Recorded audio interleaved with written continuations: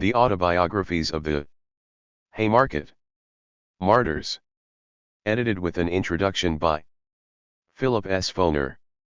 On the night of May 4, 1886, a bomb was thrown into a group of police who had begun to disperse a small crowd of workingmen at a protest meeting on Chicago's West Side. One policeman was killed instantly, and several others died later of their wounds. The police opened fire, and before the Haymarket massacre ended, several workers were killed and hundreds wounded. Hysteria swept the city and the nation. 8 anarchists, leaders of the movement for the 8-hour day, were indicted, although there was no evidence linking them with the bomb throwing. They were tried and convicted on the basis of their opinions. 7 were condemned to death, the other to 15 years imprisonment. The speeches of these men in court have been reprinted in many languages. In this first paperback edition of their autobiographies we have a more complete picture of America's first labor revolutionary martyrs, the conditions which caused them to join the radical movement, an account of their activities, and a strong statement of their views in opposition to the iniquities of capitalism and in favor of creating a just society. Contents. Editor's Introduction. Introduction by Captain W.P. Black. Autobiography of Albert R. Parsons. Autobiography of August Spies. Autobiography of Adolf Fischer. Illustrations begin facing page 92. Autobiography of George Engel. Autobiography of Michael Schwar. Autobiography of Samuel Fielden. Autobiography of Oscar Neebe. Autobiography of Louis Ling. Revenge. Workingmen, to arms. Your masters sent out Thelre Bloodhound, the Pillow, they killed PFX of your brothers at Mokamix the Sferon. They killed the Dorotohes, because they, book you, bad the courage to disobey the supreme will of your bosses.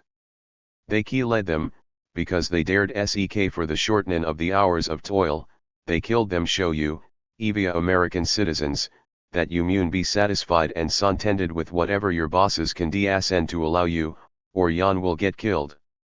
You have for years endured the most abject humiliations, you have for years suffered unmeasurable iniquities, you have worked yourself to death, you have endured the pangs of want and hunger, your children you have sacrificed to the factory lords at N-Hort, you have been miserable and obedient all these years, why?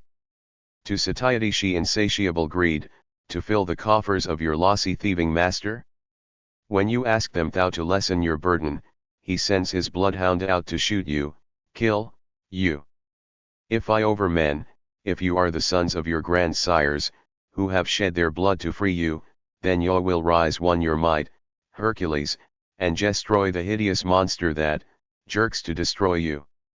To arms we call you, T6 Erms. Your brothers. Miche. Underscore. Akbeater, 3 U den Waffen. Editor's Introduction. On the night of May 4, 1886, a dynamite bomb was thrown into a group of policemen who had just begun to disperse a small crowd of workingmen still milling about in the Haymarket in Chicago's West Side. One policeman was killed instantly by the bomb, several others were wounded so severely that they died later. The police immediately opened fire, and before the Haymarket riot ended, several workers were killed and at least 200 were wounded. A wave of hysteria swept Chicago and the rest of the nation. During it a number of anarchists were indicted. Though no sound evidence proved their connection with the actual bomb throwing, they were tried freely for their opinions. 7 men: Albert R. Parsons, August Spies, Samuel J. Fielden, Michael Schwab, Adolf Fischer, George Engel, Louis Ling were condemned to death, and 1 Oscar Neebe to 15 years imprisonment. The Haymarket affair is linked to 2 important developments in the post-Civil War period, the battle for the 8-hour day and the rise of the social revolutionary or anarchist movement. The 8-hour day was a major slogan of the labor movement. The struggle for the 8-hour day began in the 1860s and produced some early results. 6 states adopted 8-hour laws by 1867. A number of city councils enacted ordinances extending the 8-hour day to their public employees. In June 1868, Congress enacted the first federal 8-hour law in American history, granting the 8-hour day to government employees. These laws, however, were ineffectual. The state laws did not provide any 2. means of enforcement, and the federal law was subject to such varied interpretations that it did not secure the 8-hour day for all workers who were supposed to be covered. In 1876, the United States Supreme Court completely nullified the law by declaring that the federal government could make separate agreements with its employees. In the early 1880s, emphasis in the struggle for the 8-hour day was still on legislative action. But it soon became obvious that if labor was to secure the shorter working day, it would have to achieve it by its own power, by its ability to stop work at plants whose employers refused to grant the 8-hour day. At its 1884 convention, the Federation of Organized Trades and Labor Unions of the United States and Canada adopted an historic resolution which asserted that 8 hours shall constitute a legal day's labor from and after May 1, 1886, and that we recommend to labor organizations throughout this district that they so direct their laws as to conform to this resolution. The following year, the Federation repeated the declaration that an 8-hour system was to go into effect on May 1, 1886. In the months prior to May 1, 1886, thousands of workers, skilled and unskilled, men and women, Negro and white, native and immigrant, organized and unorganized, members of the Knights of Labor and of the Federation, were drawn into the struggle for the shorter working day. There is an 8-hour agitation everywhere, John Swinton's paper, a leading labor weekly, reported in mid-April, 1886. By that time almost 250,000 industrial workers were involved in the movement, and so powerful was the upsurge that about 30,000 workers had already been granted a 9 or 8-hour day. In Chicago alone, 400,000 workers went out, and more than 45,000 were granted a shorter working day without striking. A Chicago paper reported that no smoke curled up from the tall chimneys of the factories and mills, and things had assumed a Sabbath-like appearance. Chicago was the main center of the agitation for a shorter day, and in Chicago the anarchists were in the forefront of the movement. It was to no small extent due to their activities that Chicago became the outstanding labor center in the country and made the greatest contribution to the 8-hour movement. An examination of this group is essential to a correct understanding of the events that were taking place in May, 1886. As far back as 1875, a small group of Chicago socialists, the vast majority German immigrants, had formed an armed club to protect workers against police and military assaults. This club came to be known as the Lehr und Wehrverein. The attacks on workers. 3. During the railroad strikes of 1877 by the police, the militia, and the United States Army resulted in the movement's growth. Although most of the members of the armed groups belonged to the Socialist Labor Party, the National Executive Committee denounced such organizations on the grounds that they gave a false picture of the objectives and policies of the socialist movement.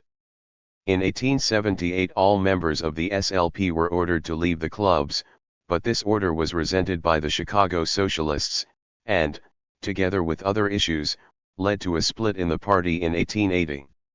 That same year, a group that had seceded from the SLP in New York formed an organization known as the Social Revolutionary Club. Soon social revolutionary clubs sprang up in other cities: Boston, Philadelphia, Milwaukee, and Chicago, where there were large populations and immigrants whose new and bitter experience in labor struggles in the United States made them particularly receptive to anarchist ideas, with their emphasis on the abandonment of political action in favor of physical force as the mechanism of social revolution. The Chicago Club, the most important in the movement, was led by Albert R. Parsons and August Spies. Both were militant trade unionists who had run for office on the socialist ticket in Chicago. But both had lost faith in political action, and were searching for a new method to meet the attacks by the police upon the working class and their organizations, the most brutal of which had occurred in Chicago. A national conference of social revolutionary clubs was held in Chicago in 1881. but it was not until the arrival of Johann Most from England in 1882 that the social revolutionary movement united its ranks and became an active force. A powerful orator, a caustic and brilliant writer, temperamental and egotistical, he rapidly became the acknowledged leader of the American anarchists. Following a tour of the country, Most paved the way for a Congress of American Anarchists at Pittsburgh in October, 1883. 26 cities were represented at the convention where the International Working People's Association was formed. Most dominated the convention. An ardent advocate of terroristic tactics, he opposed the struggle for immediate demands: shorter hours, higher wages, better working conditions as mere sops thrown to the workers which only served to tie them closer to the capitalist system. The manifesto of the L.W.P.A., written in the main by Most, ended with an appeal to one remedy for the evils of capitalism: force. Two distinct elements were present at the Pittsburgh Congress, united primarily by their opposition to political action. The delegates from New York and the other eastern cities, led by Most, favored individualistic acts of terrorism. The western delegates, led by Parsons and Spies, agreed with Most on the futility of political action and the value of force, but they believed firmly in trade union work. Basing itself upon the direct action of the rank and file, the trade union would not concern itself with immediate demands. Instead, it would serve as the instrument of the working class for the complete destruction of capitalism and the nucleus for the formation of a new society. Its chief weapon as a fighting unit against capitalism would be force and violence. This mixture of anarchism and syndicalism came to be known as the Chicago Idea, and was adopted by the Pittsburgh Congress. Although the trade union was not to contend for immediate demands, in practice the followers of the IWPA were often compelled, in order to win a hearing from workers, to support immediate demands. Consequently, the IWPA made headway among trade unions, especially in the Midwest, where the Chicago section, led by colorful and militant personalities like Parsons, Spies, Schwab, Fielden, and others, penetrated deeply into the trade union movement. Chicago had 5,000 to 6,000 members of the IWPA, and the Social Revolutionaries published 5 papers, including The Alarm in English, a fortnightly and monthly edited by Parsons with an edition of 2,000 to 3,000, the Daily Arbeiterzeitung, edited by Spies, with an edition of about 5,000. There was also the short-lived paper, Der Anarchist, a monthly published by George Engel and other extremist members of the IWPA. By staging impressive mass demonstrations and parades, conducting speaking tours all over the Midwest, the Chicago Social Revolutionaries were able to exert much greater influence than their numbers would indicate. They dominated the Central Labor Union of Chicago, which consisted of 22 unions in 1886, among them the 7 largest in the city. The Social Revolutionaries threw themselves wholeheartedly into the movement for the 8-hour day, and were largely responsible for the tremendous upsurge in Chicago for the shorter working day. At the outset, the anarchists had not looked with favor on the 8-hour demand, first, because its acceptance was a virtual concession that the wage system is right, and, secondly, because even if successful, the shorter working day was trivial compared to the struggle to abolish the wage system and might even divert the energies of the workers from activity to overthrow wage slavery. But when the Chicago anarchists saw how deeply the working class was stirred and how bitterly the industrialists opposed the movement, they understood that they would have to join in the common front.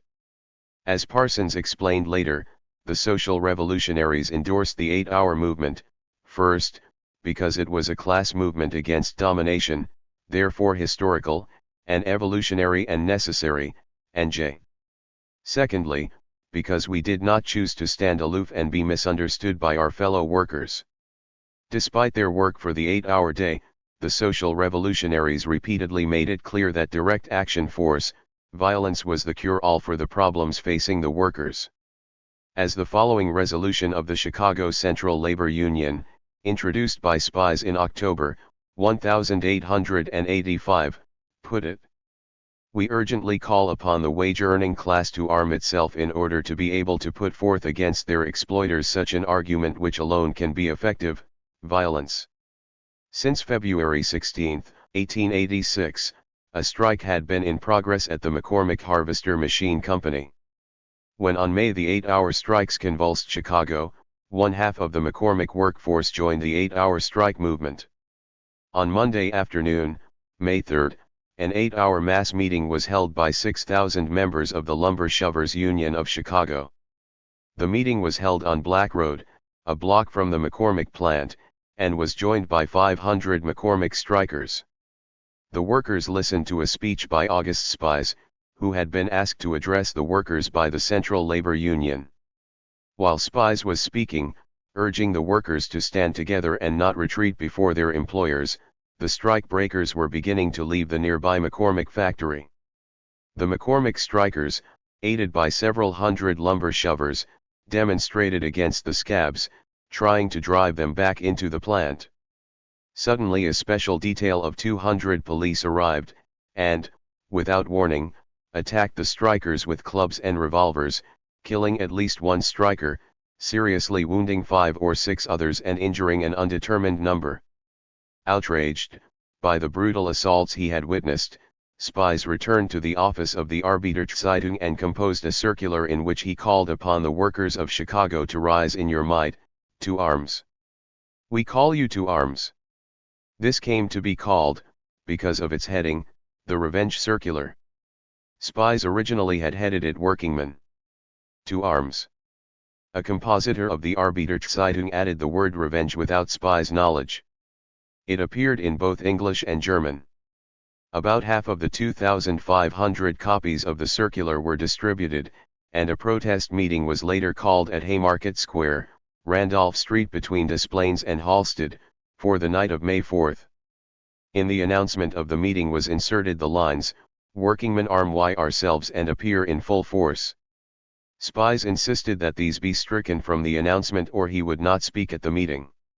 Although the line was cut out of the circular, some 200 to 300 of the 20,000 handbills distributed did contain the words to which Spies had objected. The Haymarket Square could accommodate over 20,000 people, and it was chosen for the gathering because the promoters of the meeting expected close to that number of workingmen to turn out. They were disappointed. When the meeting began, about 12 to 1,300 were on hand, many having left because the gathering was an hour late in getting started. Because of the small crowd, it was decided to change the site from Haymarket proper to the mouth of Crane's Alley, a half block away. A truck wagon was used for a speaking stand. Spies opened the meeting at 8:30 p.m., and spoke for half an hour. He was followed by Parsons. Throughout their speeches, the crowd was orderly. Mayor Carter H. Harrison was present from the beginning of the meeting, and after listening to the speeches of Spies and Parsons, concluded that nothing had occurred yet, or looked likely to occur to require interference. He advised Police Captain John Bonfield at the nearby Des Plaines station house that all was orderly at the meeting, and suggested that the large force of police reserves concentrated at the station house be sent home. It was close to 10 in the evening when Parsons introduced Samuel Fielden for the final talk. Fielden spoke about 10 minutes when a threatening storm caused many of the people in the gathering to seek shelter. Not more than 200 persons were now on hand. Fielden was finishing his talk. Suddenly a police column of 180 men, headed by Captains Bonfield and William Ward, moved toward the speaker, halting about 3 or 4 paces from the end of the wagon. Captain Ward turned to the people present and commanded the meeting immediately and peaceably to disperse. He waited a moment and repeated the order, this time calling upon individuals in the small audience to assist. Fielden protested, "We are peaceable." At the same time, he, Spies, and others on the wagon began to descend. At this moment a bomb was thrown among the police. It killed policeman Matthias J. Deegan instantly, 6 others died later. About 70 police officers were wounded. The police opened fire upon the spectators. How many civilians were wounded or killed from police bullets never was ascertained exactly. A reign of terror swept over Chicago. The press and pulpit called for revenge, insisting that the bomb was the work of socialists, anarchists, and communists. Staging raids in the working-class districts, the police rounded up all known anarchists and socialists. Meeting halls, printing offices, and even private homes were broken into and searched in the roundup. Homes were invaded without warrant, writes Professor Harvey Wish, and ransacked for evidence. Suspects were beaten and subjected to the third degree. Individuals ignorant of the meaning of socialism and anarchism were tortured by the police, sometimes bribed as well, to act as witnesses for the state.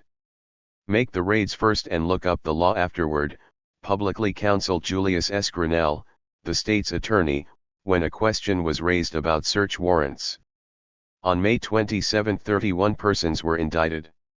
They were charged with being accessories to the murder of policeman Matthias J. Deegan and with a general conspiracy to murder. Of those indicted, only 8 actually stood trial: Spies, Parsons, Schwab, Fielden, Fisher, Engel, Link, and Neeb. Several purchased immunity by turning state's evidence. 1. Rudolf Schnabelt was arrested and released but never found again. The others were to wait until the trial of the 8 was completed. The trial opened on June 21, 1886, at the Criminal Court of Cook County, with Joseph E. Gary as trial judge, State's Attorney Grinnell as chief prosecutor, and William P. Black, a successful corporation lawyer with liberal beliefs, heading the defense. The candidates for the jury were not chosen in the usual way by drawing names from a box. In this case, a special bailiff, nominated by the state's attorney, was appointed by the court to select the candidates. The defense was denied an opportunity to present evidence that the special bailiff had publicly stated, "I am managing this case and I know what I am about. These fellows are going to be hanged as certain as death. I am calling such men as the defendants will have to challenge peremptorily and waste their time and challenges. Then they will have to take such men as the prosecution wants." Exactly what the bailiff predicted happened. After the defense had exhausted all its peremptory challenges, a jury, openly prejudiced against the defendants, was selected. The defense accused Judge Gary of having made trial by an impartial jury impossible, by allowing jurors to serve who had formed and expressed an opinion of the guilt and innocence of the accused, based upon newspaper articles and rumors.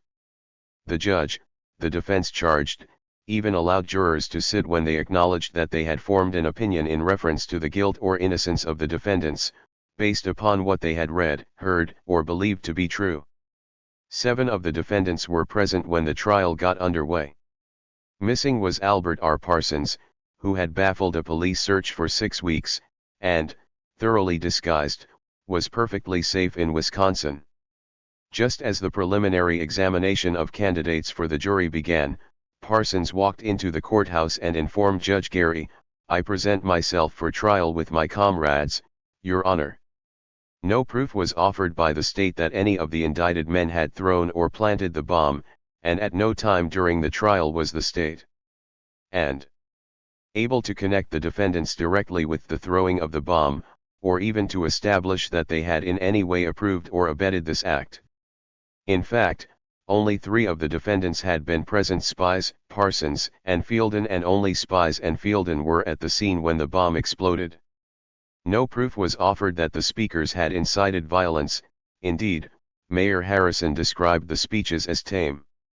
No proof was offered that violence had been contemplated. Parsons, in fact, had brought his wife and his 2 small children to the meeting. That the 8 men were being tried for their ideas and not for any deeds was made clear from the outset. The trial closed as it had opened on this note, as witness the final words of State's Attorney Grinnell's summation speech to the jury: "Law is on trial. Anarchy is on trial. These men have been selected, picked out by the grand jury and indicted because they were leaders. They are no more guilty than the thousands who follow them. Gentlemen of the jury, convict these men, make examples of them, hang them, and you save our institutions, our society." In his instructions to the jury, Judge Gary made it clear that it was not necessary for the state to identify the bomb thrower or even to prove that he came under the advice or influence of the accused. The judge held that it was entirely competent for the state to prove that these several defendants have advocated the use of deadly missiles against the police on occasions which they anticipated might arise in the future. On August 19 the case was given to the jury, which returned a verdict of guilty against all 8 defendants, condemning 7 to death and Neeb to 15 years in prison. After a motion by the defense for a new trial was denied by Judge Gary, the convicted men were called upon to speak before sentence was pronounced. Their speeches lasted 3 days. "Your Honor," began Spies, who spoke first. "In addressing this court I speak as the representative of one class to the representative of another." He spoke for hours, refuting the charge of murder and conspiracy, charging the state with deliberately plotting to use the Haymarket tragedy as an excuse to assassinate the leaders of the working class, accusing the employers of using the same episode to destroy the 8-hour movement by murdering those whom the workers looked up to as their leaders. But he was confident that this conspiracy would not succeed. "If you think that by hanging us you can stamp out the labor movement, the movement from which the downtrodden millions, the millions who toil in want and misery expect salvation, if this is your opinion, then hang us. Here you will tread upon a spark, but there and there, behind. 9. You and in front of you, and everywhere, flames blaze up. It is a subterranean fire. You cannot put it out." The case was appealed to the Illinois Supreme Court and argued by Leonard Swett, the old law associate of Abraham Lincoln, and Captain Black and Sigismund Zeiler in the March 1887 term. Judgment was affirmed on September 14, with the entire court sustaining both the rulings and verdict of the lower court. An appeal to the United States Supreme Court was denied on November 2. Immediately after the Supreme Court had denied the defendant's writ of error, a movement for a pardon was launched. The AFL at its convention passed a resolution pleading for clemency. "In the interests of the cause of labor and the peaceful methods of improving the condition and achieving the final emancipation of labor," wrote Samuel Gompers, AFL president, "I am opposed to the execution. It would be a blot on the escutcheon of our country." While the leadership of the Knights of Labor refused to join the defense efforts, many KFL locals did. Many prominent Americans also protested against the verdict and petitioned for a commutation of the sentences. Among them were William Dean Howells, Robert G. Ingersoll, Lyman Trumbull, who had been a judge of the Illinois Supreme Court and 18 years a U.S. Senator, Henry Demarest Lloyd, Stephen S. Gregory, later President of the American Bar Association, Murray F. Taylor, then Chief Justice of the Illinois Circuit Court, and Lyman Gage, later Secretary of the Treasury. Howells, a distinguished novelist and editor and Dean of American Letters, called the verdict the greatest wrong that ever threatened our fame as a nation. The defense movement transcended national boundaries. William Morris and George Bernard Shaw addressed a protest meeting in London. A group in the French Chamber of Deputies telegraphed protests to the Governor of Illinois, as did the Municipal Council of Paris and the Council of the Department of the Seine.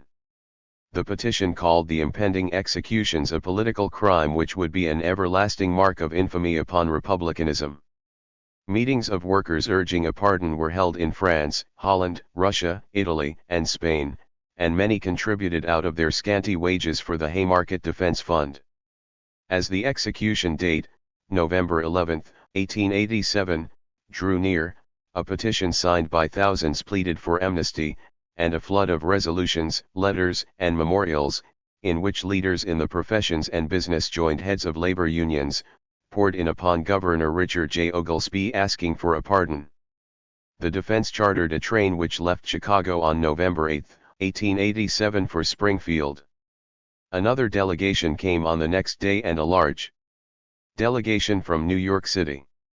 Of the 300 persons who came to plead with the governor, probably a third came from outside the state.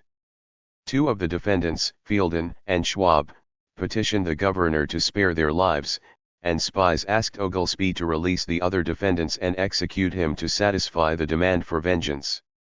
The letter which spies, Fielden, and Schwab addressed to Governor Oglesby stated that we never advocated the use of force excepting in the case of self-defense. Whatever we said or did publicly, we have never supported, or plotted to commit, an unlawful act, and while we attacked the present social arrangements, in writing and speech, and exposed their iniquities, we have never conspicuously broken any laws. Judge Gary and Prosecutor Grinnell joined in asking mercy for Fielden and Schwab, and Governor Oglesby commuted their sentence to life imprisonment. Link committed suicide by exploding a bomb in his mouth a day before the execution. Parsons, Spies, Engel, and Fisher were hanged on November 11, 1887. The authorities turned over the 4 bodies to friends for burial, and one of the largest funeral processions in Chicago history was held. It was estimated that between 150,000 to 500,000 lined the route taken by the funeral cortege. The 5 caskets Link was buried with, the other 4 were buried in a temporary vault at Waldheim Cemetery. Estimates of the number who observed the burial exercises varied from 10,000 to 25,000. On December 18, 1887, the caskets were placed in a permanent grave. A monument to the executed men was unveiled June 25, 1893 at Waldheim Cemetery. The struggle for amnesty for Fielden, Schwab, and Neebe continued, and more thousands, convinced of the injustice of the convictions, urged clemency upon Oglesby, and upon his successor, Governor Joseph Pfeiffer. But it was not until the election of John Peter Altgeld as governor of Illinois in 1892 that a victory was at last won. On June 26, 1893, Altgeld issued his famous pardon message in which he made it clear that he was not granting the pardons because he believed that the men had suffered enough, but because they were innocent of the crime for which they had been tried, and that they and the hanged men had been the victims of hysteria, packed juries, and a biased judge. He noted that the defendants were not proven guilty because the state has never discovered who it was that threw the bomb which killed the policeman, and the evidence does not show any connection whatsoever between the defendants and the man who threw it. Altgeld attacked Judge Gary's ruling that it was not necessary for the state to identify the bomb thrower or even prove that he 11. Came under the advice or influence of the accused, pointing out that in all the centuries during which government has been maintained among men, and crime has been punished, no judge in a civilized country has ever laid down such a rule. The fearless governor was subjected to a torrent of abuse and invective. But the AF of L convention in December, 1893 praised the pardon as an act of justice, and the trade unions distributed 50,000 copies of the message. In his definitive study of the Haymarket affair, published in 1936, Henry David concludes, on the basis of the reliable evidence, they must be considered innocent. To bring matters more closely down to the present, on May 14, 1968, Chicago's administration again commemorated the 7 policemen who were slain in the Haymarket affair. Once again there was a memorial parade. But in the year 1968, for the first time in 82 years, a leading Chicago paper dissented. Since this itself is historic, it is worth lengthy quotation. On April 25, 1968, the Chicago Daily News editorialized, "Surely Chicago can find a better way to honor her policemen than by maintaining the fiction that the so-called Haymarket riot was a glorious chapter in anyone's history. For the police were attempting to break up a peaceful meeting, and doing so against the expressed wishes of the mayor. The 7 policemen were killed by a bomb. The identity of the bomb thrower was never established, yet this minor flaw didn't prevent Chicago from using the riot to do itself great discredit. After a general panic, in which a police captain manufactured evidence, 8 persons were put on trial, and the story of the trial still sends shudders through persons with a sense of justice. 4 men were hanged, not so much for what they did or didn't do as for their offbeat views. In October 9, 1886, the Knights of Labor, a weekly labor journal published in Chicago, carried on page 1 the following announcement: "Next week we begin the publication of the lives of the anarchists advertised in another column." The advertisement, carried on page 14, read, The Story of the Anarchists Told by Themselves. 12. The Haymarket Autobiographies Parsons, Spies, Fielden, Schwab, Fischer, Link, Engel, Neeb.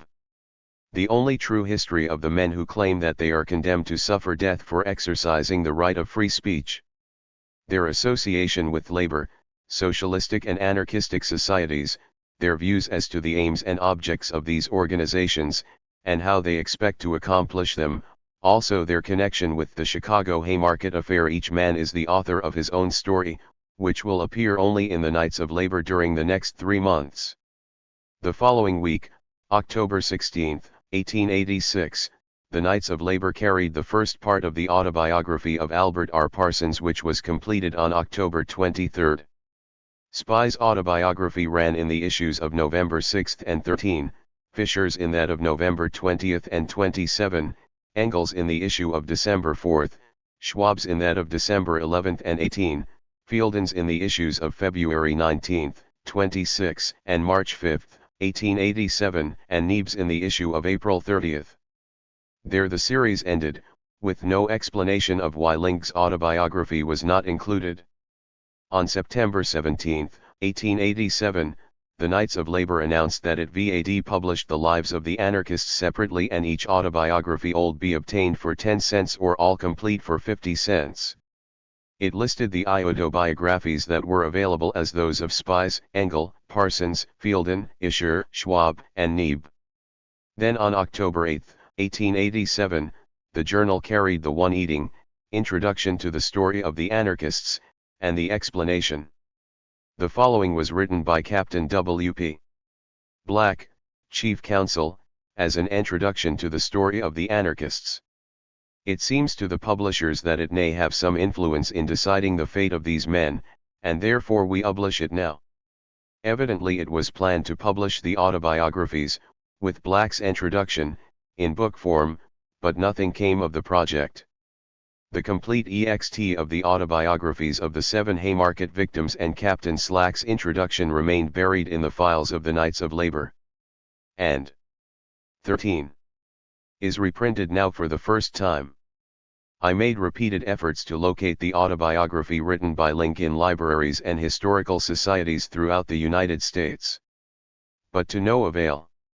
However, this past summer while visiting the German Democratic Republic, I located in the library of the Institute of Marxism-Leninism in Berlin, the files of Alarm, the anarchist paper published in Chicago. Copies of this paper are available in the United States, but only scattered issues exist for late 1888 and early 1889. The Berlin Library, however, has a complete file of Alarm, and in the issues of December 29, 1888, January 5, 12, 1889, I found the autobiography of Link. Thus the present volume contains the autobiographies of all the Haymarket men. The style of the autobiographies varies.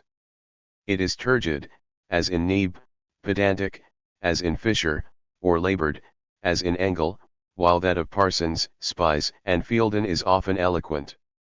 The defects are to be expected from men who were writing in what was not their first language. What all contributed, regardless of style, is an important picture of conditions in Europe and America which caused these men to be drawn into the radical movement, and, in several of the autobiographies, a detailed account of their activities in this movement. All contributed, too, a courageous and strong pleading for a cause close to their hearts, a firm belief in the iniquities of capitalism and in the justice of the anarchist society which they hope to achieve. The speeches of these men in court have been often reprinted in most modern languages. Now with the reprinting of their autobiographies we have a more nearly complete picture of America's first labor revolutionary martyrs. In the main, the text of Captain Black's introduction and of the autobiographies is reproduced as it appeared in the Knights of Labor and the Alarm. However, obvious typographical errors have been corrected, though foreignisms have not been altered. For the sake of readability, long stretches of text have been broken into paragraphs. I am indebted to the staffs of the Tamiment Institute Library of New York University and of the Chicago Historical Society for having placed their files of the Knights of Labor at my disposal. I am also indebted to the library of the Institute of Marxism-Leninism in Berlin for placing their file of alarm at my disposal and furnishing me with a photostatic copy of the autobiography of Louis Link published in that paper. The entire manuscript was read by Dr. Herbert Aptheker and his suggestions were most helpful. Philip S. Foner. Lincoln University, Pennsylvania. St. Ember. 1968. Introduction by Captain W.P. Black. Thus it is, that no revolution in public opinion is the work of an individual or a single cause, or of a day. When the crisis has arrived, the catastrophe must ensue, but its agents, through whom it is apparently accomplished, though they may accelerate, cannot originate its occurrence. Woe to the revolutionist who is not himself a creature of the revolution. If he anticipate, he is lost. Sir W.M. Hamilton. To the king of old came a vision in the night season, sleep, twin brother of death, the leveler, had fallen upon him for a time, bringing oblivion of state and care, but at last his sleep fled away from the disturbing fantasia of his dream, yet so indistinct was the impression, so little understood its lesson, that the very vision was gone from him, when he rose from his troubled slumbering. In vain he appealed to and commanded his wise men to tell alike his dream and its interpretation. "Tell us your vision," was their cry, "and we will interpret its teaching." At last a foreigner, one of a captive and despised race, that dwelt in the midst of the people, came forward to meet the king's demand. The vision was of an image burnishing and shining, whose appearance was of an armored man, with head of gold, breast and arms of silver, belly and thighs of brass, legs of iron and feet of iron and clay. What a fit object of worship and admiration, man panoplied with riches, honor, beauty and strength. Yet only man, with feet ever in contact with the earth, and infected with the weakness of his clay. The power of human devising, buttressed with all that human wisdom, skill, or craft could command, but 16. Having its origin from the human planning and owing its endurance to selfish scheming. That this mighty image, emblem of the highest result of moral devising for the establishment of power, should come to naught before a stone cut out without hands, with no touch of human designing upon it, which beat against the mighty image and ground it till all its riches and strength became as the dust of the summer thrashing floor, and were carried away by the winds, while the unwrought stone grew to fill the earth, might well oppress the monarch with some image. The object of his veneration became as naught before a power that knew no human law. Who but a captive could interpret such a vision? Who but one of a people abject and despised divine the portent of its magic teaching? Human government with all its variations of condition, from the gold of the head to the clay of the feet. Its riches and poverty, power and oppression, glory and shame, its reverse forms and irregularities, to be overthrown by a kingdom of natural law and force, without artificial constraint, that should be one, and fill the whole earth. This was the story of the vision that broke from the lips of the captive seer, becoming the prophecy of the aspirations and endeavors of the common world. But the vision has a double teaching. Not only does it present the thought of all governments constituted on the basis of artificial restraints and man-made legislation, giving place to one universal state of society controlled by national law, but it also suggests a process for the substitution which history has thus far verified, viz., the overthrow by force of the order to make room for the new. Destruction to clear the way for construction, revolution against the old preceding the evolution of the new. This is the teaching of the vision as well as the lesson of history.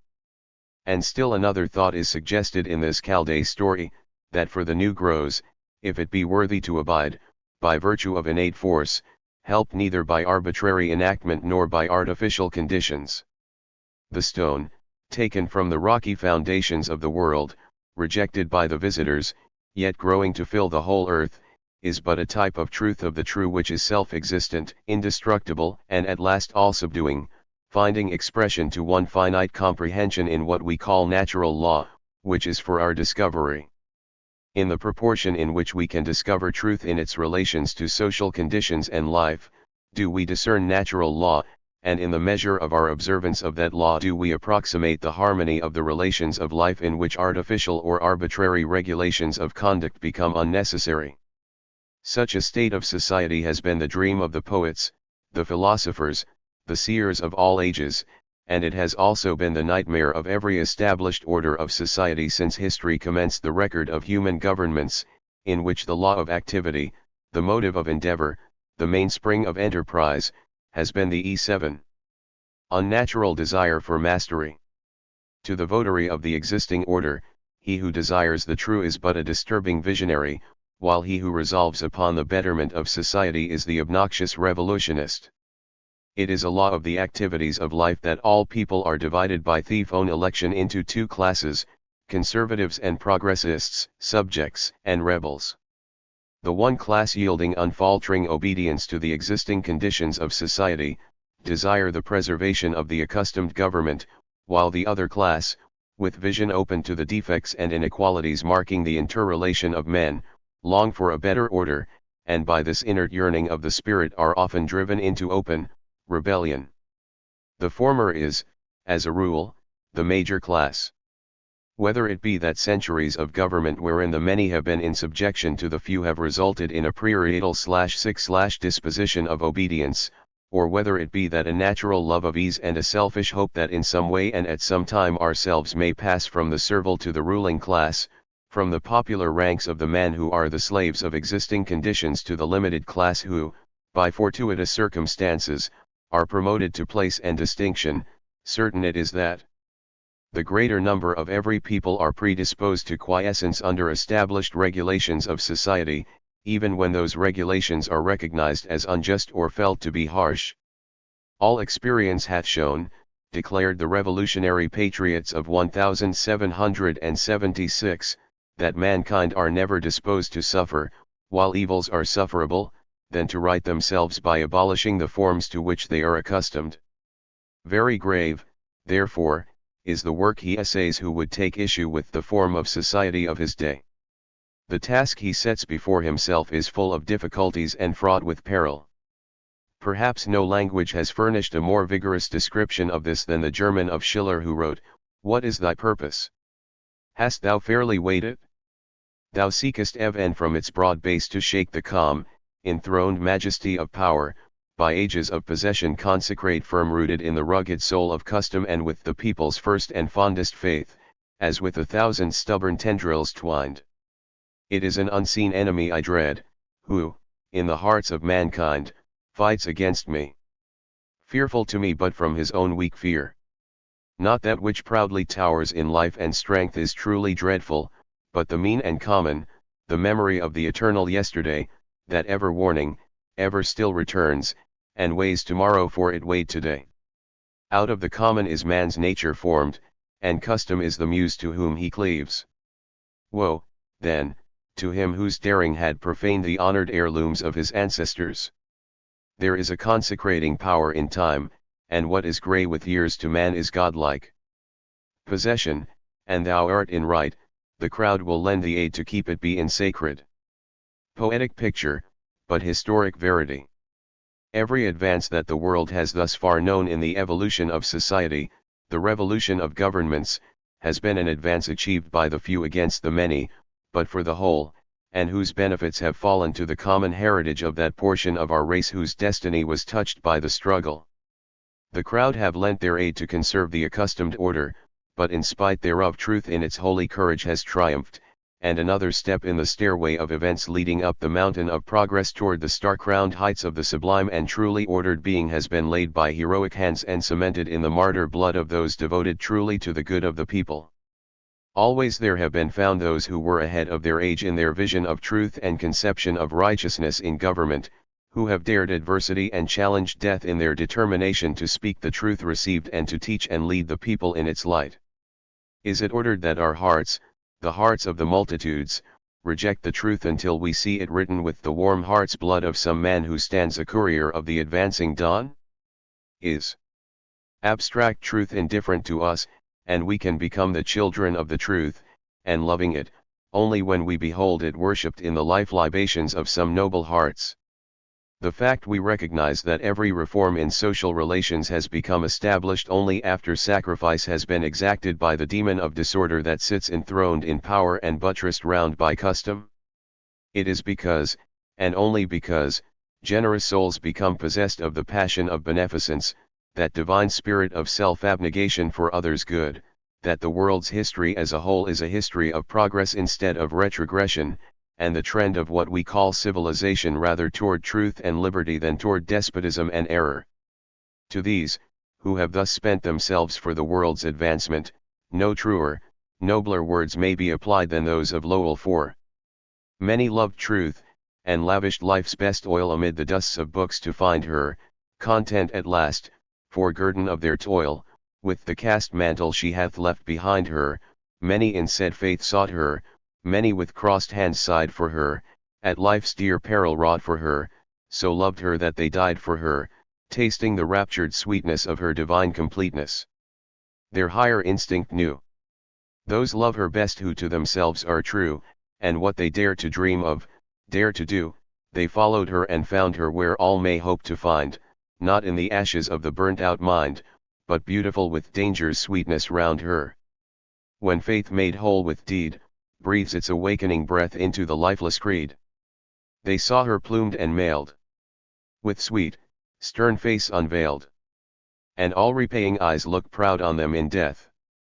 I do not mean, of course, that all rebels are right, or that all of those who have joined issue with the established order are benevolent in their motives or beneficent in action. Not every malcontent is of noble spirit, or takes up a just contest against the powers that be.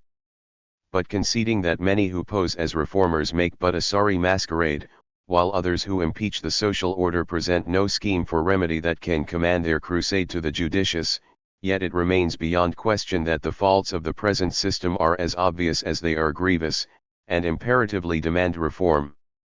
It is apparent also to the student and dispassionate observer that the reform which must be effected, if adequate to the demands of the situation, must go to the roots of the established order as to effect a complete revolution thereof, and for this very reason it is found that every step in this direction meets with a fixed resistance.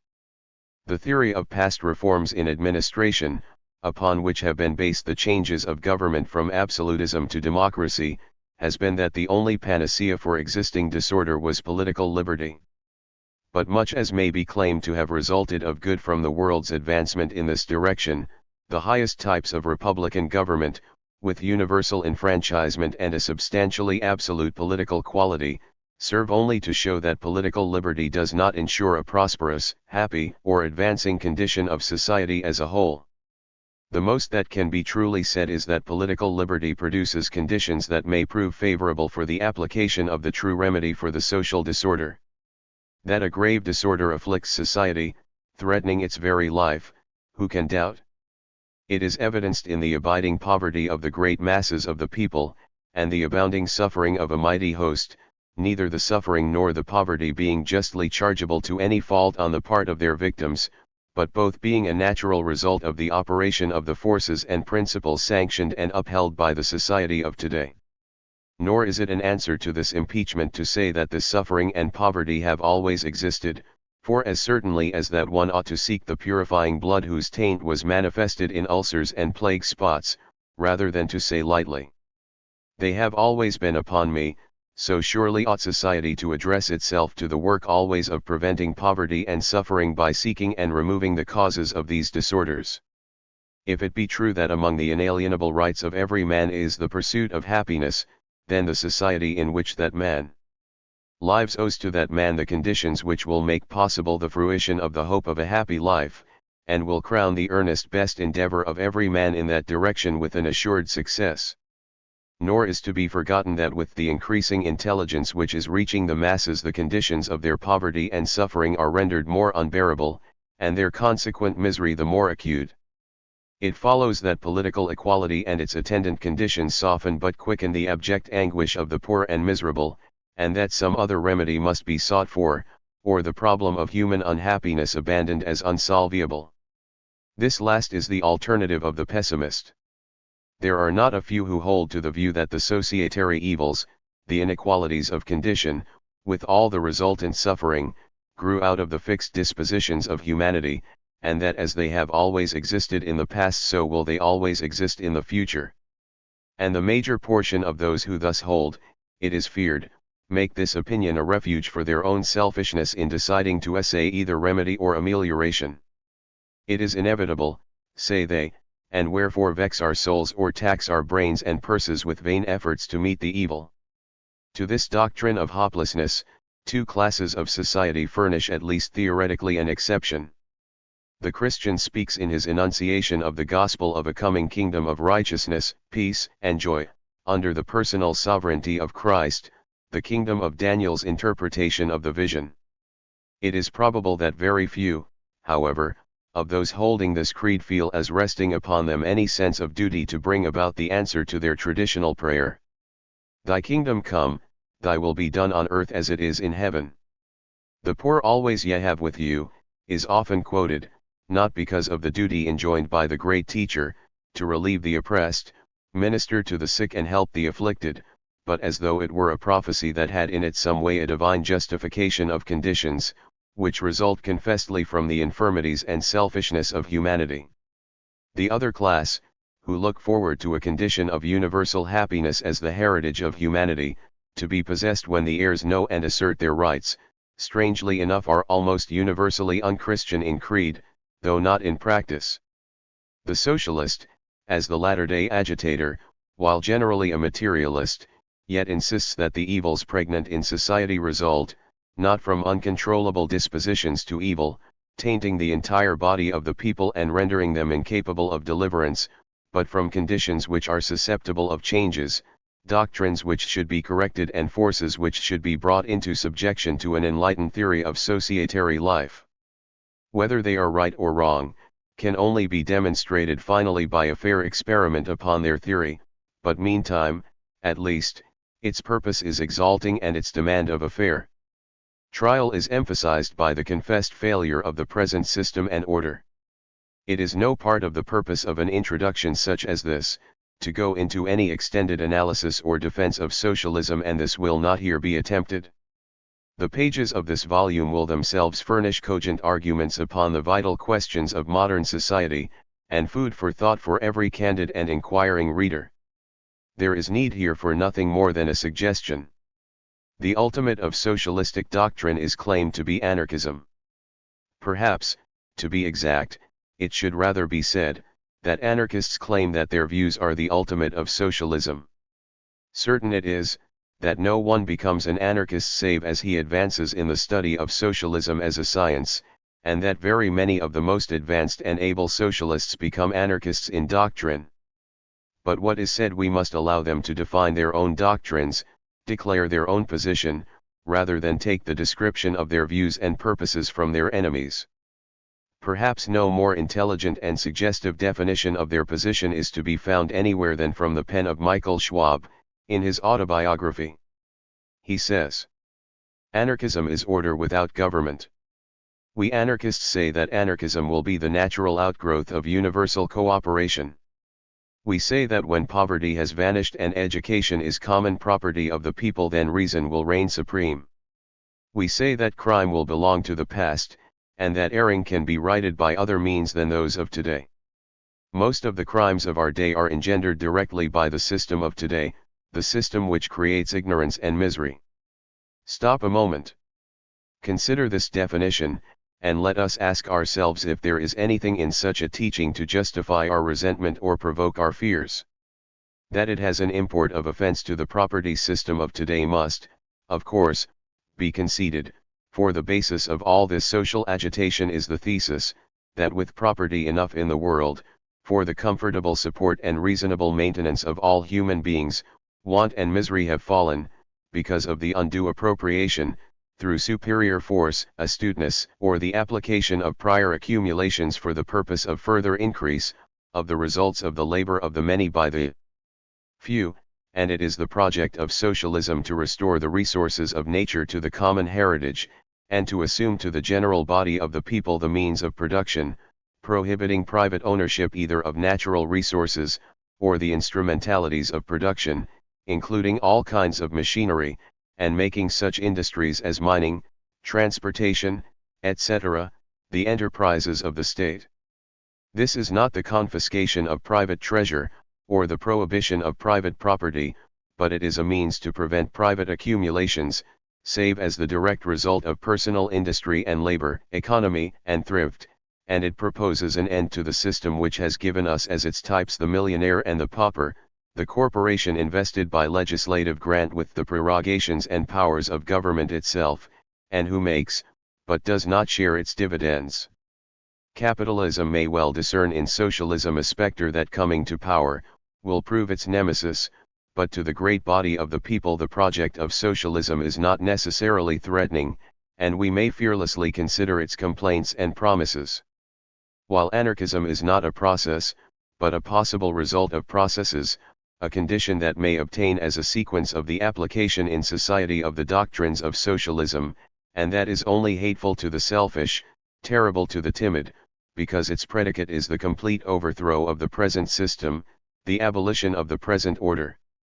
But the position of the advanced socialist and the anarchist is that he does not produce the overthrow he predicts, is not responsible for the disorder he foresees, violence being foretold by him as the armed opposition of the established order to the execution of the sentence pronounced against it by the enlightened judgment of a socially educated people, the resistance of the classes to the impending abolition of those privileges so long exercised by them that at last they are claimed and defended as rights, which even the majority may not abrogate, and disorder being recognized as the result of this struggle which must intervene before natural right, triumphing over human selfishness, becomes the order of a new system of society, where men may live righteously ungoverned from without.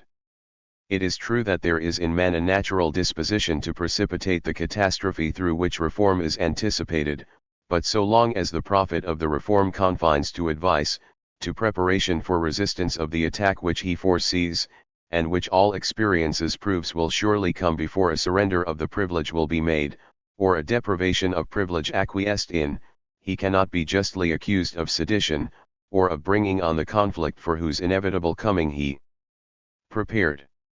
Still the very prophecy serves, in the nature of things, to hasten the event, and it is perhaps, therefore, not wholly unnatural that where disturbed by the vision of a seer we involve in our resentment the prophet whose words forecast the downfall of our selfish prosperity.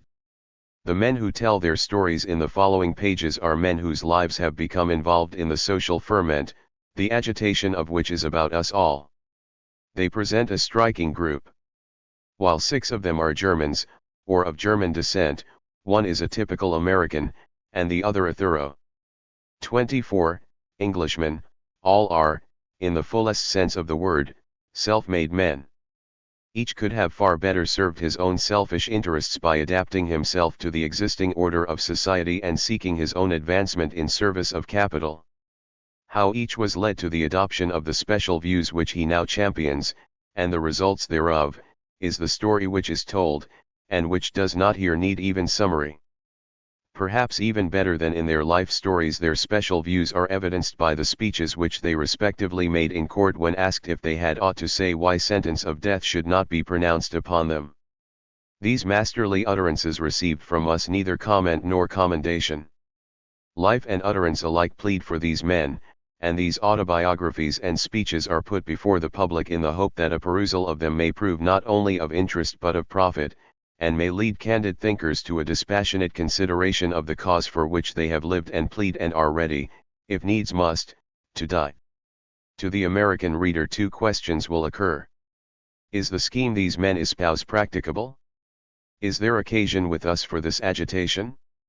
Much will be found in this book to be considered in determining these questions which each must answer for himself.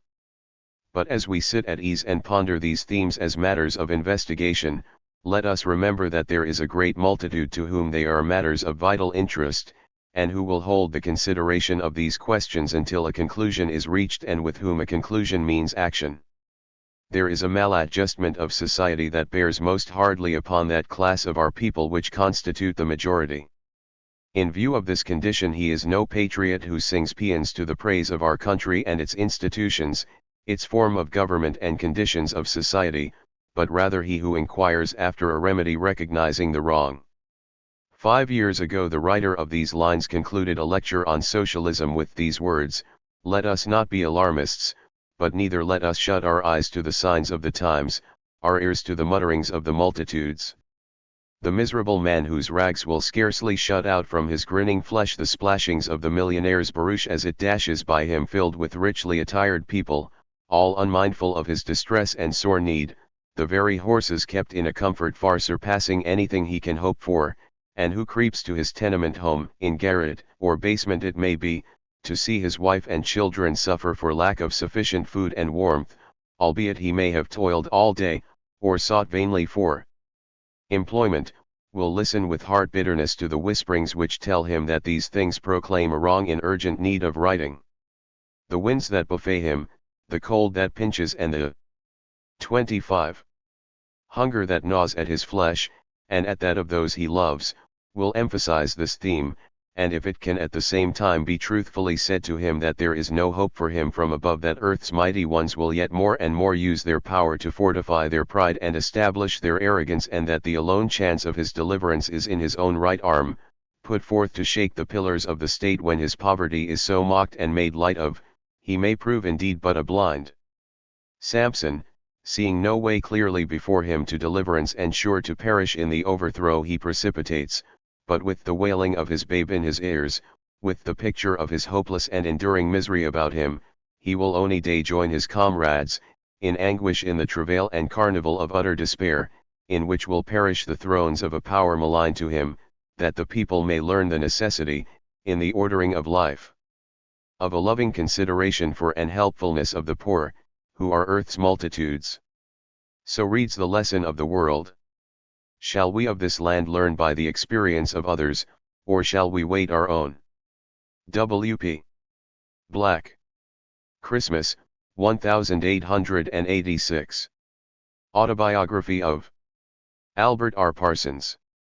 In compliance with your request, I write for publication, in the Knights of Labor, the following brief story of my life, a history of my experience and connection with labor, socialistic and anarchistic organizations, and my views as to their aims and objects and how they will be accomplished, and also my connection with the Haymarket meeting of May 4, 1886, and my views as to the responsibility for that tragedy.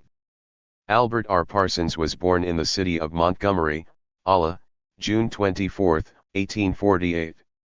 My father, Samuel Parsons, was from the state of Maine, and he married into the Tompkins Broadwell family, of New Jersey, and settled in Alabama at an early day, where he afterward established a shoe and leather factory in the city of Montgomery.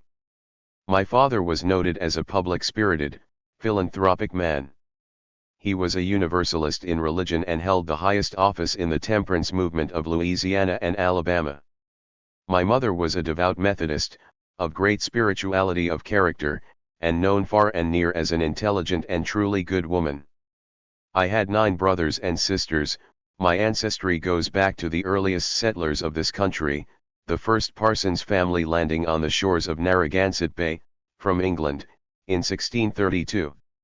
The Parsons family and their descendants have taken an active and useful part in all the social, religious, political, and revolutionary movements in America. One of the Tompkins, on my mother's side, was with Gen. George Washington at the Battle of Brandywine, Monmouth, and Valley Forge. Major Gen. Samuel Parsons, of Massachusetts, my direct ancestor, was an officer in the Revolution of 1776, and Capt.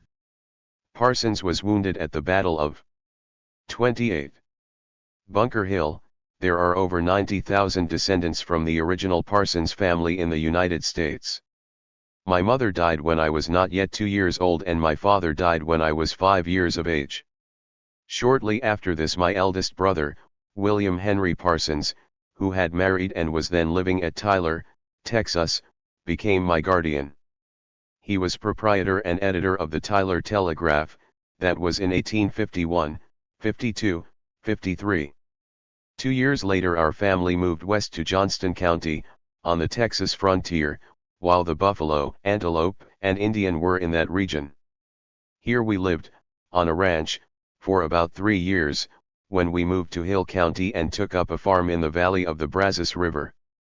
My frontier life had accustomed me to the use of the rifle and the pistol, to hunting and riding, and in these matters I was considered quite an expert. At that time our neighbors did not live near enough to hear each other's dog bark, or the cock's crow. It was often 5 to 10 or 15 miles to the next house.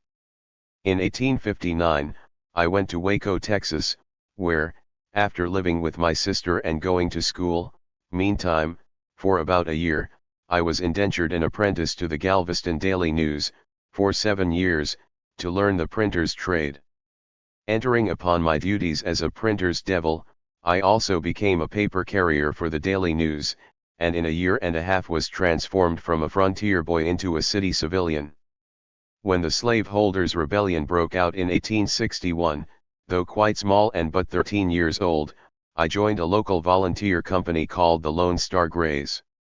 My first military exploit was on the passenger steamer Morgan, where we made a trip out into the Gulf of Mexico and intercepted and assisted in the capture of U.S. Gen. Twiggs' army, which had evacuated the Texas frontier forts and came to the seacoast at Indianapolis to embark for Washington, D.C. My first military exploit was a runaway trip on my part for which I received an ear pulled from my guardian when I returned. These were stirring war times and, as a matter of course, my young blood caught the infection. I wanted to enlist in the rebel army and join Gen.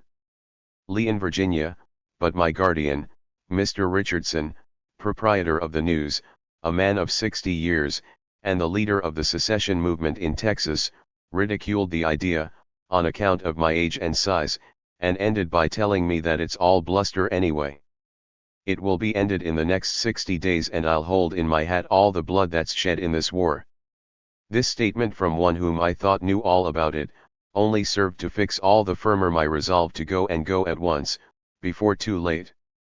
So I took French leave and joined an artillery company at an improvised fort at Sabina Pass, Texas, where Capt. Richard Parsons, an older brother, was in command of an infantry company. Here I exercised in infantry drill and served as powder monkey for the Kenwanos My 29. Military enlistment expired in 12 months, when I left Fort Sabina and joined Parsons' Texas Cavalry Brigade, then on the Mississippi River. My brother, Maj. General W.H. Parsons was at that time in command of the entire cavalry outposts on the west bank of the Mississippi River from Helena to the mouth of the Red River. His cavalrymen held the advance in every movement of the Trans-Mississippi Army, from the defeat of the Federal General Curtis on White River to the defeat of Gen. Banks' army on Red River, which closed the fighting on the west side of the Mississippi. I was a mere boy of 15 when I joined my brother's command at the front on White River, and was afterward a member of the renowned M.C. Elinoli Scouts under Gen.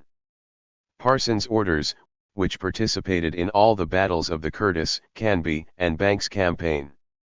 On my return to Waco, Texas, at the close of the war, I traded a good mule, all the property I possessed, for 40 acres of corn in the field standing ready for harvest, to a refugee who desired to flee the country. I hired and paid wages to a number of ex-slaves, and together we reaped the harvest. From the proceeds of its sales, I obtained a sum sufficient to pay for 6 months' tuition at the Waco University, under control of Rev. Dr. R.B. Burleson, where I received about all the technical education I ever had. Soon afterwards I took up the trade of typesetting, and went to work in a printing office in the town. In 1868 I founded and edited a weekly newspaper in Waco, named The Spectator. In it I advocated, with General Longstreet, the acceptance, in good faith, of the terms of surrender, and supported the 13th, 14th, and 15th constitutional amendments, and the Reconstruction measures, securing the political rights of the colored people. I became a Republican, and, of course, had to go into politics. I incurred thereby the hate and contumely of many of my former Army comrades, neighbors, and the Ku Klux Klan. My political career was full of excitement and danger. I took the stump to vindicate my convictions. The lately enfranchised slaves over a large section of the country came to know and idolize me as their friend and defender, while on the other hand I was regarded as a political heretic and traitor by many of my former associates. The Spectator could not long survive such an atmosphere. In 1869 I was appointed traveling correspondent and agent for the Houston Daily Telegraph, and started out on horseback for a long tour through northwestern Texas. It was during this trip through Johnson County that I first met the charming young Spanish Indian maiden who, 3 years later, became my wife. She lived in a most beautiful region of country, on her uncle's ranch, near Buffalo Creek.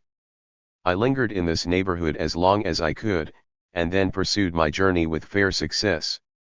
In 1870, at 21 years of age, I was appointed Assistant Assessor of United States Internal Revenues, under General Grant's administration. About a year later I was elected one of the secretaries of the Texas State Senate, and was soon after appointed Chief Deputy Collector of United States Internal Revenue, at Austin, Texas, which position I held, accounting satisfactorily for large sums of money, until 1873, when I resigned the position. In August, 1873, I accompanied an editorial excursion, as the representative of the Texas agriculturist at Austin, Texas, and in company with a large delegation of Texas editors, made an extended tour through Texas, Indian Nation, Missouri, Iowa, Illinois, Ohio, and Pennsylvania. As guests of the Missouri, Kansas and Texas Railway, I decided to settle in Chicago. I had married in Austin, Texas, in the fall of 1872, and my wife joining me at Philadelphia we came to Chicago together, where we have lived till the present time. I at once became a member of Typographical Union No. 16, and subbed for a time on the Inter-Ocean, when I went to work under permit on the Times. Here I worked over 4 years holding a situation at the case. In 1874 I became interested in the labor question, growing out of the effort made by Chicago working people at that time to compel the Relief and Aid Society, to render to the suffering poor of the city an account of the vast sums of money held by that society and contributed by the whole world to relieve the distress occasioned by the Great Chicago Fire of 1871. It was claimed by the working people that the money was being used for purposes foreign to the intention of its donors, that rings of speculators were corruptly using the money, while the distressed and impoverished people for whom it was contributed, were denied its use. This raised a great sensation and scandal among all the city newspapers, which defended the Relief and Aid Society, and denounced the dissatisfied workingmen as communists, robbers, loafers, etc. I began to examine into this subject, and I found that the complaints of the working people against the society were just and proper. I also discovered a great similarity between the abuse heaped upon these poor people by the organs of the rich and the actions of the late Southern slaveholders in Texas toward the newly enfranchised slaves, whom they accused of wanting to make their former masters divide by giving them 40 acres and a mule, and it satisfied me there was a great fundamental wrong at work in society, and in 31. Existing social and industrial arrangements. From this time dated my interest and activity in the labor movement. The desire to know more about this subject led me in contact with socialists and their writings, they being the only people who at that time had made any protest against or offered any remedy for, the enforced poverty of the wealth producers and its collateral evils of ignorance, intemperance, crime, and misery. There were very few socialists or communists as the daily papers were fond of calling them, in Chicago at that time. The result was, the more I investigated and studied the relations of poverty to wealth, its causes and cure, the more interested I became in the subject. In 1876, a Workingmen's Congress of Organized Labor met in Pittsburgh, PA. I watched its proceedings. A split occurred between the conservatives and radicals, the latter of whom withdrew and organized the Workingmen's Party of the United States. The year previous I had become a member of the Social Democratic Party of America. This latter was now merged into the former. The organization was at once pounced upon by the monopolist class, who, through the capitalist press everywhere, denounced us as socialists, communists, robbers, loafers, quittes. This was very surprising to me, and also had an exasperating effect upon me, and a powerful impulse possessed me to place myself right before the people by defining and explaining the objects and principles of the Workingmen's Party, which I was thoroughly convinced were founded both in justice and on necessity. I therefore entered heartily into the work of enlightening my fellow men. First, the ignorant and blinded wage workers who misunderstood us, and secondly, the educated labor exploiters who misrepresented us. I soon unconsciously became a labor agitator, and this brought down upon me a large amount of capitalist odium. But this capitalist abuse and slander only served to renew my zeal all the more in the great work of social redemption. In 1877 the great railway strike occurred. It was July 21, 1877, and it is said 30,000 workingmen assembled on Market Street near Madison, in mass meeting. I was called upon to address them.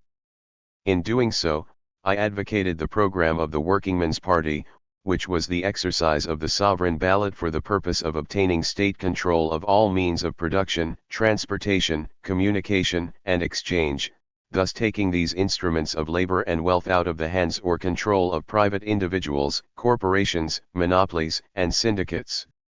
To do this, I argued, that the wage worker would first have to join the Workingmen's Party. There was great enthusiasm, but no disorder during the meeting. The next day I went to the Times office to go to work as usual, when I found my name 32 stricken from the roll of employees. I was discharged and blacklisted by this paper for addressing the meeting that night. The printers in the office admired secretly what they termed my pluck, but they were afraid to have much to say to me.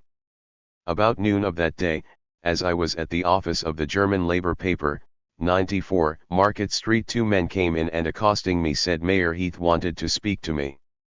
Supposing the gentleman was downstairs, I accompanied them, when they told me he was at the mayor's office.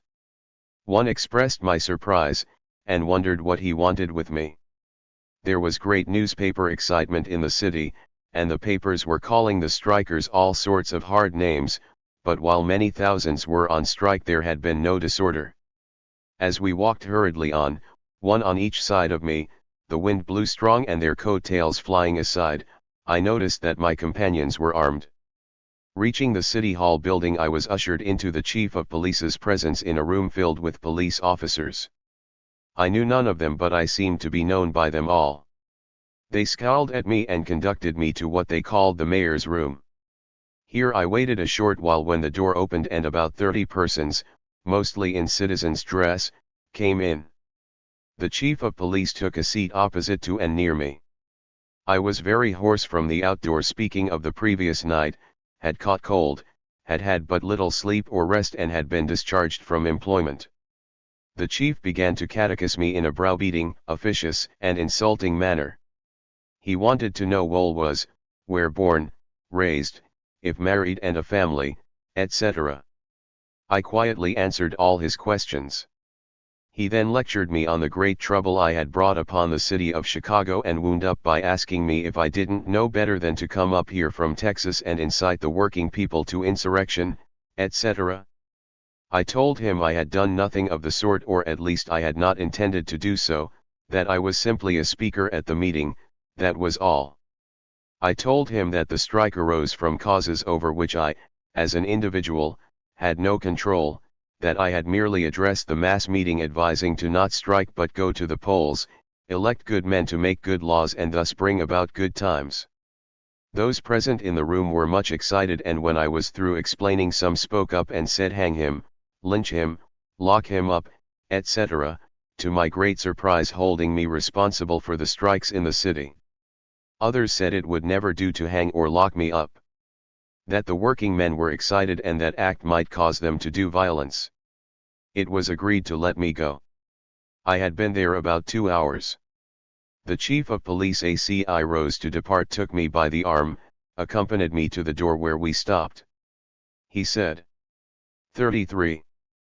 Parsons, your life is in danger, I advise you to leave the city at once. Beware. Everything you say or do is made known to me. I have men on your track who shadow you. Do you know you are liable to be assassinated any moment on the street? I ventured to ask him who by and what for? He answered, why, those Board of Trade men would as lieve hang you to a lamp post as not.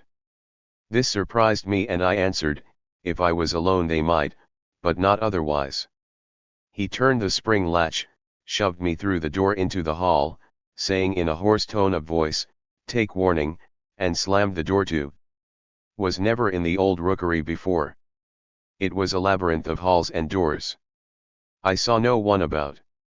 All was still. The sudden change from the tumultuous inmates of the room to the dark and silent hall affected me. I didn't know where to go or what to do.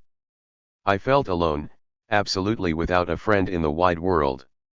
This was my first experience with the powers that be, and I became conscious that they were powerful to give or take one's life. I was sad, not excited. The afternoon papers announced in great headlines that Parsons, the leader of the strikers, was arrested. This was surprising and annoying to me, for I had made no such attempt and was not under arrest. But the papers said so. That night I called at the composing room of the Tribune office on the 5th floor, partly to get a night's work and partly to be near the men of my own craft, whom I instinctively felt sympathized with me. The men went to work at 7 p.m. It was near 8 o'clock as I was talking about the great strike, and wondering what it would all come to, with Mr. Manion, chairman of the executive board of our union, when from behind someone took hold of my arms and, jerking me around to face them, asked me if my name was Parsons. One man on each side of me took hold of one arm, another man put his hand against my back, and began dragging and shoving me toward the door. They were strangers. I expostulated. I wanted to know what was the matter. I said to them, I came in here as a gentleman, and I don't want to be dragged out like a dog. They cursed me between their teeth, and, opening the door, began to lead me downstairs. As we started down, one of them put a pistol to my head and said, I've a mind to blow your brains out. Another said, shut up or we'll dash you out the windows upon the pavements below. Reaching the bottom of the 5 flights of stairs, they paused and said, now go. If you ever put your face in this building again, you'll be arrested and locked up. A few steps in the hallway and I opened the door and stepped out upon the sidewalk. The streets were almost deserted at that early hour, and there was a hushed and expectant feeling pervading everything. I felt that I was likely to fall a pitiless, unknown sacrifice at any moment. I strolled down Dearborn Street to Lake, west on Lake to 5th Avenue. It was a calm, pleasant summer night. Lying stretched upon the curb, and loitering in and about the closed doors of the mammoth buildings on these streets, were armed men. Some held their muskets in hand, but most of them were rested against the buildings. In going by way of an unfrequented street, I found that I had got among those whom I sought to evade. They were the 1st Regiment, Illinois National Guards. They seemed to be waiting for orders, for had not the newspapers declared that the strikers were becoming violent, and the commune was about to rise, and that I was their leader? No one spoke to or molested me. I was unknown.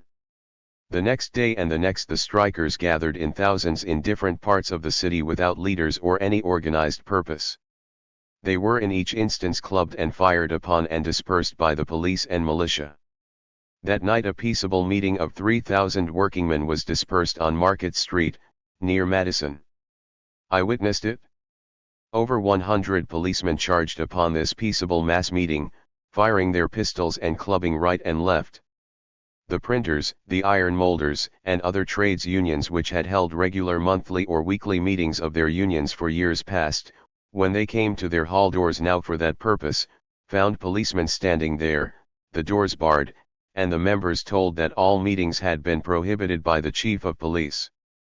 All mass meetings, union meetings of any character, were broken up by the police, and at one place, where the Furniture Workers' Union had met to confer with their employers about the 8-hour system and wages, the police broke down the doors, forcibly entered, and clubbed and fired upon the men as they struggled pell-mell to escape from the building, killing one workman and wounding many others.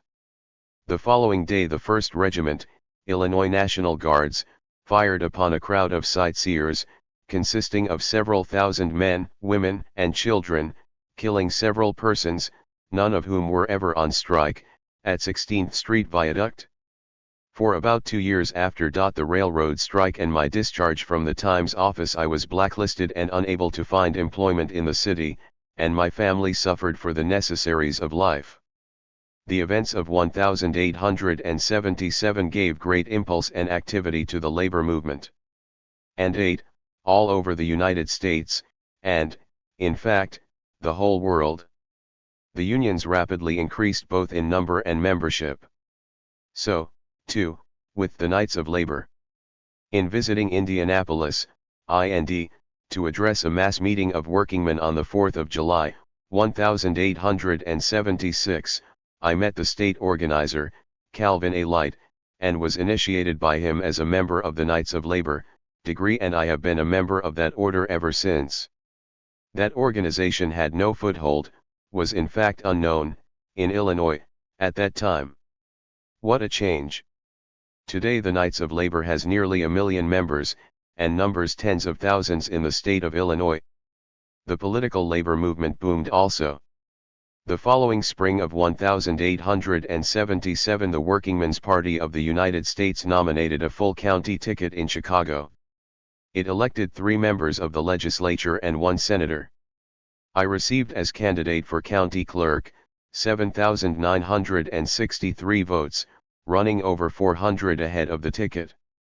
About that time I became a member of Local Assembly 400 of the Knights of Labor, the first Knights of Labor assembly organized in Chicago, and, I believe, in the state of Illinois.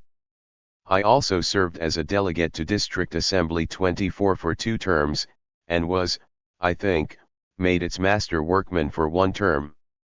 I have been nominated by the workingmen in Chicago 3 times for alderman, twice for county clerk, and once for Congress.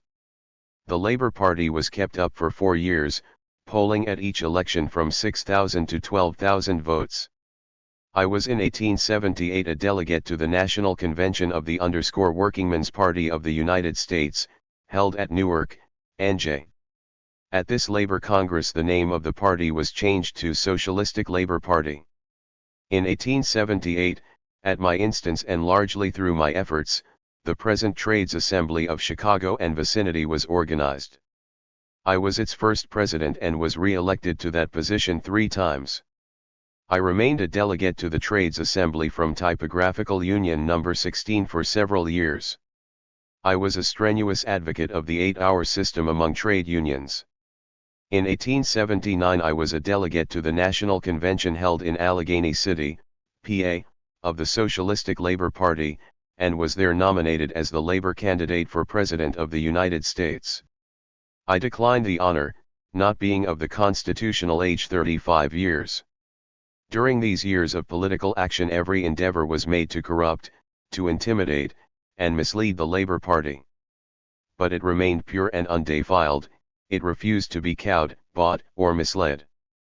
Beset on the one side by the insinuating politician and on the other by the almighty money bags, what between the two the Labor Party, the honest, poor party, had a hard road to travel. And, worst of all, the workingmen refused to rally en masse to their own party, but doggedly, the most of them, hugged their idols of democracy. 36. Or republicanism, and fired their ballots against each other on election days. It was discouraging. But the Labor Party moved forward undaunted, and each election came up smiling at defeat. In 1876 the Socialist, an English weekly paper, was published by the party, and I was elected its assistant editor. About this time the Socialist organization held some monster meetings. The Exposition Building on one occasion contained over 40,000 attendants, and many could not get inside. Ogden's Grove on one occasion held 30,000 persons. During these years the labor movement was undergoing its formative period, as it is even now. The un-American utterances of the capitalist press, the representatives of monopoly, excited the gravest apprehension among thoughtful working people. These representatives of the moneyed aristocracy advised the use of police clubs, and militia bayonets, and Gatling guns to suppress strikers and put down discontented laborers struggling for better pay, shorter work hours. The millionaires and their representatives on the pulpit and rostrum avowed their intention to use force to quell their dissatisfied laborers. The execution of these threats, the breaking up of meetings, arrest and imprisonment of labor leaders, the use of club, pistol and bayonet upon strikers, even to the advice to throw hand grenades among them, these acts of violence and brutality led many workingmen to consider the necessity for self-defense of their persons and their rights. Accordingly, workingmen's military organizations sprang up all over the country. So formidable did this plan of organization promise to become that the capitalistic legislature of Illinois in 1878, acting under orders from millionaire manufacturers and railway corporations, passed a law disarming the wage workers. This law the workingmen at once tested in the courts of Illinois, and afterward carried it to the Supreme Court of the United States, where it was decided by the highest tribunal that the state legislatures of the United States had a constitutional right to disarm workingmen. Dissensions began to rise in the socialist organizations over the question of methods. In the fall and spring elections of 1878-79-80, the politicians began to practice ballot box stuffing and other outrages upon the workingmen's party. It was then I began to realize the hopeless task of political reformation. Many workingmen began to lose faith in the potency of the ballot or the protection of the law for the poor. Some of them said that political liberty without economic freedom was an empty phrase. Others claimed that poverty had no votes as against wealth, because if a man's bread was controlled by another, that other could and, when necessary, would control his vote also. A consideration and discussion of these subjects gradually brought a change of sentiment in the minds of many. The conviction began to 37. Spread that the state, the government, and its laws, was merely the agent of the owners of capital to reconcile, adjust, and protect the capitalists' conflicting interests, that the chief function of all government was to maintain economic subjection of the man of labor to the monopolizer of the means of labor of life to capital. These ideas began to develop in the minds of workingmen everywhere, and the conviction grew that law, statute law, and all forms of government, was nothing else than an organized conspiracy of the propertied class to deprive the working class of their natural rights. The conviction obtained that money or wealth controlled politics, that money controlled, by hook or crook, labor at the polls as well as in the workshop. The idea began to prevail that the element of coercion, of force, which enabled one person to dominate and exploit the labor of another, was centered or concentrated in the state, the government, and the statute law, that every law and every government in the last analysis was force, and that force was despotism, an invasion of man's natural right to liberty. In 1880 I withdrew from all active participation in the political Labor Party, having been convinced that the number of hours per day that the wage workers are compelled to work, together with the low wages they received, amounted to their practical disfranchisement as voters. I saw that long hours and low wages deprived the wage workers, as a class, of the necessary time and means, and consequently left them but little inclination to organize for political action to abolish class legislation.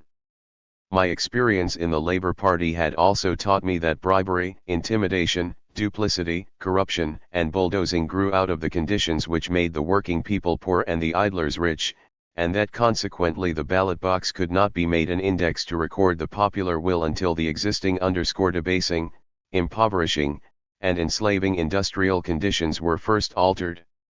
For these reasons I turned my activities mainly toward an effort to reduce the hours of labor to at least a normal working day, so that the wage workers might thereby secure more leisure from mere drudge work, and obtain better pay to minister to their higher aspirations.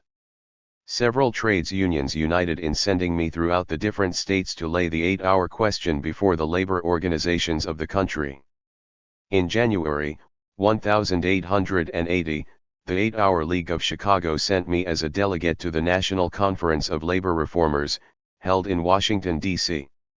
This convention adopted a resolution which I offered, calling public attention of the United States Congress to the fact that, while the 8-hour law passed 38 years ago had never been enforced in government departments, there was no trouble at all in getting through Congress all the capitalistic legislation called for.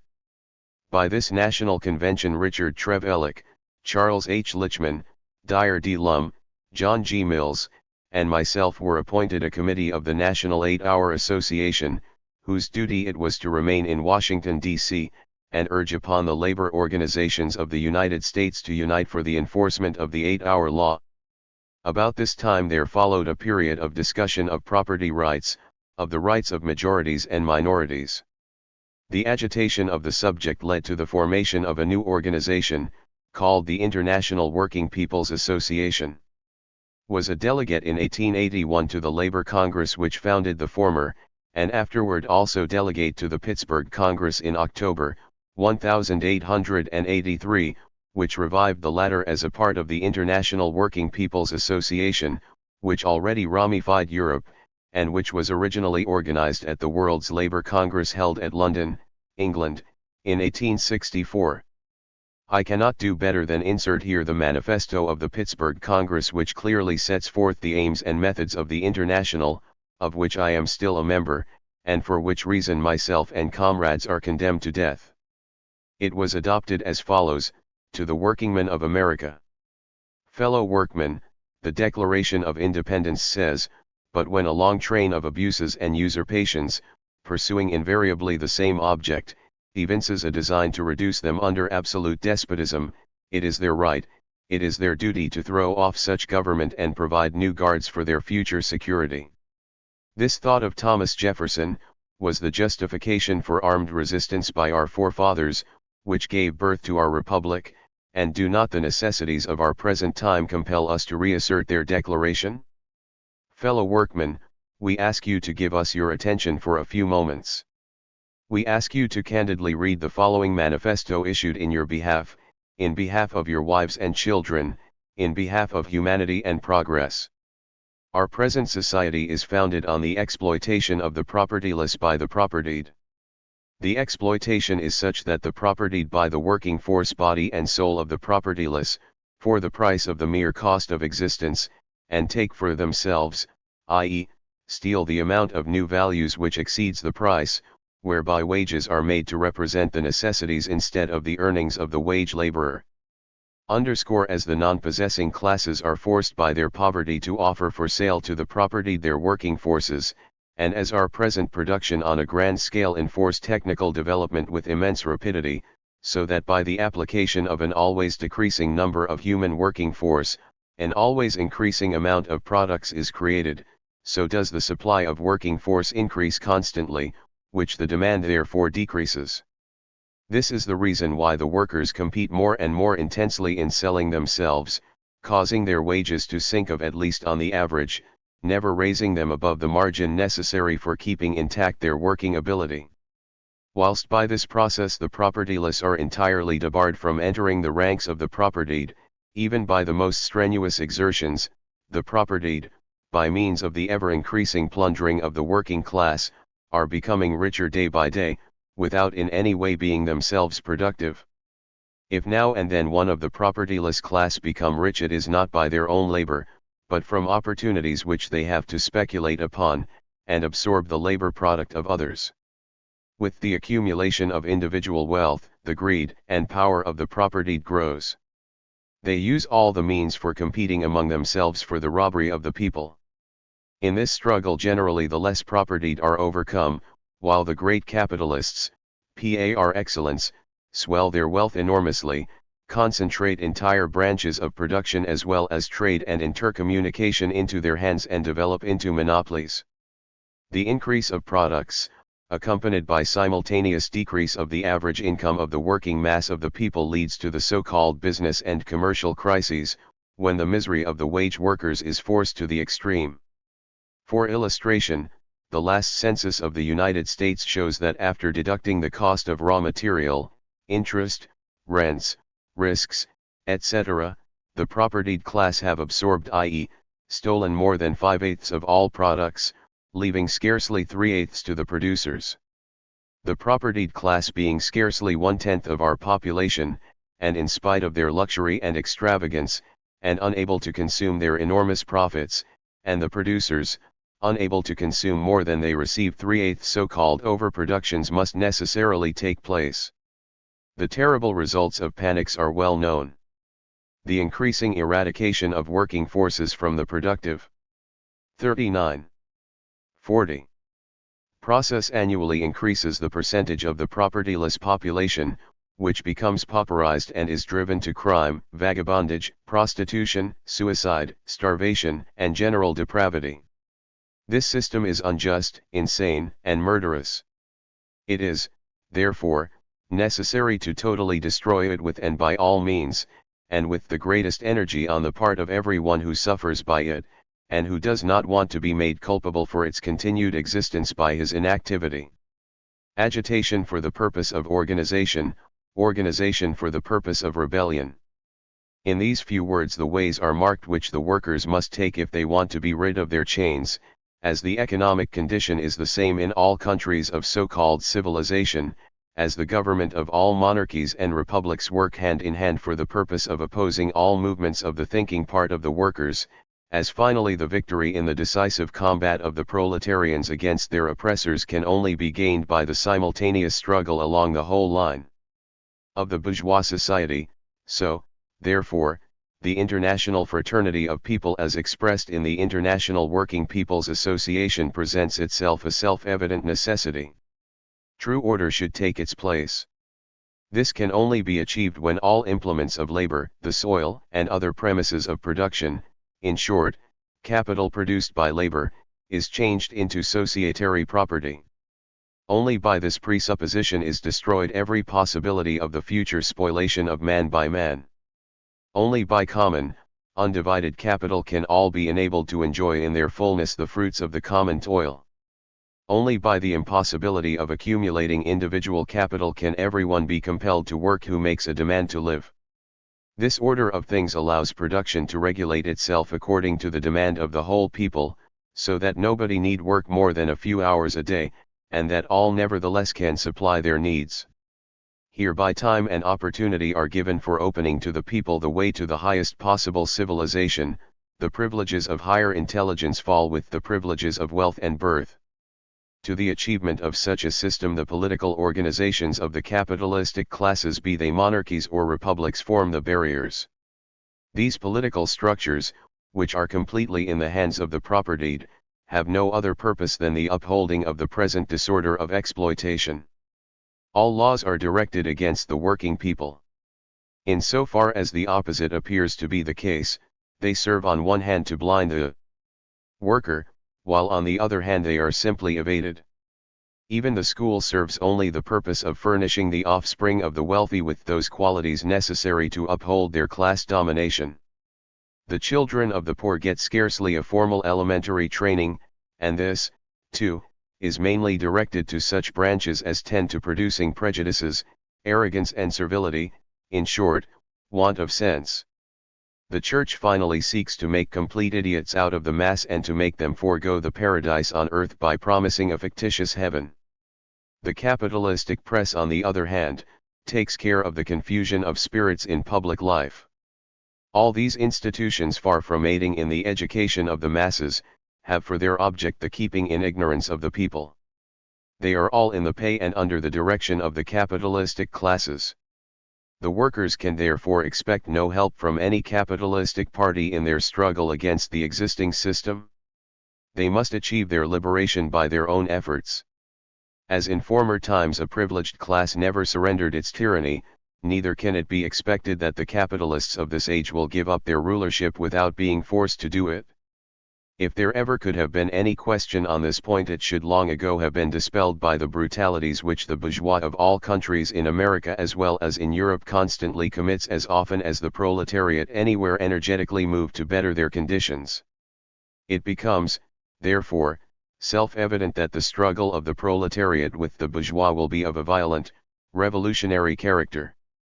We could show by scores of illustrations that all attempts in the past to reform this monstrous system by peaceable means, such as the ballot, have been futile, and all such efforts in the future must necessarily be so, for the following reasons: the political institutions of our time are the agencies of the propertied class, their mission is the upholding of the privileges of their masters, any reform in your own behalf would curtail these privileges. To this they will not and cannot consent, for it would be suicidal to themselves. That they will not resign their privileges voluntarily we know, that they will not make any concessions to us we likewise know. Since we must then rely upon the kindness of our master for whatever redress we have, and knowing that from them no good may be expected, there remains but one resource: force. Our forefathers have not only told us that against despots force is justifiable, because it is the only means. 41. 42. But they themselves have set the immortal example. By force our ancestors liberated themselves from political oppression, by force their children will have to liberate themselves from economic bondage. It is, therefore, your right, it is your duty, says Jefferson, to arm. What we would achieve is, therefore, plainly and simply, first destruction of the existing class rule, by all means, i.e., by energetic, relentless, revolutionary and international action. Second, establishment of a free society based upon cooperative organization of production. Third, free exchange of equivalent products by and between the productive organizations without commerce and profit-mongering. Fourth, organization of education on a secular, scientific, and equal basis for both sexes. Fifth, equal rights for all without distinction to sex or race. Sixth, regulation of all public affairs by free contracts between autonomous communes and associations, resting on a federalistic basis. Whoever agrees with this ideal, let him grasp our outstretched brother hands. Proletarians from all countries unite. Fellow workmen, all we need for the achievement of this great end is organization and unity. The day has come for solidarity. Join our ranks.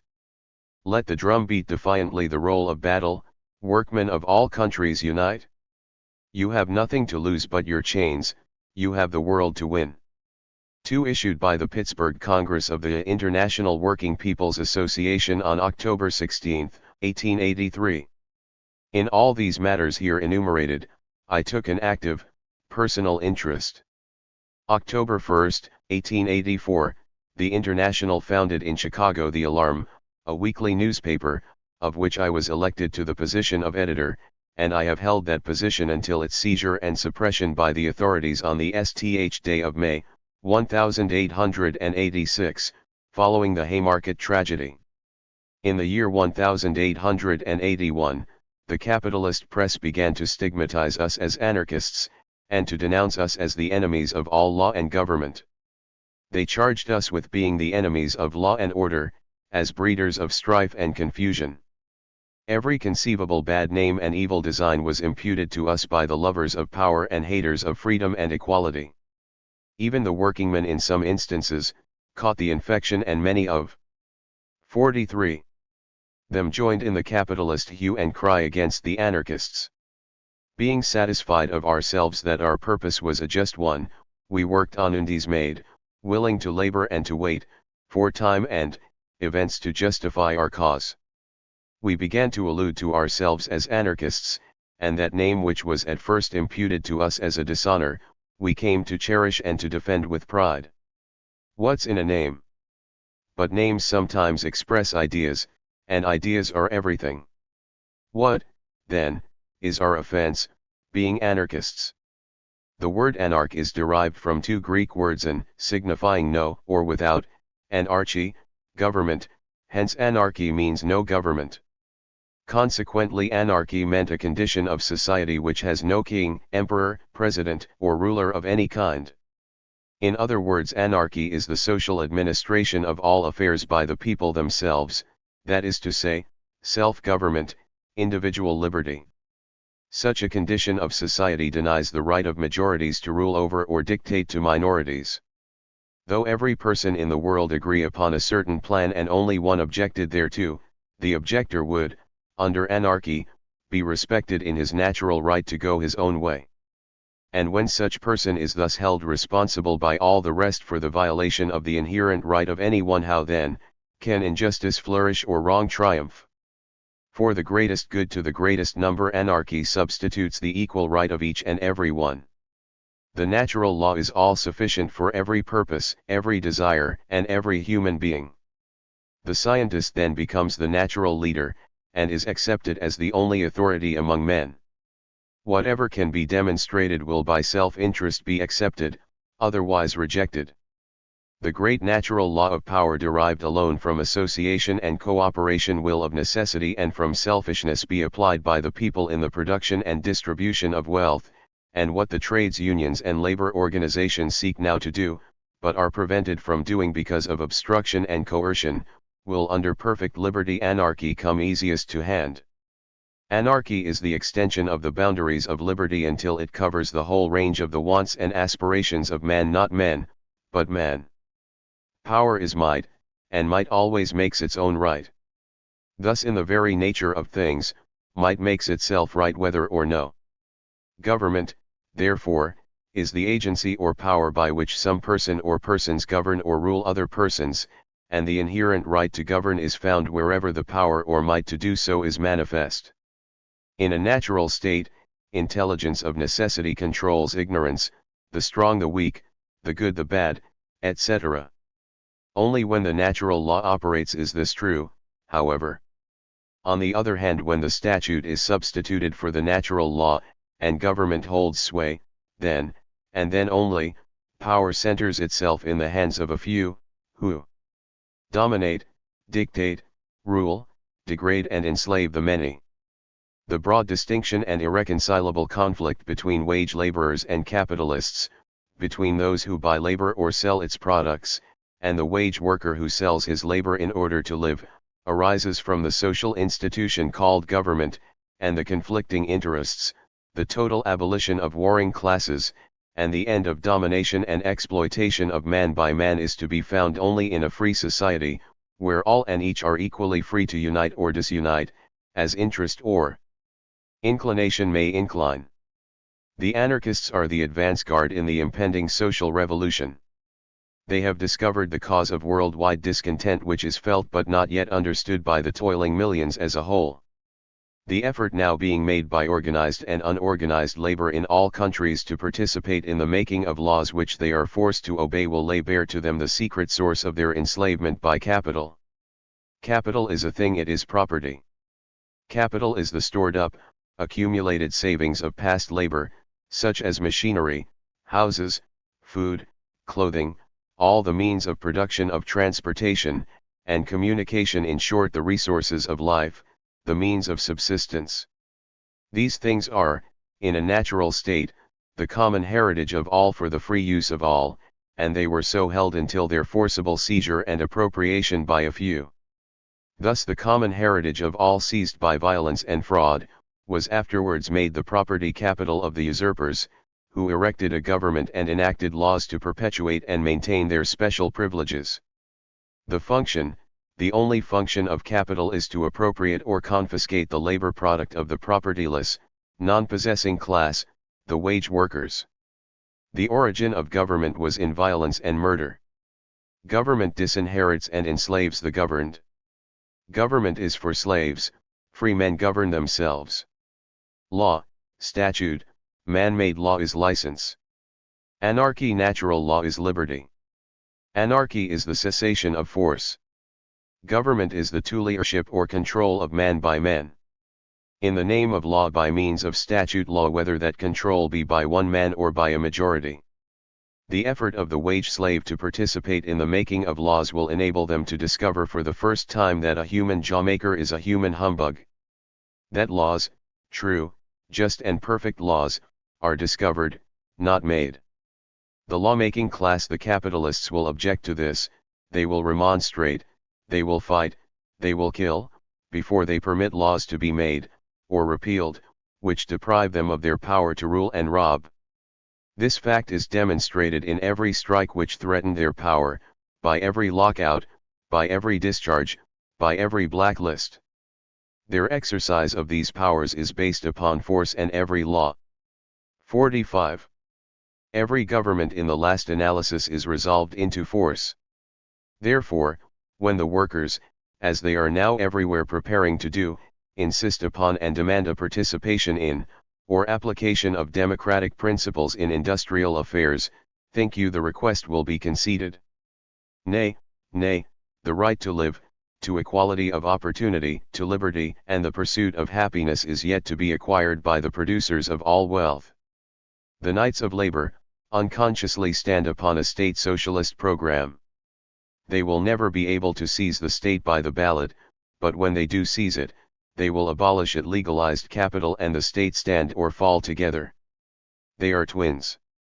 The liberty of labor makes the state not only unnecessary, but impossible.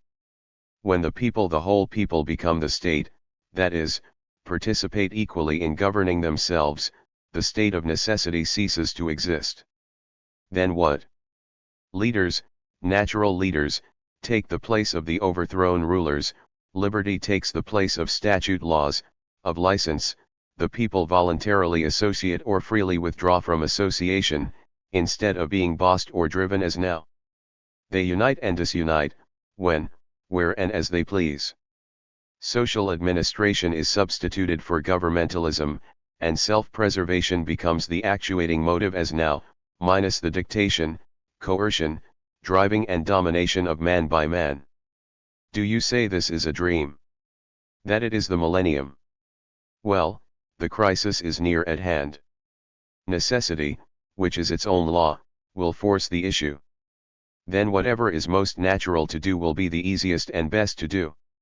The workshops will drop into the hands of the workers, the mines will fall to the miners, and the land and all other things will be controlled by those who possess and use them. This will be, there can then be no title to anything aside from its possession and use. Only the statute law and government stand today as a barrier to this result, and all efforts to change them failing, will inevitably result in their total abolition. Anarchy, therefore, is liberty, is the negation of force, or compulsion, or violence. It is the precise reverse of that which those who hold and have power would have their oppressed victims believe it is. Anarchists do not advocate or advise the use of force. Anarchists disclaim and protest against its use, and the use of force is justifiable only when employed to repel force. Who, then, are the aiders, abettors, and users of force? Who are the real revolutionists? Are they not those who hold and exercise power over their fellows? They who use clubs and bayonets, prisons and scaffolds?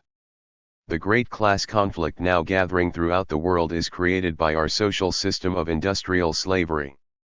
Capitalists could not if they would, and would not if they could, change it. This alone is to be the work of the proletariat, the disinherited, the wage slave, the sufferer. Nor can the wage class avoid this conflict. Neither religion nor politics can solve it or prevent it.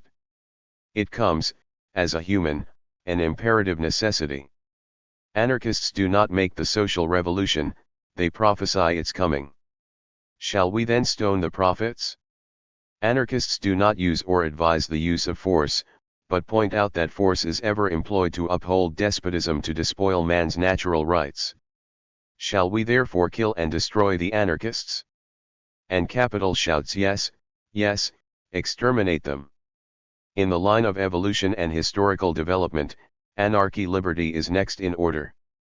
With the destruction of the feudal system, and the birth of commercialism and manufactories in the 16th century, a contest long and bitter and bloody, lasting over 100 years, was waged for mental and religious liberty. The 17th and 18th centuries, with their sanguinary conflicts, gave to man political equality and civil liberty, based on the monopolization of the resources of life, capital with its free laborers, freely competing with one another for a chance to serve king capital, and free competition among capitalists in their endeavors to exploit the laborers and monopolize the labor products. All over the world the fact stands undisputed that the political is based upon, and is but the reflex of, the economic system, and hence we find that whatever the political form of the government, whether monarchical or republican, the average social status of the wage workers is in every community identical. The class struggle of the past century is history repeating itself, it is the evolutionary growth preceding the revolutionary denouement. Though liberty is a growth, it is also a birth, and while it is yet to be, it is also about to be born. Its birth will come through travail and pain, through bloodshed and violence. It cannot be prevented. This, because of the obstruction, impediments, and obstacles which serve as a barrier to its coming.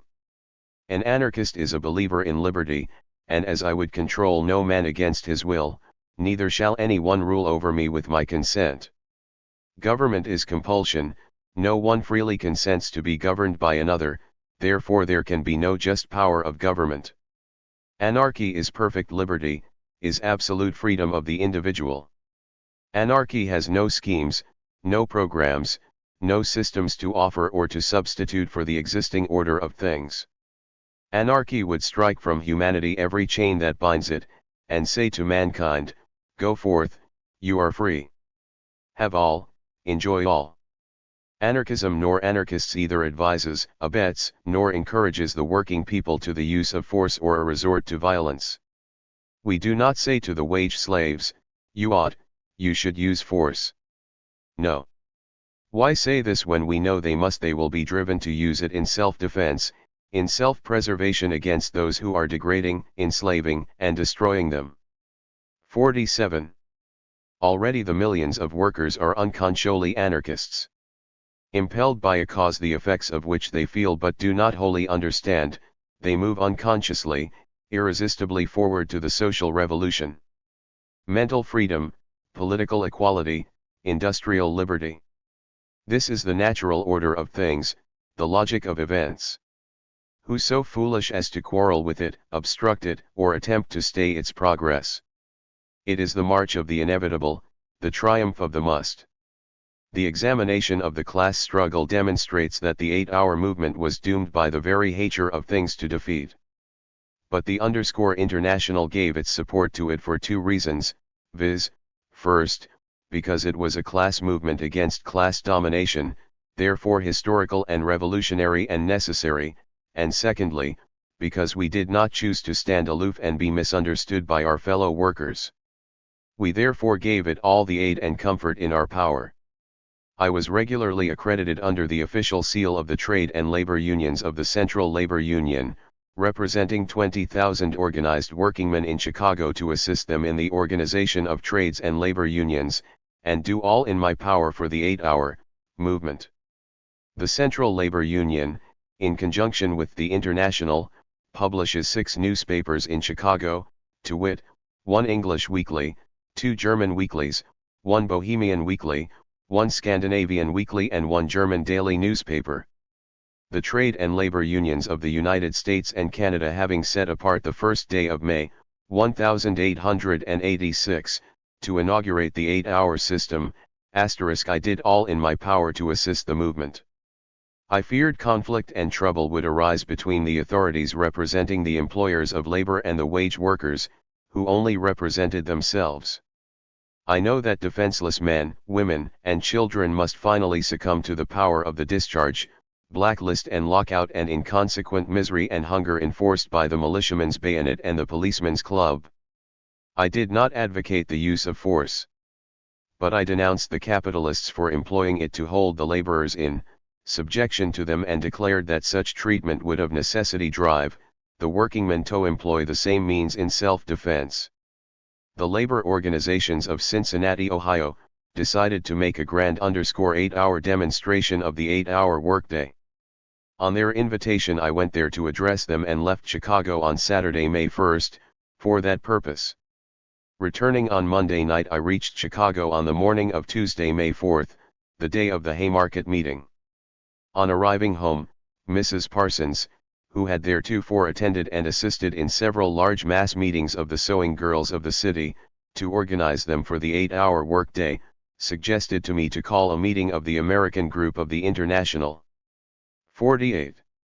For that evening, in order to make arrangements, i.e., appropriate money for hall rent, printing handbills, provide speakers, etc., to help to organize the sewing women for 8 hours. I left home about 11 a.m., and, not being able to get a hall, finally published an announcement that the meeting would be held at 107 Fifth Avenue, the office of the Alarm and Arbiter Zeitung. We had often held business meetings at the same place. Late in the afternoon I learned, for the first time, that a mass meeting had been called at the Haymarket for that evening, the object being to help on the 8-hour boom, and to protest against the police atrocities upon 8-hour strikers at McCormick's factory the day before, where it was claimed 6 workmen had been shot down by the police and many others wounded. I did not fancy the idea of holding the meeting at that time, and said so, stating that I believed the manufacturers and corporations were so incensed at the 8-hour movement that they would defend the police in coming to the meeting to break it up, and slaughtering the work people. I was invited to speak there, but declined, on the ground that I had to attend another meeting that night. About 8:00 p.m., accompanied by Mrs. Holmes, Mrs. Parsons, and my 2 children, we walked from home to Halsted and Randolph Streets.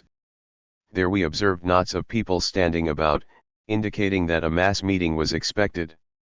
2 newspaper reporters, one for the Tribune the other for the Times, whom I recognized, were strolling around, picking up items, and observing me they inquired if I was to speak at the Haymarket meeting that night.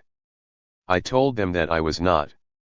That I had to attend another meeting and would not be there, and the ladies, the children, and myself took a streetcar for downtown.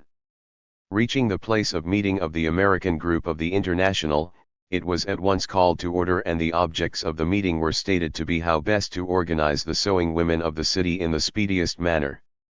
It was decided to print circulars, hire halls, and appoint organizers and speakers, and money was appropriated for the purpose, when about 9 o'clock a committee entered the meeting and said there was a large mass meeting at the Haymarket but no speakers except Mr. Spies, and they were sent over to request Mr. Fielden and myself to come there at once and address the crowd. We adjourned in a few moments afterwards and went over to the Haymarket in a body, where I was introduced at once and spoke for about an hour to the 3,000 persons present, urging them to support the 8-hour movement and stick to their unions. There was little said about the police brutalities of the previous day, other than to complain of the use of the military on every slight occasion. I said it was a shame that the moderate and just claims of the wage workers should be met with police clubs, pistols, and 49 bayonets, or that the murmurs of discontented laborers should be drowned in their own blood. When I had finished speaking and Mr. Fielden began, I got down from the wagon we were using as a speaker's stand, and stepping over to another wagon nearby on which sat the ladies, and it soon appearing as though it would rain, and the crowd beginning to disperse and the speaker having announced that he would finish in a few moments, I assisted the ladies down from the wagon and accompanied them to Zepp's Hall, 1 block away, where we intended to wait for the adjournment and the company of other friends on our walk home.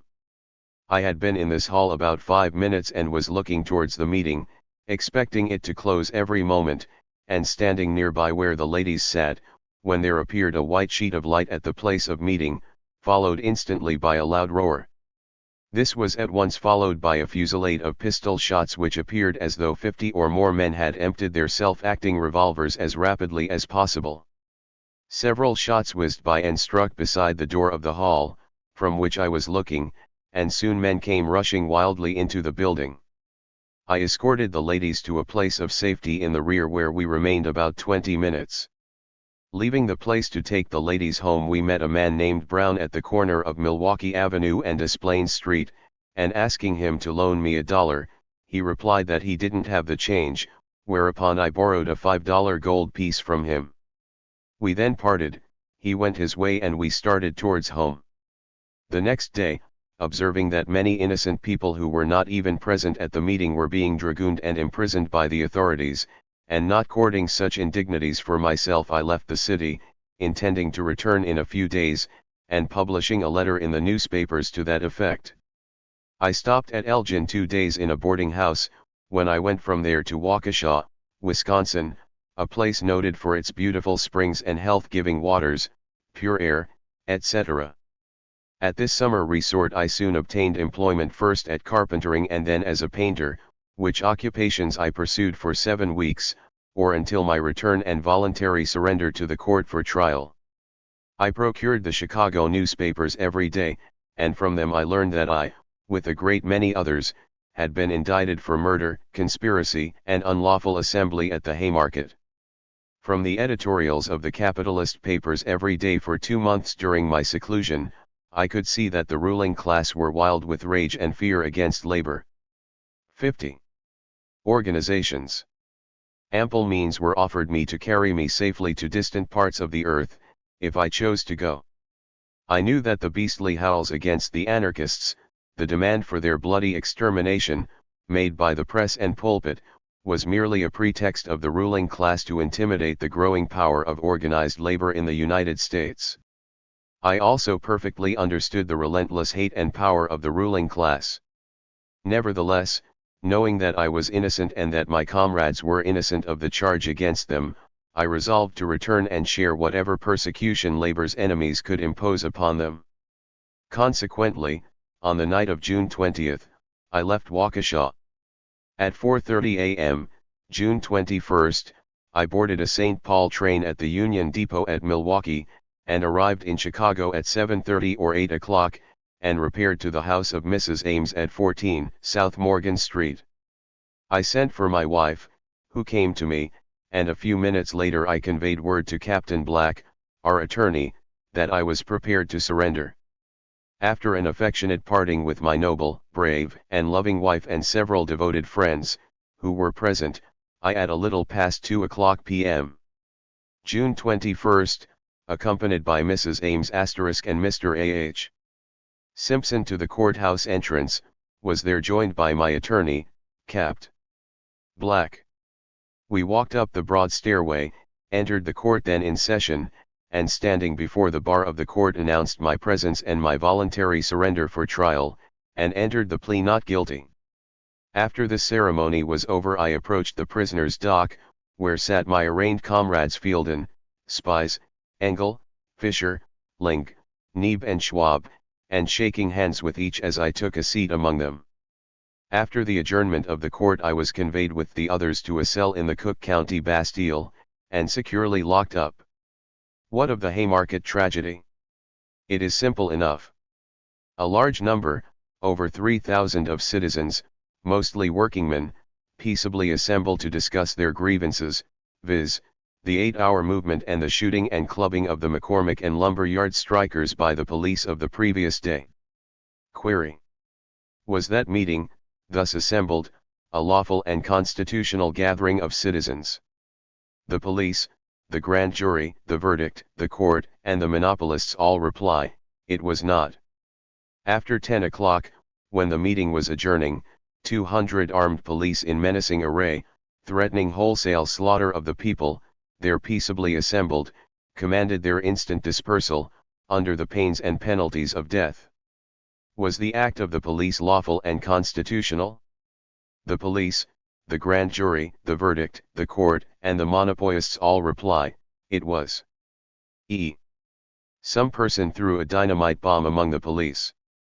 Whether it was thrown in self-defense or in furtherance of monopoly's conspiracy against the 8-hour movement is not known.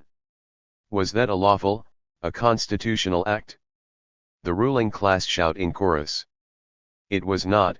My own belief, based upon careful examination of all the conditions surrounding this Haymarket affair, is that the bomb was thrown by a man in the employ of certain monopolists, who was sent from New York City to Chicago for that purpose, to break up the 8-hour movement, thrust the active men into prison, and scare and terrify the workingmen into submission.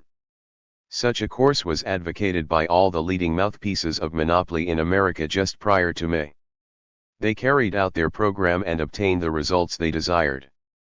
Is it lawful and constitutional to put innocent men to death? Is it lawful and constitutional to punish us for the deed of a man acting in furtherance of a conspiracy of the monopolists to crush out the 8-hour movement? Every law and order tyrant from Chicago to St. Petersburg cries, yes. 6 of the condemned men were not present at the meeting at the time of the tragedy, 2 of them were not present at any time. One of the latter was addressing a mass meeting of 2,000 workingmen at Deering's Harvester Works, in Lakeview, 5 miles away. The other one was at home abed, and knew not of the affair till the next day. His verdict is 15 years in the penitentiary. These facts stand unquestioned and undenied before the court. There was no proof of our complicity with or knowledge of the person who threw the bomb, nor is there any proof as to who did throw it. The whole question as to who did the deed is resolved upon motive. What motive controlled the person who did the deed? The rapid growth of the whole labor movement had, by May 1st, given the monopolists of the country much cause for alarm. The organized power of labor was beginning to exhibit unexpected strength and boldness. This alarmed King Moneybags, who saw in the Haymarket affair their golden opportunity to make a horrible example of the anarchists, and by their dreadful fate give the discontented American workingmen a terrible warning. This verdict is the suppression of free speech, free press, and the assemblage of people to discuss their grievances. More than that, the verdict is the denial of the right of self-defense. It is the condemnation of the law of self-preservation in America. As to the responsibility for the Haymarket tragedy, you have heard the side of the ruling class. I now speak for the people the ruled. The Haymarket tragedy was the immediate result of the bloodthirsty officiousness of police. EPS. Inspector Bonfield. Mayor Harrison was present at this meeting, and testified before the court that he heard the speeches and left just before its adjournment and went to the police station and advised Bonfield that everything at the meeting was peaceable and orderly. The mayor left for his house. Soon thereafter, Bonfield, thirsting for promotion and the blood money which he knew that monopolists were eager to bestow, gathered his army and marched them down upon a peaceable, orderly meeting of workingmen, where he expected to immortalize himself by deeds of carnage and slaughter that would put to shame a horde of Apache Indians. Had he not done such brutal things before with the striking streetcar knights of labor, trades unionists, and other workingmen? Why not repeat it that night also? He had received the plaudits of the capitalistic press for such acts done on other occasions. Why not again? But Police Inspector Bonfield was only a willing agent, not the dastardly principal in this outrage. He held plenary power and obeyed what he knew to be the express desire of his masters, the money kings, who want to suppress free speech, free press, and the right of workingmen to assemble and discuss their grievances. Let the responsibility for the Haymarket tragedy rest where it belongs, to wit, upon the monopolists, corporations, and privileged class who rule and rob the working people, and when they complain about it discharge, lock out and blacklist them, or arrest, imprison and execute them. The Haymarket tragedy was, undoubtedly, the work of a deep-laid monopolistic conspiracy originating in New York City and engineered by the Pinkerton thugs. Its object was to break down the 8-hour movement, and Chicago was selected by these conspirators as the best place to do the work because Chicago was the center of the movement in the United States. Now, what are the facts about the conspiracy against the 8-hour movement which has resulted in breaking it down and consigning us to the executioner?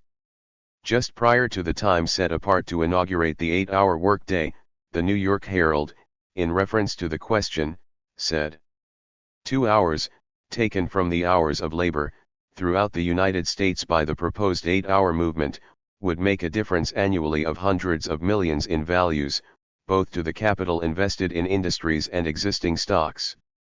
Now, what did this mean?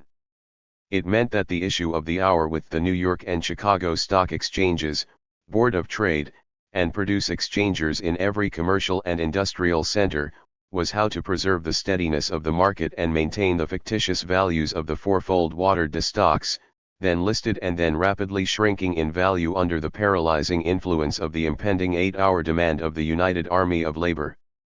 Hundreds of millions in money were at stake. What to do to save it? Clearly, the thing to do was to stop the 8-hour movement. The New York Times came promptly forward with its scheme to save the sinking market values. Accordingly, just 4 days before the Grand National Strike for 8 hours and only 1 week before the Haymarket tragedy, the New York Times, one of the leading organs of railroad, bank, telegraph, and telephone monopoly in America, published in its issue of April 25, 1886, an editorial on the condition of the markets, the costs of existing decline and panicky symptoms, in which it said, "The strike question is, of course, the dominant one and is disagreeable in a variety of ways. A short and easy way to settle it is urged in some quarters, which is to indict for conspiracy every man who strikes, and summarily lock him up. This method would undoubtedly strike a wholesome terror into the hearts of the working classes. Another way suggested is to pick out the labor leaders, and make such examples of them as to scare the others into submission. Degree. The sentiment was echoed at once by the New York Tribune, which said, "The best policy would be to drive the workingmen into open mutiny against the law." The organs of monopoly, all over the United States took up the cry, and re-echoed the diabolical scheme. Something must be done to trump up charges against the leaders. The 1st of May arrives, the great 8-hour strike is inaugurated. 40,000 men are standing out for it in Chicago. Chicago is the stronghold of the movement, and 40,000 more threaten to join in the demand. An 8-hour mass meeting is held on the Haymarket, Tuesday, May 4th. A bomb is thrown, several policemen killed, the leaders are arrested, indicted for conspiracy and murder, and 7 of them sentenced to death. What's the result? It worked as the monopolists said it would. The labor leaders are picked out and made such examples of as to scare the others into submission. Strikers were summarily locked up. This method would undoubtedly strike a wholesome terror into the hearts of the working classes, said the Times. The 8-hour strike is broken and the movement fell to pieces, all over the country. Degree. 54. Commenting on the business situation on the 8th day of May, 1886, 4 days after the Haymarket tragedy, Bradstreet, in his weekly review, said, as telegraphed through the Associated Press and published in all the Chicago papers, of the 325,000 men who struck for 8 hours, about 65,000 have gained it. Chicago was the center of the strike, but the movement all over the country has greatly weakened in the past few days. Stocks were very much depressed the first 2 days of the week, but have recovered their strength the last days of the week. The 8-hour strike is practically ended, since the Haymarket affair in Chicago. The desired result was attained. Prices of stocks, bonds, etc., were restored. It was accomplished by the fatal Haymarket bomb. Who threw the bomb? Who inspired its throwing? John Philip Dulles, a saloon keeper, living in Indianapolis, Indiana, makes an affidavit, supported by the affidavits of 2 other men, who were present, and witnessed and heard it, that a stranger stepped into his place on Saturday, May 1st, with a satchel in his hand, which he placed upon the bar while he ordered a drink. The stranger said he came from New York City, and was on his way to Chicago. He spoke of the labor troubles. Pointing to his satchel he said, "I have got something in here that will work. You will hear of it." Turning at the door as he went out, he held up his satchel and pointing to it again, said, "You will hear of it soon." The prediction of the man came to pass. It was heard round the world. The description of this man tallies exactly with that given by the witness Burnett, who saw him throw the bomb at the Haymarket. The leaders, as well as many others, not at the meeting of the Haymarket, were arrested and punished, the others scared into submission, and it resulted as the New York Times said, viz., this method will undoubtedly strike a wholesome terror into the hearts of the working classes.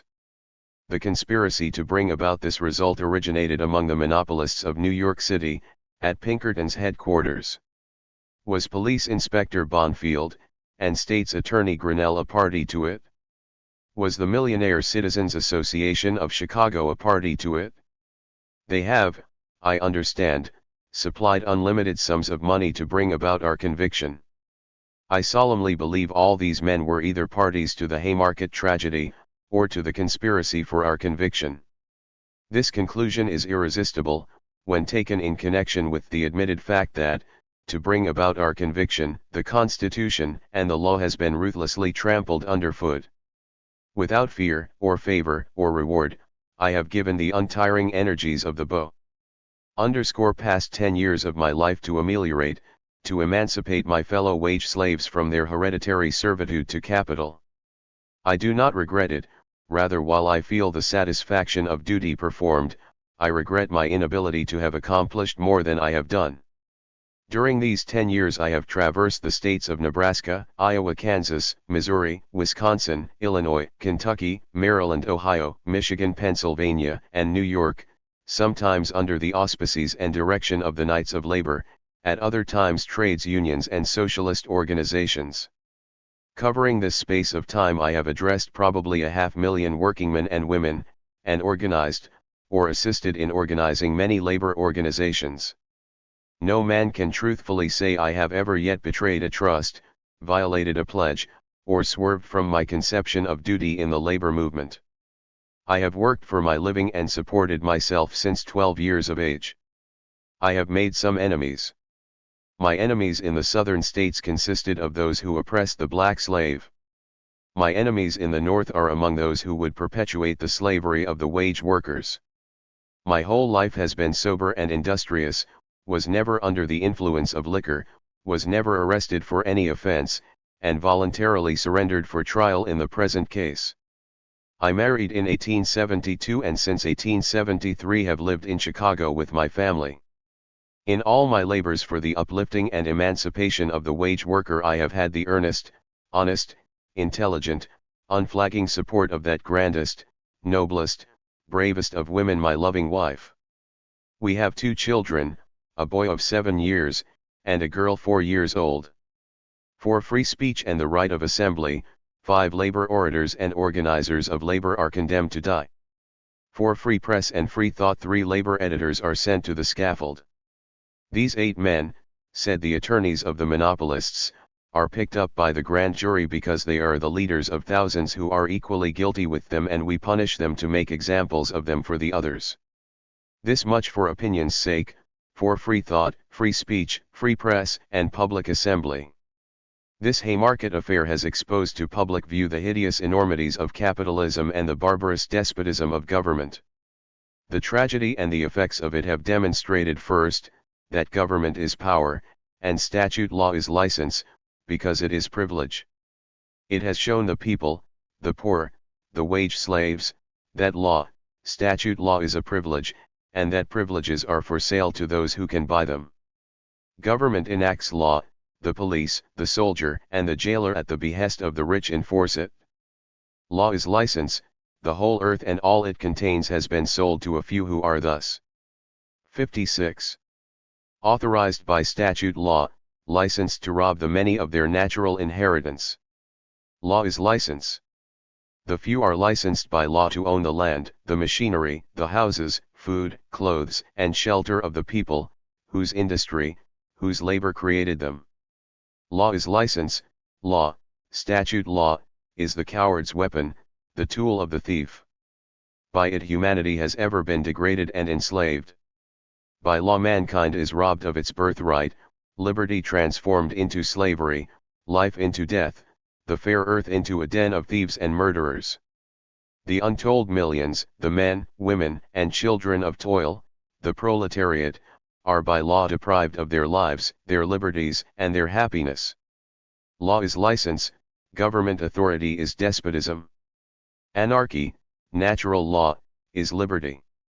Liberty is the natural right to do what one pleases, bounded and limited only by the equal right of everyone else to the same liberty.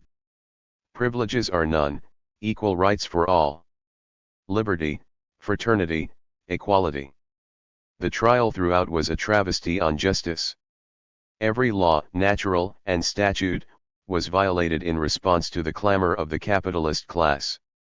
Every capitalist newspaper in the city, with one exception, called for our blood before the trial began, demanded our lives during the trial and since.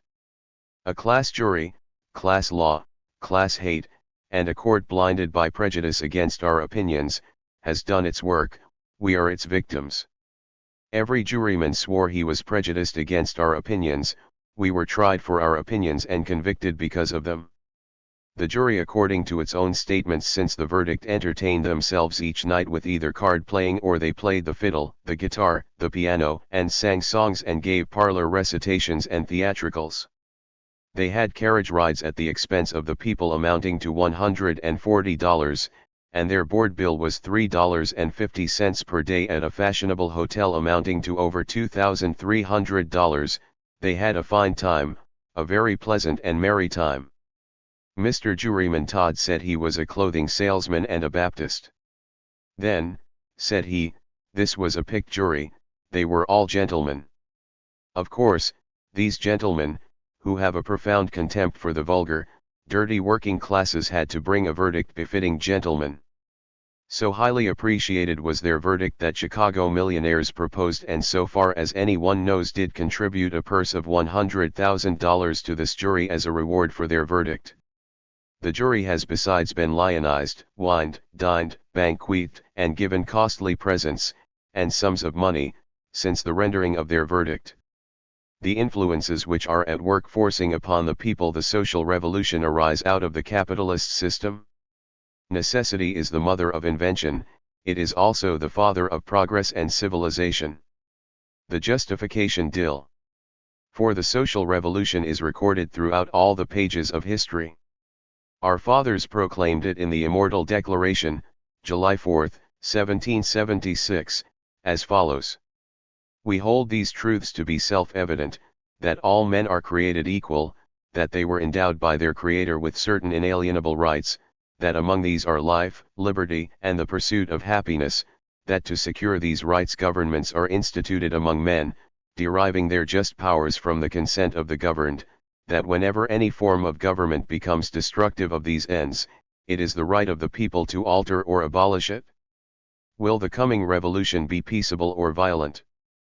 But now, when the workingmen of America refuse to give their consent to be any longer governed by the profit-mongers, labor exploiters, children slayers, and home despoilers, they are at once put down, and kept down by the strong arm of military power, against their will and without their consent, in the name of law and order. It is against this barbaric use of force, this violation of every natural right that anarchists protest, and for protesting, die. The only fact established by proof, as well as by our own admission, cheerfully given before the jury, was that we held opinions and preached a doctrine that is considered dangerous to the rascality and infamies of the privileged, law-creating class known as monopolists, to whom, with the prophets of old, we say, go to, now, ye rich men, weep and howl for your miseries that shall come upon you. Your riches are corrupted and your garments are moth-eaten. Your gold and silver is cankered, and the rust of them shall be a witness against you, and shall eat your flesh as it were fire. Ye have heaped treasures together for the last days. James V, I 3. Autobiography of August Spies. Barbarians, savages, illiterate, ignorant anarchists from Central Europe, men who cannot comprehend the spirit of our free American institutions, of these I am one. My name is August Vincent Theodore Spies. I was born within the ruins of the old robbers' castle Landeck, upon a high mountain's peak, central Germany, in 1855. My father was a forester, the forest house was a government building, and served only in a different form the same purposes the old castle had served several centuries before. The noble knighthood of highway robbery, the traces of which were still discernible to the remnants of the old castle, had passed away to make room for more genteel and less dangerous forms of plunder and robbery, as carried on in the modern dwelling under the present government. But while the people from old custom designate this and similar old ruins in the vicinity as old robber castles, they speak with great deference of the present government, buildings, in which they themselves are daily and hourly fleeced. They would even, I believe, fight for the maintenance of these awful institutions. How greatly these barbarians differ from the intelligent American people. Tell the Americans to fight for the maintenance of our commercial robbing posts and fleecing institutions. Tell them to fight for the protection of the lawful enterprises of our Board of Trade men, merchant princes, railroad kings, and factory lords. Would they do it? Alas, more rapidly, I fear, than those barbarians from Central Europe, who cannot comprehend the spirit of our free American institutions. 60. Viewed from a historic standpoint, my birthplace is quite an interesting spot. And this is the only excuse I can offer for my selection of the place for said purpose. I admit I ought not have made the mistake, ought not have been born a foreigner, but little children, particularly unborn children, will make mistakes. However, I find no fault with such wise and intelligent men as Mr. Grinnell and his jury, for hanging men who were injudicious in the selection of their birthplace. Sins of this character deserve severe punishment. Society must protect itself against offences of this kind. But speaking of Castle Landeck, follow me there, reader, on a bright and clear day. We make our way up the old tower. Take care, or you will stumble over the debris. Oh, that is a piece of an old torture rack. We found it in one of the subterranean walks, together with several pieces of old ugly weapons, once used to maintain order among the victims. But why do you shudder? The policeman's outfit of today is not quite so blunt and barbaric, it is true, but it is as effective and serves the same purpose. So, now, take my hand, I'll help you on top of the ruin. Look out for the bats. These winged lovers of darkness have great resemblance with kings, priests, and masters in general. They dwell in the ruins of the good old times, and become quite noisy when you disturb them or expose them to the light.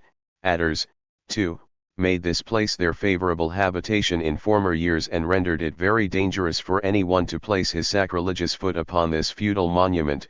We killed them. They were the companions of the bats and owls. Their fate has given the latter much uneasiness, and tears were entertained that something terrible would happen, that the ghosts of the old noble knights and noble dames would come back and avenge the ruthless annihilation of the venerable reptiles, but nothing of the kind has transpired. I need hardly add that the work of renovation was greatly impeded by these venomous creatures. Since their extermination we have made remarkable progress. You smile. Oh, no, I am not speaking of those other reptiles you seem to think of. But here, we have reached the top. Great view, is it not? Over there, about 30 minutes walk from here, you see another ruin like this, that is Castle Dreieck, and over there an equal distance you see another one, Wildeck. And now look down in the fertile valleys, the beautiful meadows and fields and flourishing villages. Of the latter you can count a dozen, all located around this mount. And do you know that all these villages and others which have been laid waste during the 30 Years' War were tributary to the robbers who ruled over them in these 3 castles? Yes, the people in these villages worked all their lives from early dawn till late at night to fill the vaults of those noble knights, who in return had the kindness to maintain peace and order for them. Par example, if 161 of these toiling peasants expressed his dissatisfaction of the existing order of things, if he complained of the heavy and unbearable tasks placed upon him, law and order demanded that he be placed upon one of those racks you have seen a relic of, to be tortured into obedience and submission. Society had to protect itself against this class of criminals. The noble knights had their Grinnells, Bonfields, and Pinkertons, as well as their descendants have them today. And while they were less civilized than their descendants of our time, they got along wonderfully well. To accomplish their beneficent objects, they did not even require the assistance of a Chicago jury. Many of the peasants were put to an ignominious death. Some of them would persist in their folly that it could not be the object of society nor the intention of Providence to have 1,000 good people kill themselves in a laborious life for the glory, enrichment, and grandeur of a few ungrateful, vicious wretches. Such dangerous teachings were a menace to society, and their promulgators were unceremoniously stamped out. Not more than 200 feet from where we stand there is a perpendicular hole of volcanic origin. It is about 8 feet in length and 3 in breadth. Its depth has never been ascertained. The saying goes that scores of girls were cast into this terrible abyss by the valiant knights during their reign of peace and good order. It is said that these benevolent respectables of ancient times kidnapped the pretty girls of the villages, carried them like birds of prey to their lofty abodes, and then when they got tired of them, or found something better, disposed of them in this way. Oh, I see, you shake your heads incredulously. Have you never seen the dumping grounds of the modern knighthood in our large cities, a similar abyss? No. It is more frightful than the one I have told you about. Its name is prostitution. You don't believe the people would have borne all these outrages. My friend, your rebellious spirit carries you away. The orderly and good people suffered these atrocities just as silently as our law and order abiding workingmen bear them today. I told you what happened to those who showed resistance. My words make you sad, turn you pessimistic? Let me show you something else. Look through these two mounts. Can you see a tower in the dim distance? Yes? At the side of this tower are yet to be seen the ruins of the first chapel built in the realms of the old heathen, but free and liberty-loving Germans.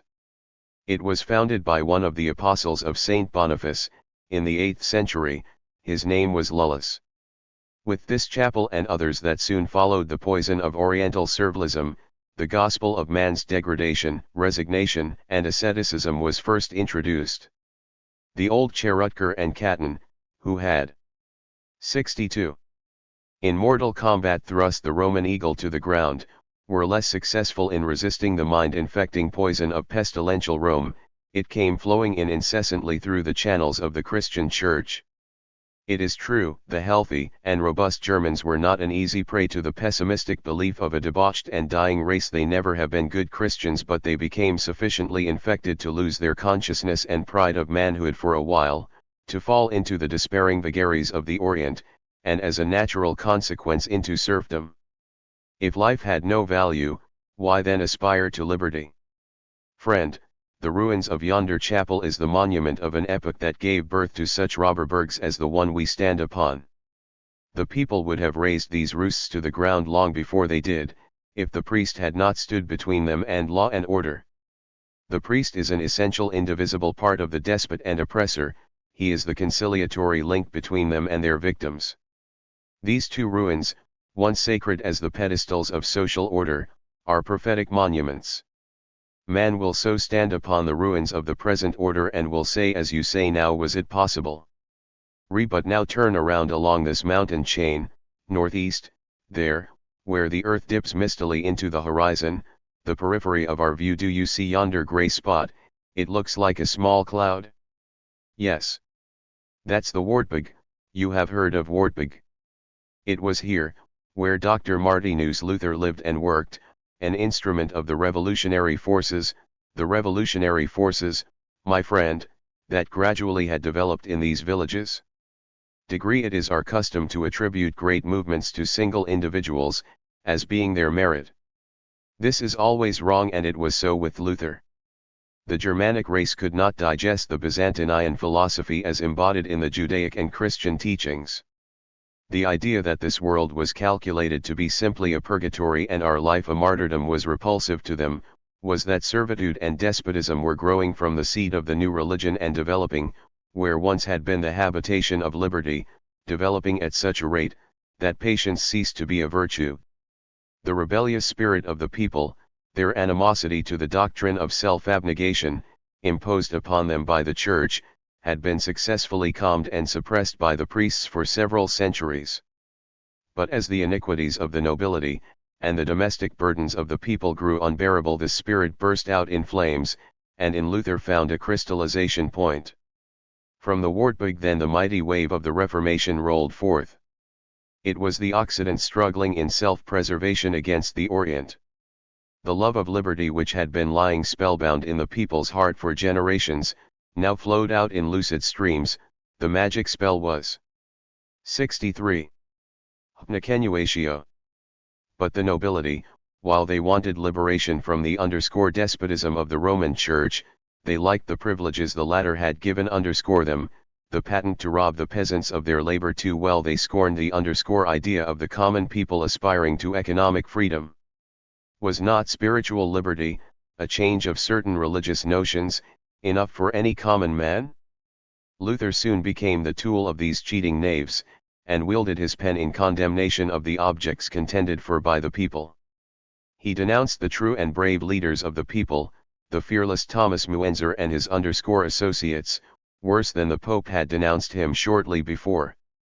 And when the liberty-thirsty people finally took up their scythes and axes and forks, and drove the noble knights from their robbers' roosts, it was Luther who brought about a vast conspiracy of the latter against the people *degree. It is characteristic that now all religious differences were set aside and all petty tyrants combined to subdue the people. Papist or Lutheran, all were instantly united in the crusade against labor. Of course, the people were conspirators and incendiaries. Hear what Thomas Muenzer said: "Look you, the sediment of the soup of usury, theft, and robbery are the great, the masters.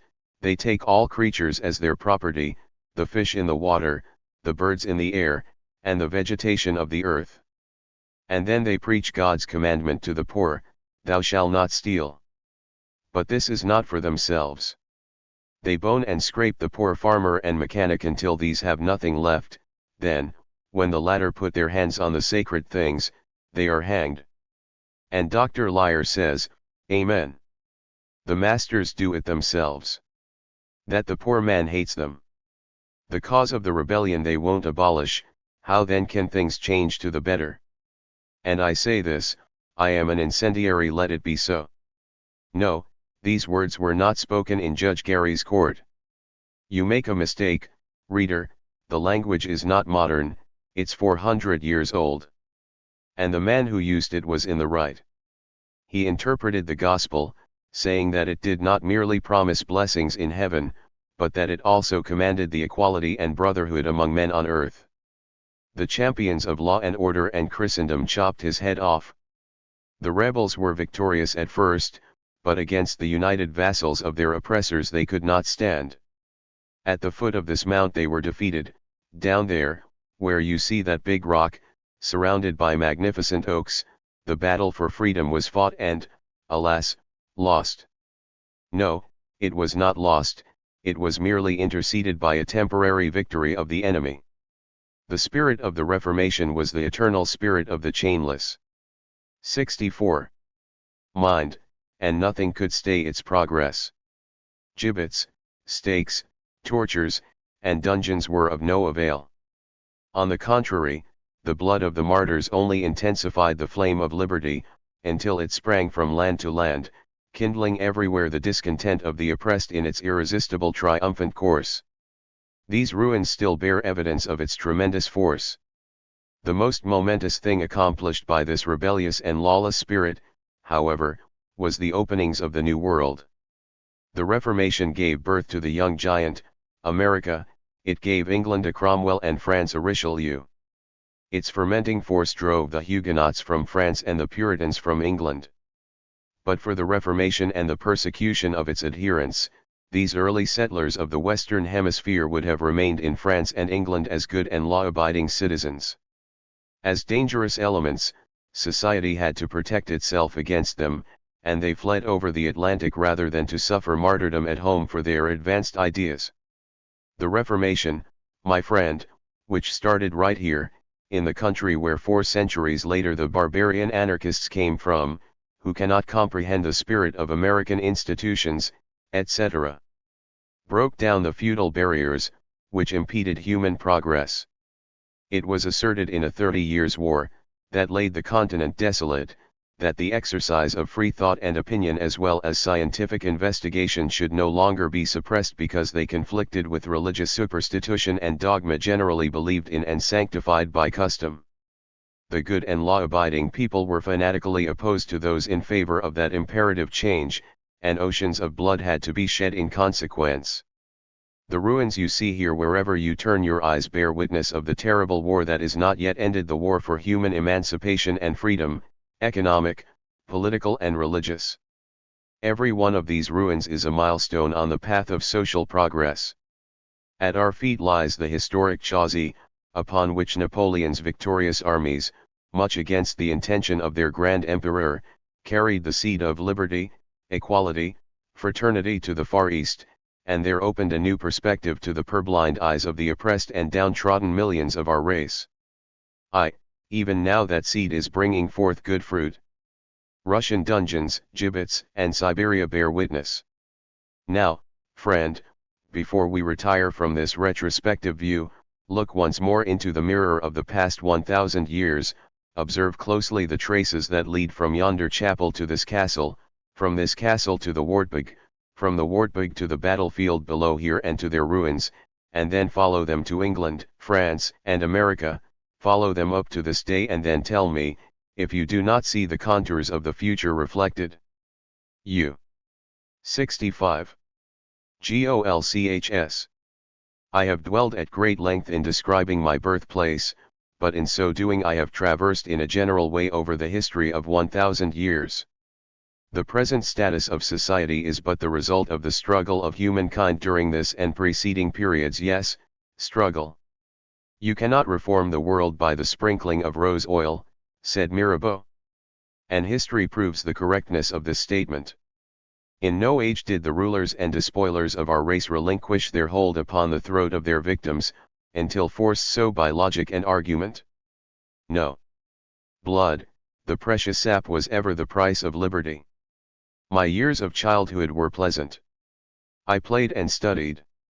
How different from the childhood of the offsprings of the average working man in this glorious, civilized, and according to Grinnell enlightened country.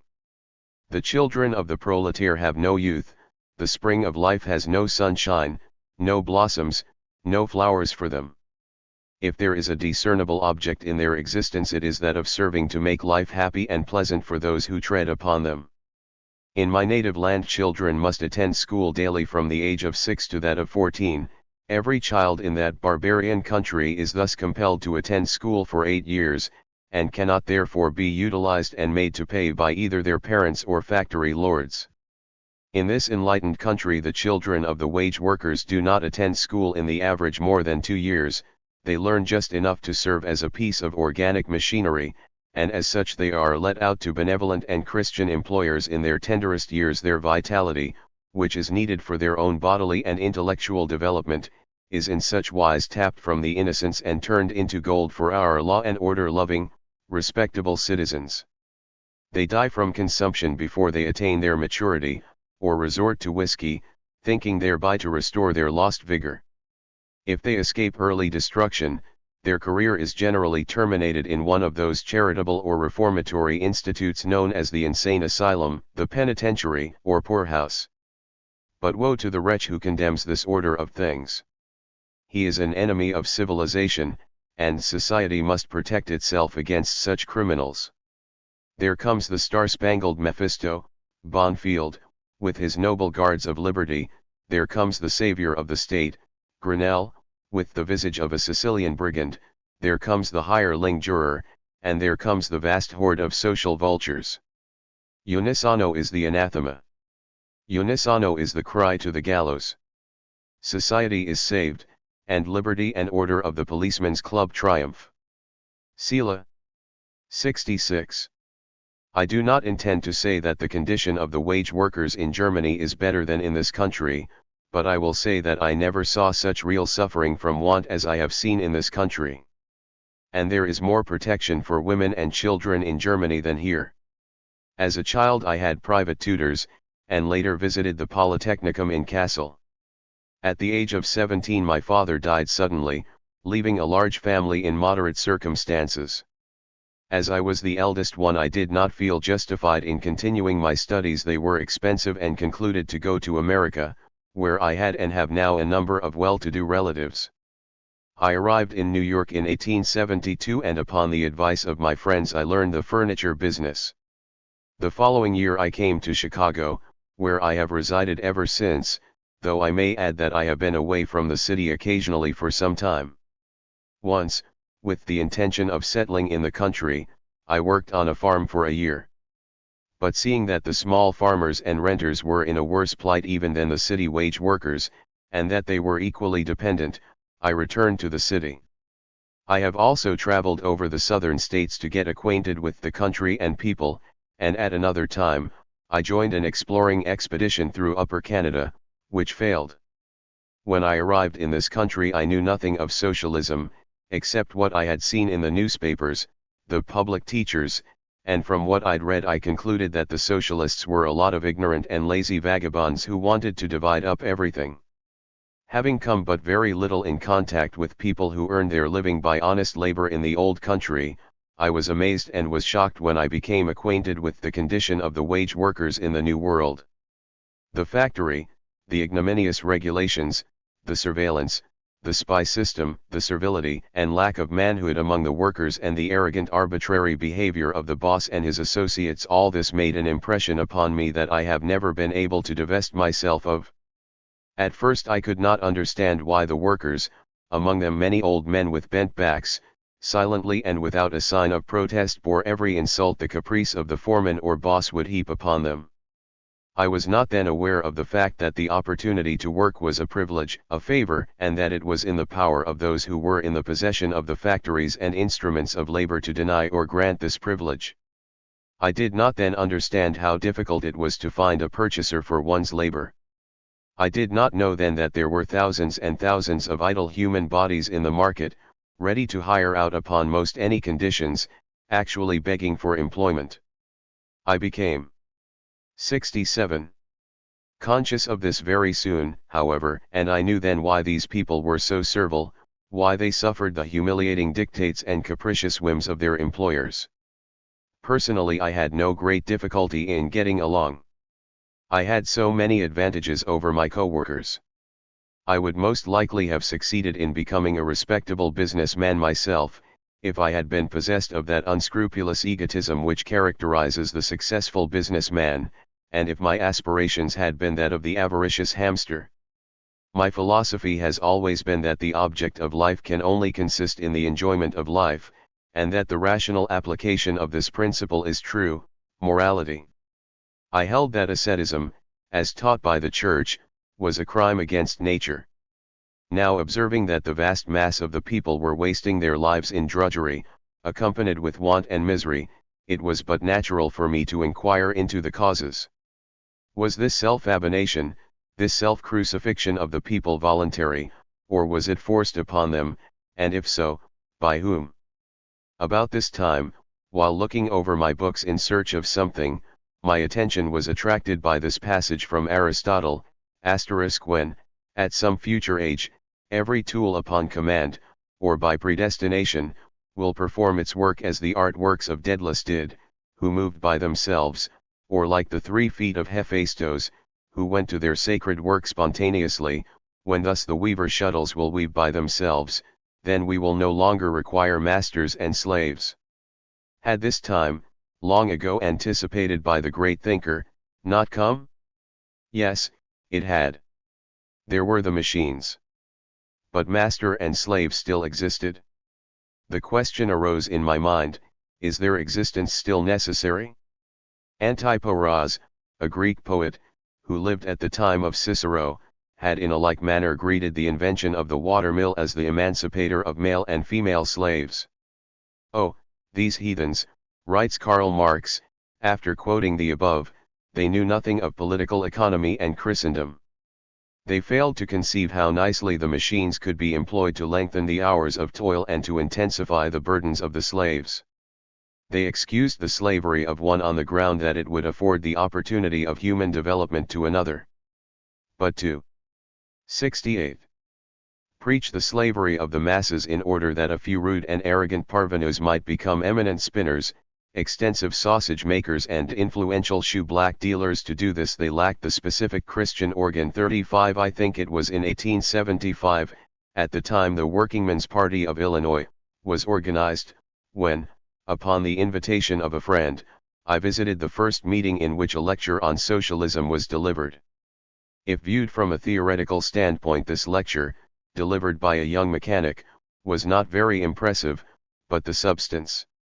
I will simply say that this lecture gave me the passepartout to the many interrogation marks which had worried me for a number of years. I procured every piece of literature I could get on the subject. Whether it was adverse or friendly to socialism made no difference. In the beginning I was a visionary, an enthusiast. I believed, as so many righteous people do today, that the truth only required to be expressed, the argument only to be made to enlist every good man and woman in the good cause of humanity. In my youthful enthusiasm I forgot to apply the experience of historical progress to this particular case.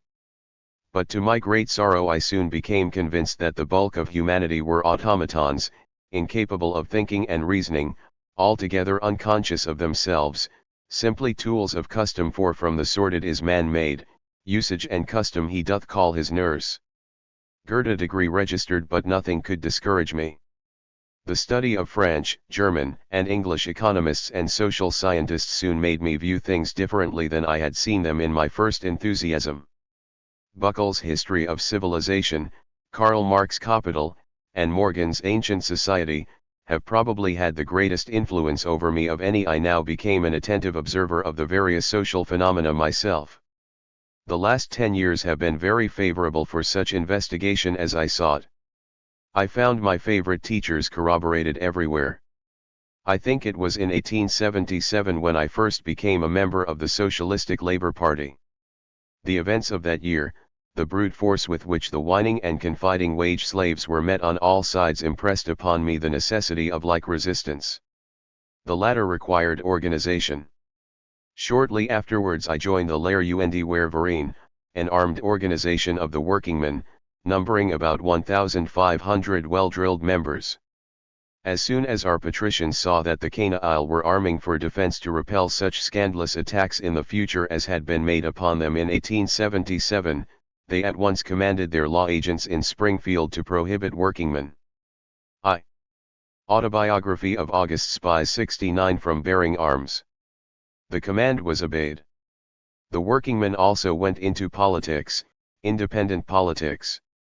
I served as a nominal candidate myself several times, but when the noble patricians and the political augurs saw that they were successful in electing a number of their candidates, a conspiracy was organized to disfranchise them by fraudulent count and like methods. The workingmen thereupon left the ballot with disgust. Although I have myself in past years advocated political action, I have never for an instant believed that thereby the social evils would be abolished, or even that reforms, benefiting the workingmen, could thus be brought about. I viewed political action, simply and solely as a good means of propaganda. Believing, as I do, that the economic body is the organism of society, the substructure of all social, political, and moral institutions and operations, I cannot but repel the idea that the foundation of society could be changed by alterations of it, or by a structure that rests upon it, and would tumble down the very minute the foundation was touched. The economic emancipation, in my opinion, can be achieved through an economic struggle only, not through politics, although the latter may be one of the many forces of organization, necessary in the development of things to bring the final struggle to a focus. Indeed, it looks so at the present time. To enter into this question more thoroughly in a mere autobiography would lead us too far. But if your readers should desire to hear my views upon this subject, I shall gladly furnish you a special contribution. As stated before, since my arrival in New York I was engaged in the furniture business. Being of a very independent disposition, I began to work for myself in 1876 by opening a small shop. In the same year my mother, 3 little brothers and 1 sister emigrated to the city, with whom I have lived ever since, and who were for some years dependent upon me. Nothing very eventful occurred during these years. In the spring of 1880 the Arbeiterzeitung, the German workingmen's organ, a paper which had been started in 1872 as a weekly, and which had since grown into an influential daily, was on the verge of bankruptcy. Mismanagement was the cause of it. I was called upon by the society to take the management, and shortly after was elected superintendent, and still later editor. The paper was saved, and has at this writing the largest circulation of any German paper in the city.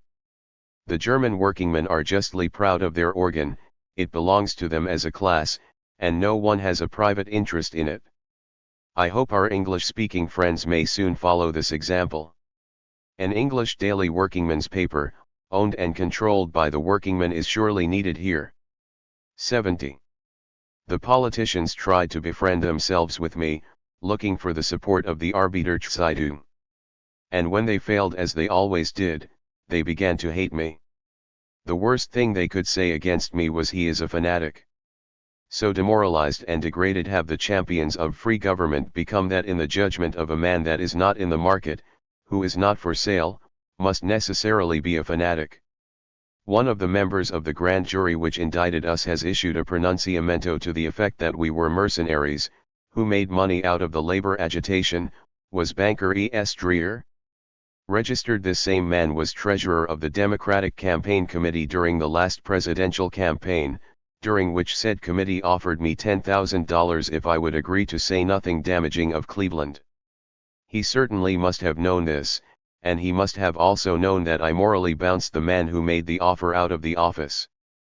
This same man, Dreer, about 3 years ago had sold a piece of property to the school board for $32,000. The property was located on the corner of Cass and Illinois streets.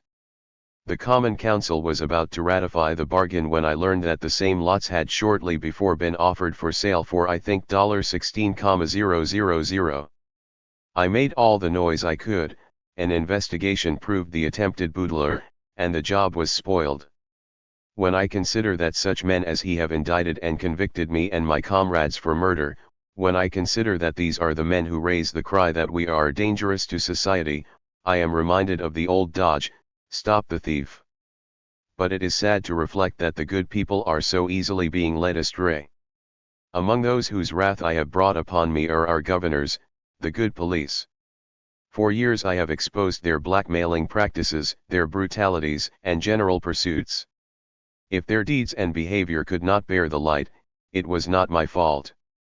When about 11.5 years ago I had the desk sergeant of the West Chicago Avenue station arrested for brutally outraging a young girl while in the station, and nearly killing her, the star-spangled libertines of the city swore dire vengeance. They have got it now, they think. That I have made myself generally obnoxious to the extortionists and fleecers during my management of the Arbeiterzeitung, this I need hardly add. To conclude with, I am proud of the enemies, and no less of the friends I have made. I have been a member of the Amerikanische Turner Bund for a long number of years. 2 years ago I was elected a delegate to the national convention of this powerful organization, and succeeded in having a _71 socialistic plank inserted in the platform. I was also a member of the Knights of Labor once about 3 years ago, but the assembly to which I belonged dissolved, and I never since have _tenured my membership, principally, because I never liked secrecy or ceremonies in an organization *degree, but I have frequently lectured in meetings of Knights, when invited. As an oral agitator among the wage workers, I have been very active. I was a delegate to the Congress of the Revolutionary Socialists, held in this city, in /1881, and also a delegate to the Congress of the International Working People's Association, held in Pittsburgh, in 1883. I have addressed meetings in most of the industrial cities in the States. During the strike in the Hocking Valley *, I visited that locality and spoke to enthusiastic meetings, notwithstanding the good Pinkertons who threatened to kill me and who attended the meetings with Winchester rifles. My connection with the meeting on the Haymarket, on May 4, 1886, did not go beyond that of an invited speaker. I had been invited to address the meeting in German, but no English speakers being present, I spoke in English. The meeting had been called by the representatives of a number of trades unions. Those present were workingmen of all beliefs and views, they were not anarchists, nor were the speeches anarchistic, they treated on the 8-hour question. Anarchism was not even referred to by anyone. But anarchism was good enough to serve as a scapegoat for Bonfield. This fiend, in order to justify his murderous attack upon that meeting, said they were anarchists. Anarchists. Oh, horror. The stupid mass imagined that anarchists must be something very bad, and they joined in the chorus with "The time draws nigh," that worthy said, placing his forefinger significantly alongside of his Roman nose, "when you young men will have to earn your daily bread in the sweat of your brow. Some of you may acquire wealth, while others will be less fortunate." Now, these socialists, mark you, who are a lazy set of people, intend to forcibly make you divide with them everything you possess at the termination of every year. For instance, if you should call 2 pairs of boots your own, one of these socialistic scoundrels will kindly relieve you of 1 pair. How would you like this? Certainly, we thought we did not like this at all. Neither would consent to anything of that sort today. Most decidedly not. Such an arrangement, I fancied, would be absurd. Now I knew it to be a fact that my father took part in socialistic meetings very frequently, and I wondered that day why he whom I thought to be so good should have intercourse with such a bad class of men, whose object it was to lead a lazy life and to make the sober, industrious working people, at the termination of each year, divide their earnings with them. When I reached home that day I intimated to my father what bad people the socialists must be. Much to my surprise, my dear. 75. Father laughed aloud and embraced me very affectionately. Dear Adolphe, he said, if socialism is what your teacher explained it to be, why then the very same institutions which prevail now would be socialistic. And my father went on to show me how, in fact, there were so many idlers and indolent people under the now existing form of society, who were residing in palatial houses and living luxuriously at the expense of the sober and industrious working people, and that socialism had the mission to abolish such unjust division. After this day I accompanied my father to socialistic gatherings, and soon became convinced of the truth of what he had said. I began to study. Wandering about the streets one often saw groups of hard-fisted men who were working in quarries and other places of toil, and handling heavy picks and clumsy shovels from early morning until late at night. Standing a little aside I would notice an elegantly dressed individual, smoking a Havana, and seemingly interested in the work of the toilers. The hands of the idler were covered with kid gloves, in the bosom of his snow-white shirt glittered a diamond pin, and from his vest dangled a valuable gold watch chain. You can guess, dear reader, who this gentleman was, the employer. The busy toilers, notwithstanding the many hours of strained work, could scarcely earn enough to keep themselves and family from want. I saw they inhabited miserable hovels, and the pleasures and comforts of life were unknown to them. Their children were hollow-eyed and resembled fence posts covered with human skin more than human beings. Following, on one occasion, the fine gentleman whom I had seen standing idly by, and who had commanded the workingmen, saw him enter a wonderfully beautiful house, a palace.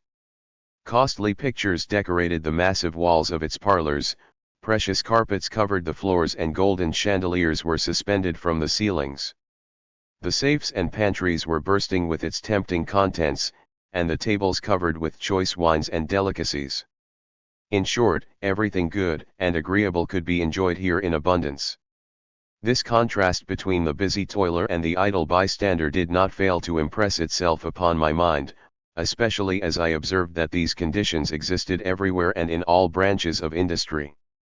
I perceived that the diligent, never-resting human working bees, who create all wealth and fill the magazines with provisions, fuel, and clothing, enjoy only a minor part of their products and lead a comparatively miserable life, whilst the drones, the idlers, keep the warehouses locked up and revel in luxury and voluptuousness. Was I wrong, or was the world wrong? I saw men who manufactured shoes and boots and had helped fill the storehouses with these products ever since their boyhood, and yet they lingered to leave their shanties after rainy. 76. Whether for fear of getting wet feet, and in many cases the toes of their children's feet peeped speakingly out of the top of the shabby shoes. Bricklayers were busy building houses from sunrise until sunset for several decades, yet as I looked about me, I discovered but very few who called a house their own. They were bound to pay rent for the very same houses which they had built. The clothing stores I knew to be crammed with goods, but it was not a rare spectacle in my native city to see tailors walk about in the streets with pants patched to such an extent, that they resembled chessboards. Whilst the journey bankers were half roasting in the hot bake-house, 16 out of 24 hours a day, their wives in many instances did not know where to get a loaf of bread. My father's neighbor worked in a butcher shop, but his wages were so low that his family could afford the luxury of 1 pound of meat only once a week on Sunday. All these circumstances convinced me that there must be something rotten in the state of Denmark, and it did not even require a profound thinker or a sorcerer to discover that the prevailing social institutions were based upon the extortion of one class by another. But now, after I had come to this conclusion, I wondered whether the workingmen were conscious of their real situation. I found that the overwhelming majority were not. Instead of hating those who enslaved them, they looked upon their masters as their benefactors. Many incidents which I observed proved this to be a fact. For instance, I remember visiting a cousin of mine one Sunday, who worked in a gigantic sugar refinery together with thousands of other men and women, the owner of said factory being a well-known millionaire. My cousin could not help at every occasion to speak in high terms of praise of his benefactor, as he styled his employer. On this day especially he endeavored to make the generosity of his benefactor plausible to me. "Why," my enthusiastic cousin explained, clapping his hands, "besides employing so many people, who would otherwise be compelled to starve, he donates annually an enormous sum of money to charitable purposes, and, furthermore, he was so noble-hearted as to give employment to the widow and children of the two unfortunate working men who lost their lives last month by being crushed by the machinery." But ungrateful as I was, I saw nothing noble in this. I had read in novels that Skinderhands, and other famous highwaymen, had given part of their booty to the poor, and therefore I saw nothing extraordinary in the charity of my cousin's benefactor. I not only thought so, but I also communicated my thoughts to my esteemed relative, who in return got very angry because of this comparison, and muttered something which sounded like "that lad is TD. getting too smart." This is only one example. Thus I found the brains of the toilers to be molded everywhere. Oh, these stupid fools! They were slaves without knowing it. They stood still like innocent sheep while their masters sheared them. More than that, they looked upon them as their noble benefactors, who employed them for the reason of saving them from starvation. Years have elapsed since the time of my first inquiries into the causes of social inequalities. I have traveled comparatively a good deal, and have come in contact with people of all classes, and was enabled to study and learn. The whole of life is but a school. That which is commonly called a school is merely an introduction into this practical school of life. A good many of the toilers, like myself, have profited by the lessons of the serious school of experience. They are beginning to discover the real causes of the diseases of society. The reigning classes do not like this a bit. The capitalists and profit-mongers are dependent on social diseases for their harvest. Without them they would be what physicians are without physical diseases. This being the case, they try to prevent the toilers, their slaves, to awake from their mental torpor. And what means do the human drones employ to accomplish their schemes, in other words, to keep the wage slaves in ignorance? Let us investigate the matter. From their earliest childhood the working men are being prepared for their destiny like the dancing bears brought up for the profession by his master. In the schools and churches they are told that it is the will of God that there should be rich and poor people. God knows and sees everything and nothing exists without his knowledge. The doings of the Almighty being wise and inscrutable, he has a special purpose in bestowing wealth and riches upon some of his children, whilst others perish in want of the indispensable necessities. Now, some narrow-minded people may think that this is very partial of God, but they are mistaken. For those who are seemingly neglected on this miserable earth, will be given the more recognition in heaven, so that everything will be balanced after all. Humility and meekness are qualities which are highly agreeable to God and therefore highly recommendable to the workingman. Patience and obedience are also becoming to the toilers. Work and pray, for God himself has demanded of sinful humanity to eat their daily bread in the sweat of their brow. These and similar advisers do not fail to make an impression upon the susceptible mind of the child, and thus they pass into manhood being obedient, unassuming, and ignorant slaves, without being aware of it. Being raised in ignorance they suspect no wrong, but believe that the form of society under which they live is the natural order of things. No wonder.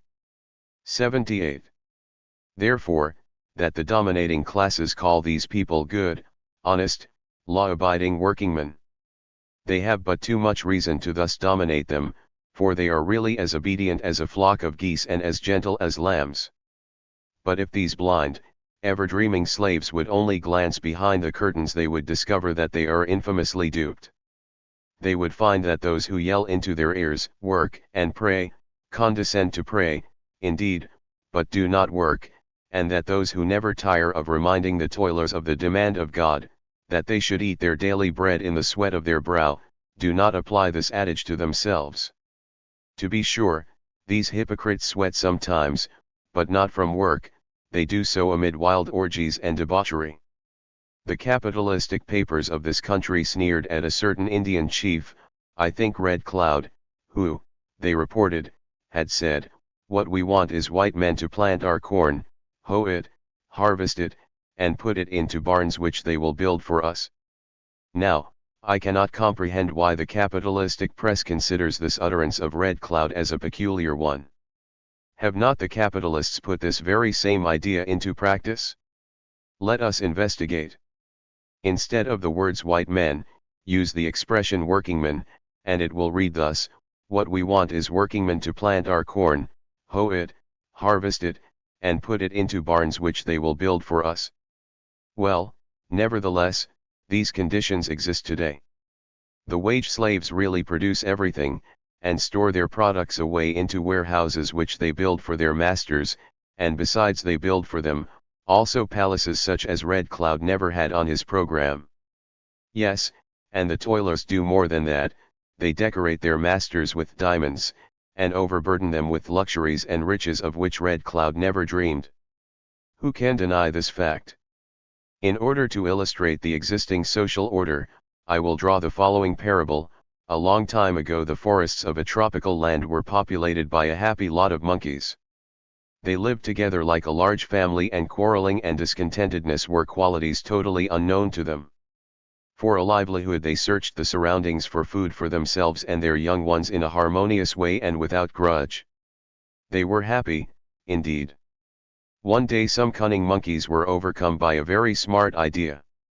They erected fences around the best parts of the forests and forbade their fellow monkeys to hunt for food inside of the hedged regions. They named these pieces of land property. Now, the propertyless monkeys were in utter despair, for they did not know where to get food for themselves and families. They called 72 upon the property owners and complained of their impossibility of making a livelihood. The propertied monkeys said unto them, "We may allow you to seek food on our property under the condition that you will give us half of the result of your labor." This offer the poor propertyless monkeys were compelled to accept, as there was no other way of making a living. No other choice was left open to them as either to accept or starve. The propertyless monkeys had to build large warehouses for their employers, into which to store away their services as was sufficient to keep themselves and families alive. This was called means. The property-owning monkeys became very wealthy, and were living in luxury and idleness. And why should they not? Did not the poor monkeys work for them, and thus enable them to be idle and yet debauch in abundance? For a long time the working monkeys did not grumble, but were very obedient. Generations thus passed, and the monkeys thought that the social institutions could not be otherwise and that there had to be rich and poor monkeys, because these were the conditions which existed already when they were born. But the employers grew continually richer whilst the portion of the products of the workers, which they received as a compensation, were reduced to the lowest standard. Consequently the poor working monkeys were living in destitution and misery, notwithstanding the fact that the warehouses were filled with food. Discontentedness among the workers was the natural result of the growing wealth on one side and increasing poverty on the other. In order to keep the grumbling monkeys in subjection and maintain the respect for the existing institutions, the propertied classes hired numbers of able-bodied monkeys from the ranks of the propertyless classes. Those men were called police, sheriffs, militia, ASF. Now, the dissatisfied monkeys assembled frequently for the purpose of seeking remedy for the existing evils. As the opinions as to ways and means to secure better conditions were very different, they formed various organizations. Some of the workers aimed at higher wages and others wanted to work less time. Still another class of workers held that the wage system should be abolished entirely. They said that the propertied monkeys had accumulated their riches by robbing the workers out of the major part of the results of their labor. Furthermore, they claimed that the wealthy classes had no right to monopolize the natural resources of existence and thereby force their fellow monkeys into their services, but that the Mother Earth and her products belong to the monkey race in common. The monkeys who confessed the latter ideas were considered very dangerous by the privileged classes. Law and order is endangered, the wealthy cried. Those anarchists 80 want to overthrow our glorious institutions and turn everything tipsy-topsy. We must do away with those bloodthirsty rascals, who want to take our property and who are undermining our free and glorious institutions. These propertied monkeys were also opposed to that part of the working monkeys who only demanded a larger compensation for their work, but their hate against those who wanted to abolish their privileges altogether was immeasurable. The capitalistic press, and even numerous labor journals, define anarchism as murder, plunder, arson, and outrage upon society in general. These learned journalists, or at least a majority of them thus defining anarchism, misrepresent the objects and aims of this teaching maliciously.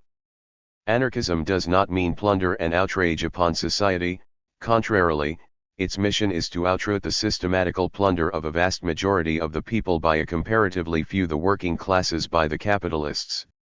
It aims at the extermination of the outrages committed by the reigning classes upon the wage slaves, under the name of law and order.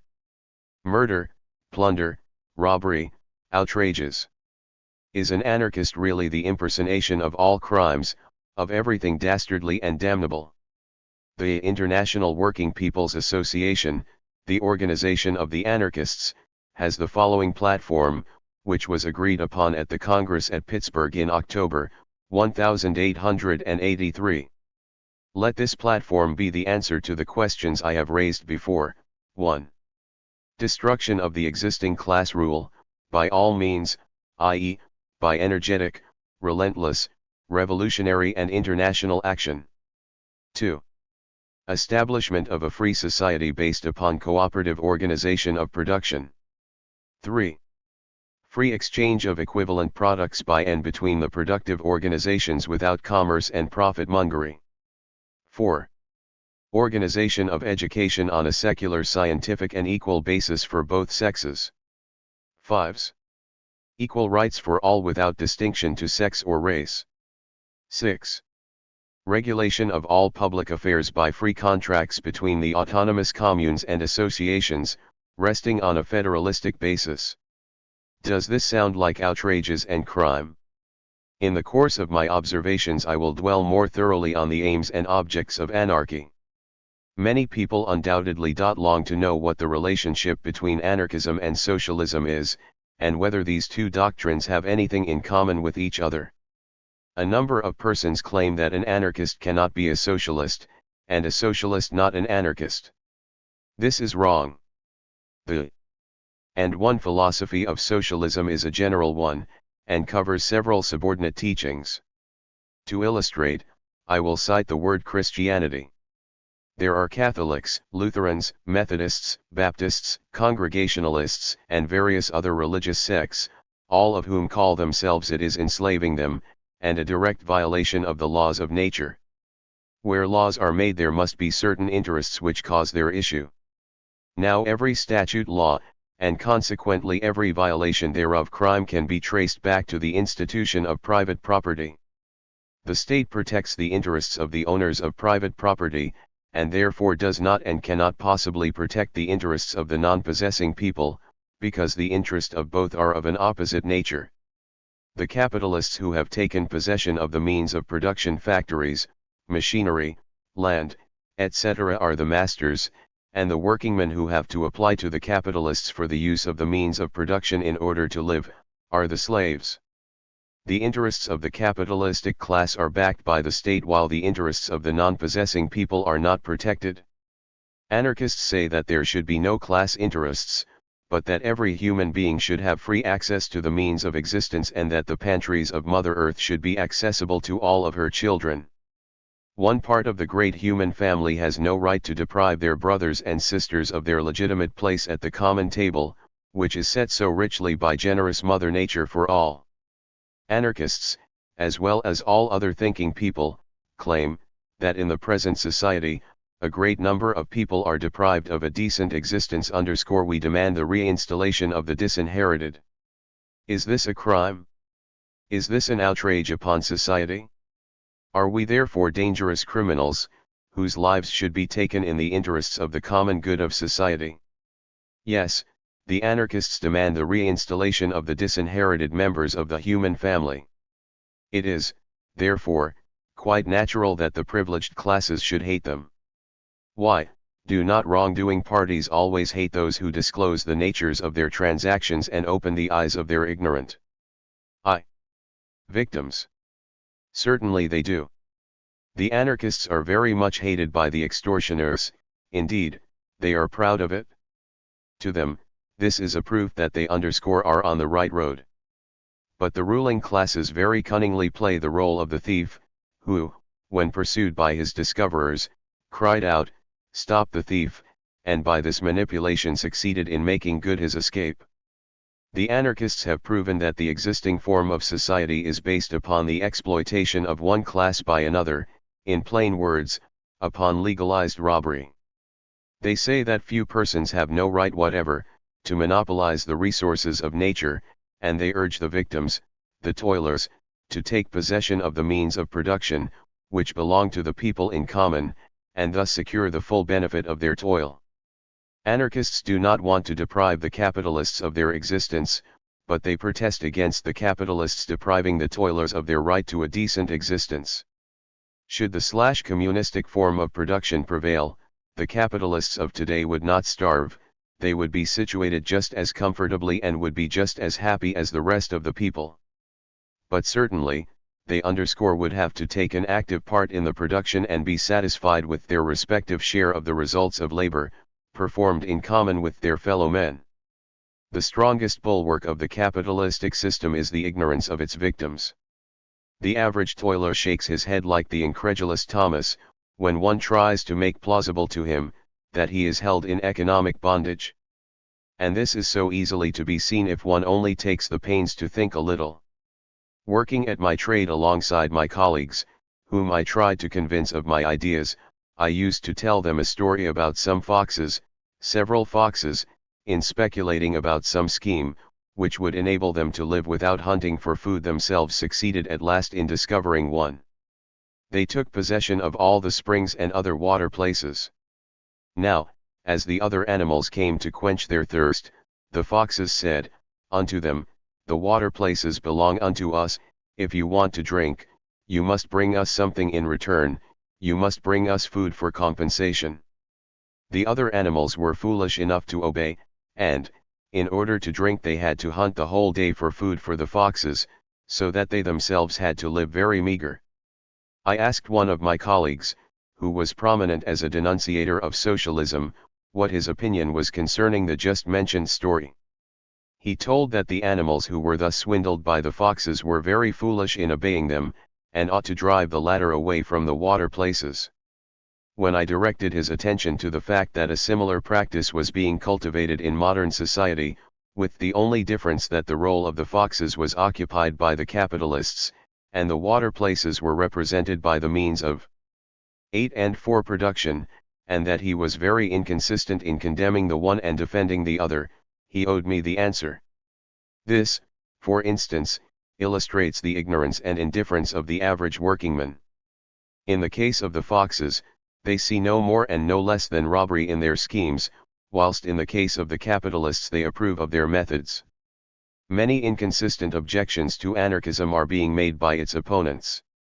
Some people have the impression that in an anarchistic society, where there is nobody to govern and nobody to be governed, every person would be isolated. This is false. Men have implanted by nature an impulse to associate with their fellow men. In a free society men would form economic as well as social association, but all organizations would be voluntary, not compulsory. As I have asserted before, laws and the violation thereof, crimes, are attributed to the institution of private property, especially to the unequal distribution of the means of existence, to degradation and want. When the institution of private property will be abolished, when economic and social equalities will be established, when misery and want will belong to the past, then crime will be unknown and laws will become superfluous. It is a wrong assertion when people claim that a man is a criminal because of a natural disposition to crime. A man, as a tule, is but the reflex of the conditions which surround him. In a society, which places no obstacle in the road of free development of men, and which gives everybody an equal share to the pursuit of happiness, there will be no cause which will induce men to become bad. The legalized private property system gives birth to crime and at the same time punishes it because it exists. The mother punishes her own child because it is born.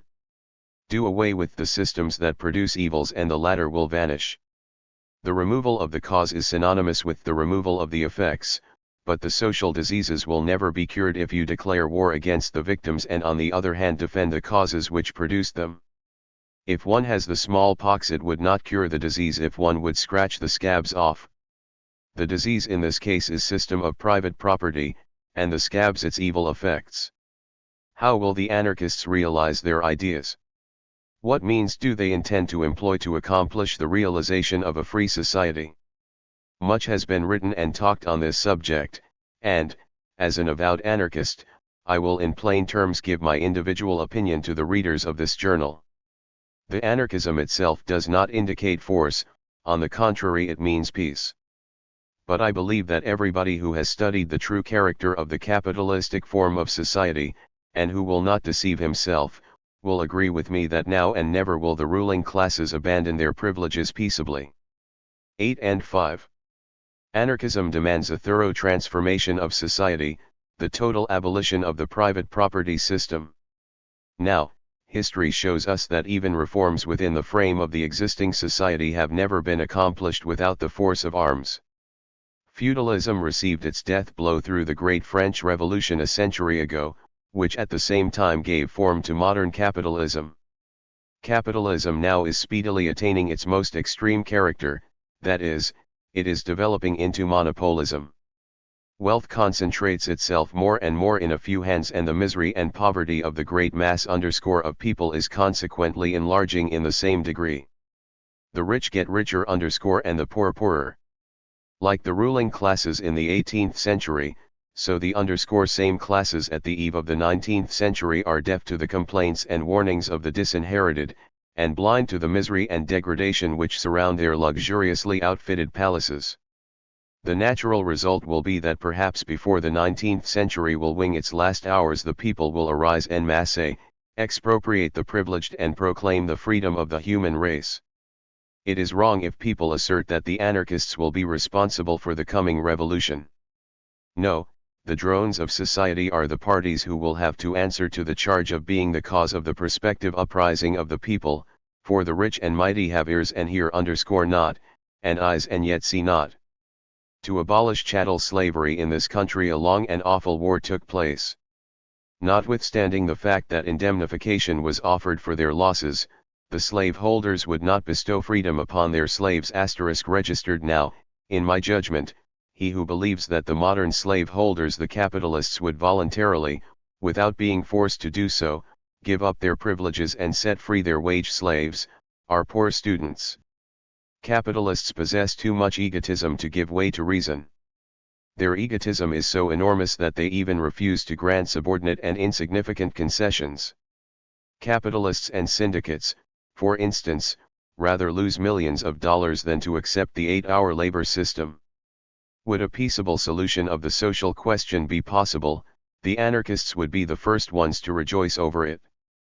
But is it not a fact that on occasion of almost every strike the minions of the institutions of private property, militia, police, deputy sheriffs, yes, even federal troops are being called to the scenes of conflict between capital and labor, in order to protect the interests of capital? Did it ever happen that the interests of labor were guarded by those forces? What peaceable means should the toilers employ? There is, for example, the strike.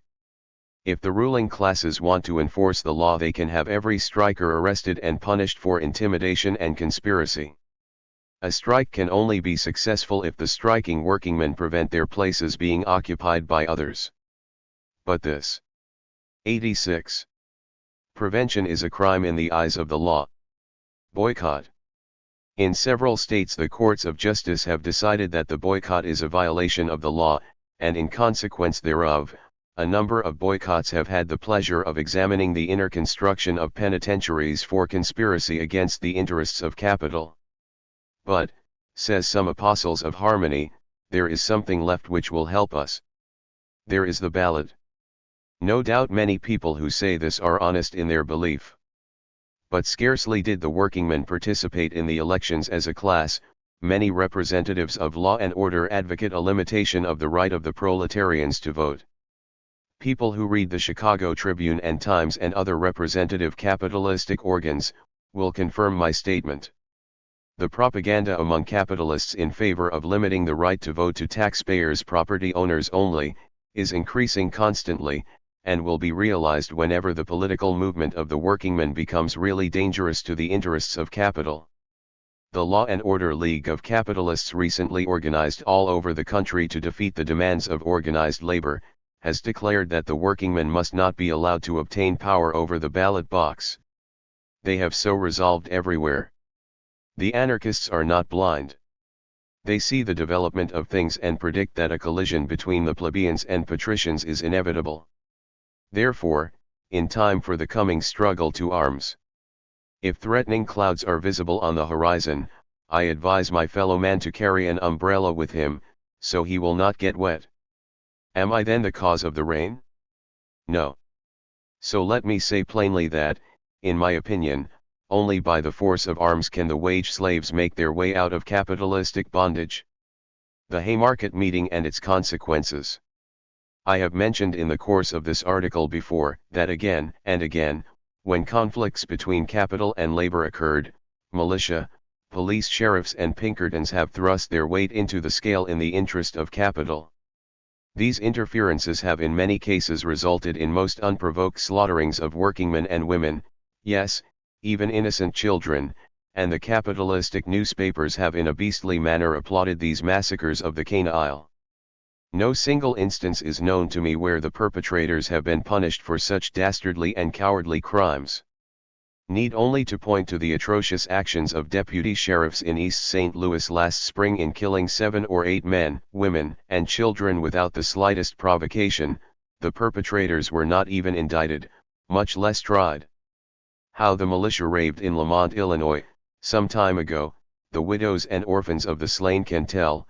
The murderers were not prosecuted for their crime, but highly praised for their bravery. Degree without any pretense whatever, militia men inaugurated a scene of horror in Belleville, Illinois, few years ago.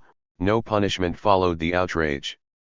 In the various coal regions of this country, hundreds of widows and orphans mourn over their husbands and fathers who have been slaughtered by the minions of capital. Would I name and give a description of all crimes thus committed in the name of law and order, I would have to write a book as large as the Bible. Chicago herself can sing a sad song about the outrages of her police. Scores of her citizens, who were mere spectators, had their skulls broken at the time of the last strike of the streetcar employees, and several persons have lost their reason as a consequence of the merciless clubbing. As a reward, the leader of the clubbing hordes was advanced from a mere captain to inspector of police. Hundreds of other American sovereigns have had their ribs broken and are crippled every year without any provocation, by drunken and brutal despots of law and order, and the graveyards harbor the dead bodies of not a few workingmen, who were killed by the police, while endeavoring to secure a higher compensation for their toil. On all these occasions the International Working People's Association has never failed to raise a protest against the outrages and to demand a conviction of the guilty parties. Now, the McCormick affair on the 3rd day of May led to the meeting on the Haymarket. In a meeting on the evening of the 3rd of May, in 54 West Lake Street, of which Waller was chairman, the meeting of the following night was arranged on the suggestion of Waller himself for the purpose of protesting against the brutal behavior of the police. The presiding officer appointed me as a committee to look after the printing of handbills and the invitation of speakers, which duty I performed. On Tuesday the 4th of May, I had the handbills printed and distributed. The meeting took place and was a very quiet and orderly one. Even several witnesses for the state testified that the speeches were of a more conservative character than those made by the speakers on previous occasions. I was present and listened to the speeches until about 10 minutes past 10 o'clock _ at which time dark clouds moved up, indicating a rainstorm. Fielden was speaking at this time, but Parsons interrupted him, making the remark that _ the people present had better adjourn to Zepp's Hall, which was nearby, on account of the threatening rain. Fielden, taking up his speech again, urged the Val audience to have patience for a few minutes yet, as he would have finished his speech in a short while, and then the listeners all could go home. I, however, in the company of a friend proceeded to Zepp's saloon, where a few moments later, Parsons put in an appearance also. I had been in the saloon scarcely 4:88 or 5 minutes, when we all heard the sound of an explosion, and simultaneous volleys of shots. Before I could realize what had happened, people came rushing into the saloon, apparently to seek shelter from the bullets, some of which whistled even through the saloon. Now, I comprehended the situation, but I had at first supposed that the police or the militia had attacked the meeting with a Gatling gun, so tremendous was the report of the explosion. At once the doors of the saloon were locked, and thus I was compelled to remain in the building perhaps 10 or 15 minutes, before I succeeded in gaining the sidewalk and making my way home. The first details of the real character of the occurrence at the Haymarket, I learned the following morning, when I bought a morning paper on a Milwaukee Avenue car on my way downtown. On the same morning, about 10:30 o'clock, I was arrested in the office of the Arbeiterzeitung, 107 Fifth Avenue together with all other compositors of that paper, and I have breathed prison air ever since. What caused the police to attack the meeting? Certainly not the attitude of the assembled people, for it was proven during the trial that the meeting had been an orderly one, and that there was no indication that trouble would arise from the gathering. Even Mayor Harrison, who was present, testified to that fact. A few months ago the Chicago Times compared the anarchists and socialists with the murdering and plundering bands of Apaches, and especially the convicted anarchists with Chief Geronimo and his staff. I, in return, ask of an unprejudiced public, whether this omen cannot with more justice be applied to the police, or at least to the commanders of the same. I think such a comparison would be more accurate. So be it then. The police Apaches had spilled workingmen's blood already on Monday afternoon and at intervals on Tuesday, but they thirst for more. On the night of the memorable 4th of May they lay crouching in their wigwams on Desplaines Street.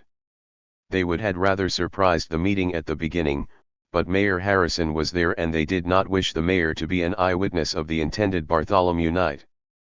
With impatient strides Chief Geronimo Bonfield measured his wigwam and said, "The trouble with these socialists is that they always have their wives and children with them. I wish I could have 3,000 or 4,000 of them in a bunch, without their families, and then I would make short work of them." Mayor Harrison had left the meeting at last and had gone home, but not until he had told Bonfield not to undertake an attack upon the gathering, because it was orderly and peaceable. But hark! Hasty! 8 and 9 steps approach the wigwam. Who is it? Scouts. "Mighty chief," they exclaim, "if you want to make an attack, now is the time for you, for the meeting will soon adjourn." Fielden said just now that he would be through with his speech, and if you linger any longer the socialists will be on their way home. The eyes of the chief sparkle in delight, and he gives to his warriors the signal to march. Rapidly they approach the meeting. The braves, with one hand clenching their clubs, with the other their pistols, were just ready to commence their bloody work, when the deathly bomb came through the air with a known awful result. Who threw the missile? I do not know, I was not in the meeting at that time. But still I am sentenced to death. There remains but little for me to relate, for I assume that the readers of this journal are familiar with the farce in Judge Gary's courtroom. I do not believe that there is a trial on record in this country which equals this trial _ with regard to unfairness and the use of all possible corrupt means, including perjury and bribery, in order to procure a conviction. The prosecution knew _ that I was in Zepp's saloon at the time of the explosion of the bomb, and 5 _ unimpeached and trustworthy witnesses, against whose character not a word could be said, testified to this fact.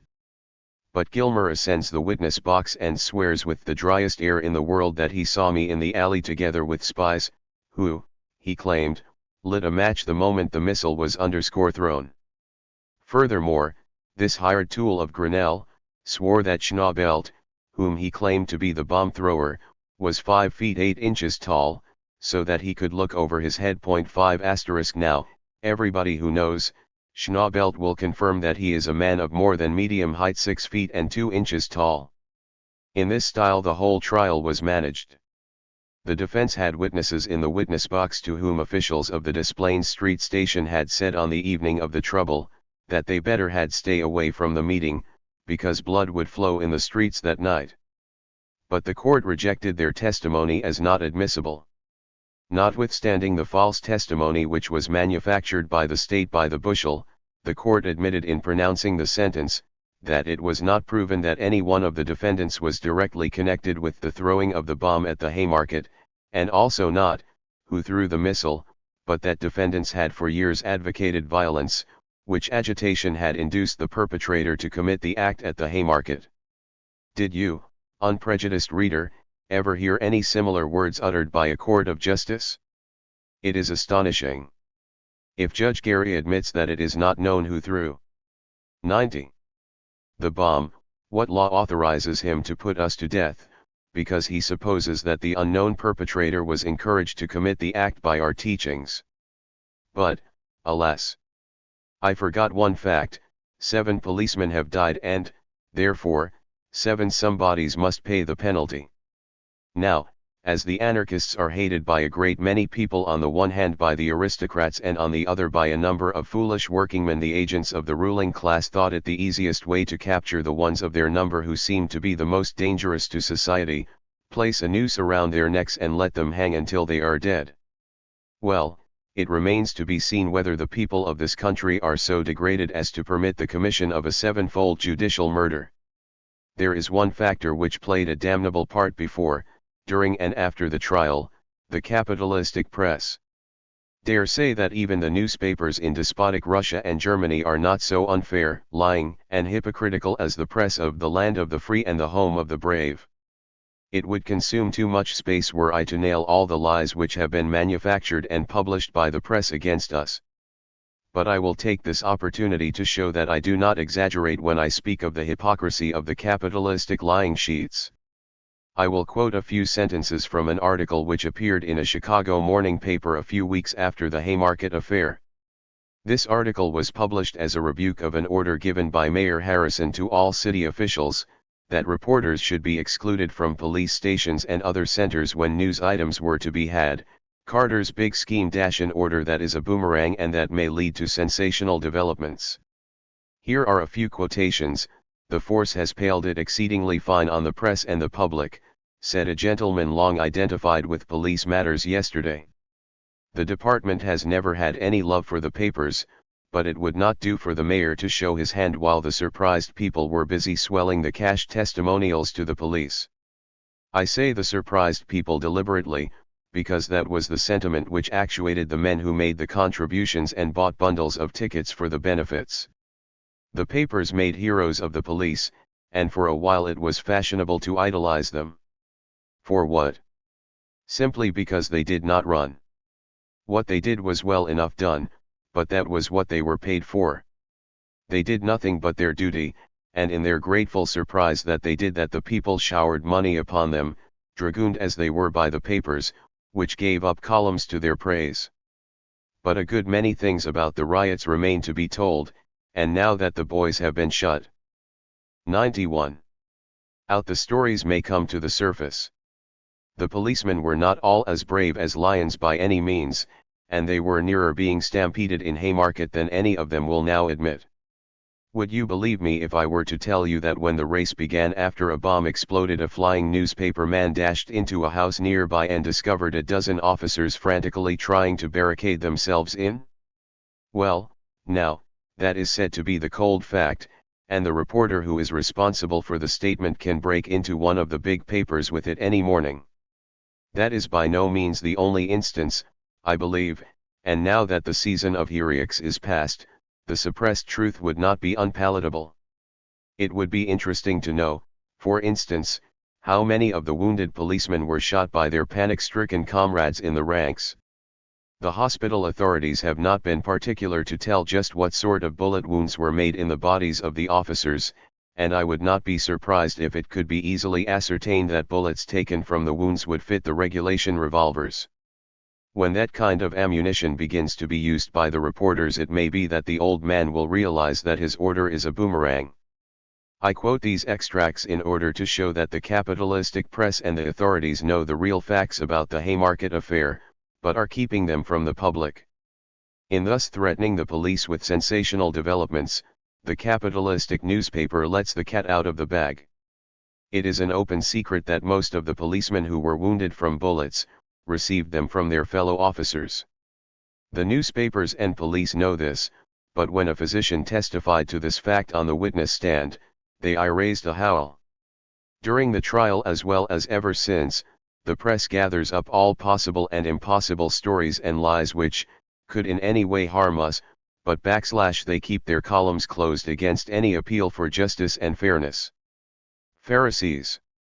As the court as well as the state's attorney have plainly hinted, the verdict of death was rendered for the purpose of crushing the anarchistic and the socialistic movement. But I am satisfied that just the contrary has been accomplished by this barbarous measure. Thousands of workingmen have been led by our conviction to study anarchism, and if we are executed, we can ascend the scaffold with the satisfaction that by our death, we have advanced our noble cause more than we could have possibly done had we grown as old as Methuselah. When left my native country, my dear father advised me to always utter fearlessly whatever I might hold to be the truth, and I followed his advice faithfully. 92. I have given my honest opinions to the readers of the Knights of Labor, regardless of all possible consequences, just as I have done when yet among the people, and until death closes my eyes and shuts my mouth forever, I shall continue to preach that which I think is right. I cannot do otherwise. I know that it is impossible to convince professional liars, such as the hired editors of the capitalistic press, who are paid for crushing the truth. But I beg all the editors of labor journals as well as all honest, intelligent workingmen, not to ape the ridiculous attitude of the capitalistic press towards the doctrines of anarchism, as this has been the case hitherto, but to make anarchism an object of thorough study. Adolf Fischer. Autobiography of George Engel. According to your wishes, I have written the story of my life, hoping that many workingmen may profit by reading it. I, George Engel, was born on the 15th day of April in the year 1836, in the city of Kassel, Germany, at that time the capital of Kirkessen. My father, a mason and bricklayer, Conrad Engel, died when I was 18 months old and left my mother, a very poor widow, with 4 little children. When I was 12 years old my mother died and left me to the mercy of the cold and cruel world. 2 of my brothers were taken to an orphan asylum, and another child were given to 2 poor families, which took care of us for 20 thalers a year. I already knew what hunger meant, learned what starvation was. When I was 14 the city quit paying for my sustenance and was told that it was now time for me to learn a trade. And so it was. In Germany, common school education is compulsory and every child must go to school from the age of 7 to 14, and that 12 months in the year, only interrupted by the usual vacation. At 14 years the boy begins to learn a trade and goes to the Sunday school. There he is further educated in reading, writing, and arithmetic, drawing, etc. Nobody caring for me, I went around and found at last a shoemaker, who was willing to teach me the mysteries of shoemaking in 4 years, provided somebody would furnish me during that time with clothing and washing. Nobody was inclined to do me the favor, and having been apprenticed for 2 weeks, the shoemaker turned me out on the street. For some time I searched in vain for a master who was willing to have me for an apprentice, and then I gave it up. In explanation I will state that in 94. Germany to a great extent, even up to the present day, an apprentice must pay to his master a certain sum for learning a trade, so that it is difficult for a poor lad to get apprenticed at all. I had lost all hope when I heard that certain of my school comrades had emigrated to America. I heard a good deal of the United States, which left on my mind the impression that there was a better chance for me in that country. But before I would leave the old country I must earn some money, and therefore I went to Frankfurt on the Main to try my luck there after having failed in Kassel. As I had no money I had to travel on foot. Tired and footsore, after traveling several days, I finally reached Frankfurt. Being without money I wandered during the day in the streets of the city, not knowing what to do. Night came. Hunger and cold drove me at last into a saloon.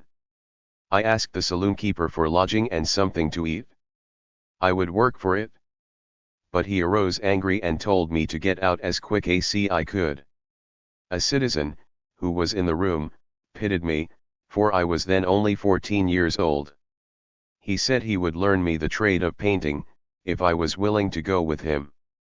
Very thankful and glad, I said yes. I went with him, after taking a hearty meal, for which he paid. I was apprenticed according to the rules of the trade, and I remember the years of my apprenticeship still with gratitude, for my master was a good and righteous man. After getting all the necessary information of the trade I went abroad, traveled, for so is it by custom described to the mechanic. In the year 1863 I came to Bremen, after having worked in Mayence, Cologne, and Dusseldorf. I read a good deal, but nothing of the socialistic literature. By and by I perceived something of the ways of the world and often thought about the difference between the rich and the poor. Till then I had lived easygoing and careless. The newspapers in Bremen had much to say about the oppression of the inhabitants of Schleswig-Holstein by Denmark. A movement was going on to free these German brethren from the yoke of the Danish king, as it was put. I considered the struggle of my countrymen for something great and joined a regiment of volunteers. We were drilled by officers of the city of Bremen in the Turner Hall. Later we marched to Altena in Schleswig-Holstein.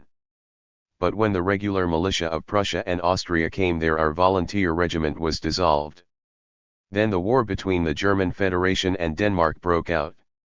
The German brethren were freed from the Danish yoke only to come under the Prussian yoke. In those war times business was slow in northern Germany, and this brought me to Leipzig, which I left when the war of 1866 broke out. Registered then worked in different cities. The year 1868 found me in Rena, Mecklenburg-Schwerin, where I married. I started a business of my own. The 95 development of the factory system in Germany swept most of the small manufacturers, without great means, out of existence. The struggle for life increased and it became hard to make a decent living. My intention to emigrate to America, which I had when a boy, came back. To make it short, the 8th day of January, of the year 1873, found me in Philadelphia. I took work in a sugar refinery. In May I worked again as a painter. In Philadelphia for the first time in my life, I heard something about serious labor troubles. The militia marched along the streets. They came from the coal mines, where they had subjugated some troublesome, starving miners. I watched them, when a bystander said to me, "Those scoundrels ought to be hung on the spot." That remark surprised me, for, at that time, being an ignorant foreigner, I sang the praises of this free and glorious country. Scornfully looking at that man, I asked him for the reason of his unpatriotic remark. He gave me reasons. Having been a manufacturer myself, although on a small scale, and knowing nothing of the labor question, I was unable to comprehend him. I told him America was a free country, anybody could earn good wages if he wanted to, and save money besides. In short, I reiterated the well-known trash of the capitalistic newspapers. It is true, earned what was called good wages by 10 hours daily work and laid by a little money for a rainy day. Well, the rainy days came soon enough. I became sick, my eyes suffered. My savings were soon gone. Doctors and medicine were dear. I had to support a wife and little children. As the physician very quickly perceived that I was poor and helpless, and that there was nothing to gain by curing me, he sent me to the German Aid Society. This society helped me along for some time by paying for a physician. But that was all. My family was starving, and I often did not know where to get bread for them.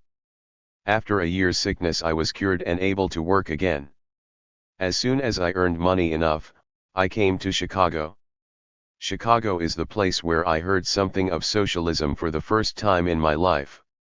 In the year 1874, I worked in the Tem Brothers wagon factory.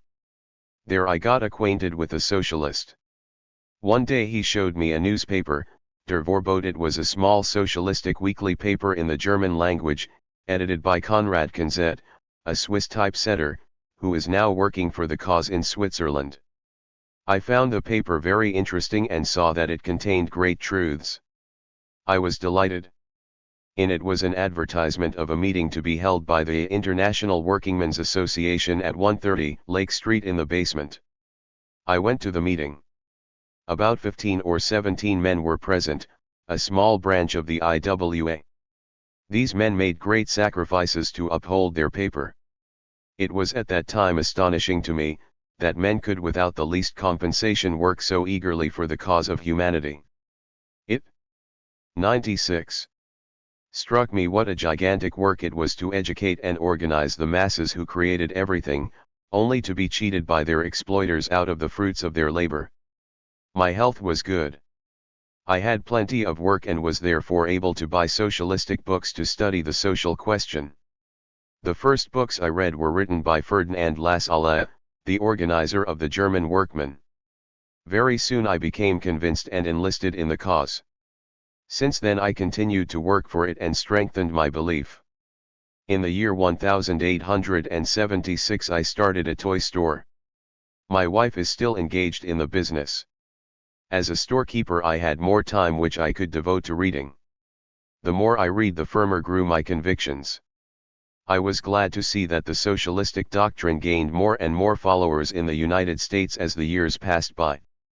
After the shooting at Lehman at the German Emperor in May and June of 1878, the government of that country made special laws against the socialists and dissolved their organization degree registered. That was the reason that the Chicago Socialists, members of the IWA, were also disbanded.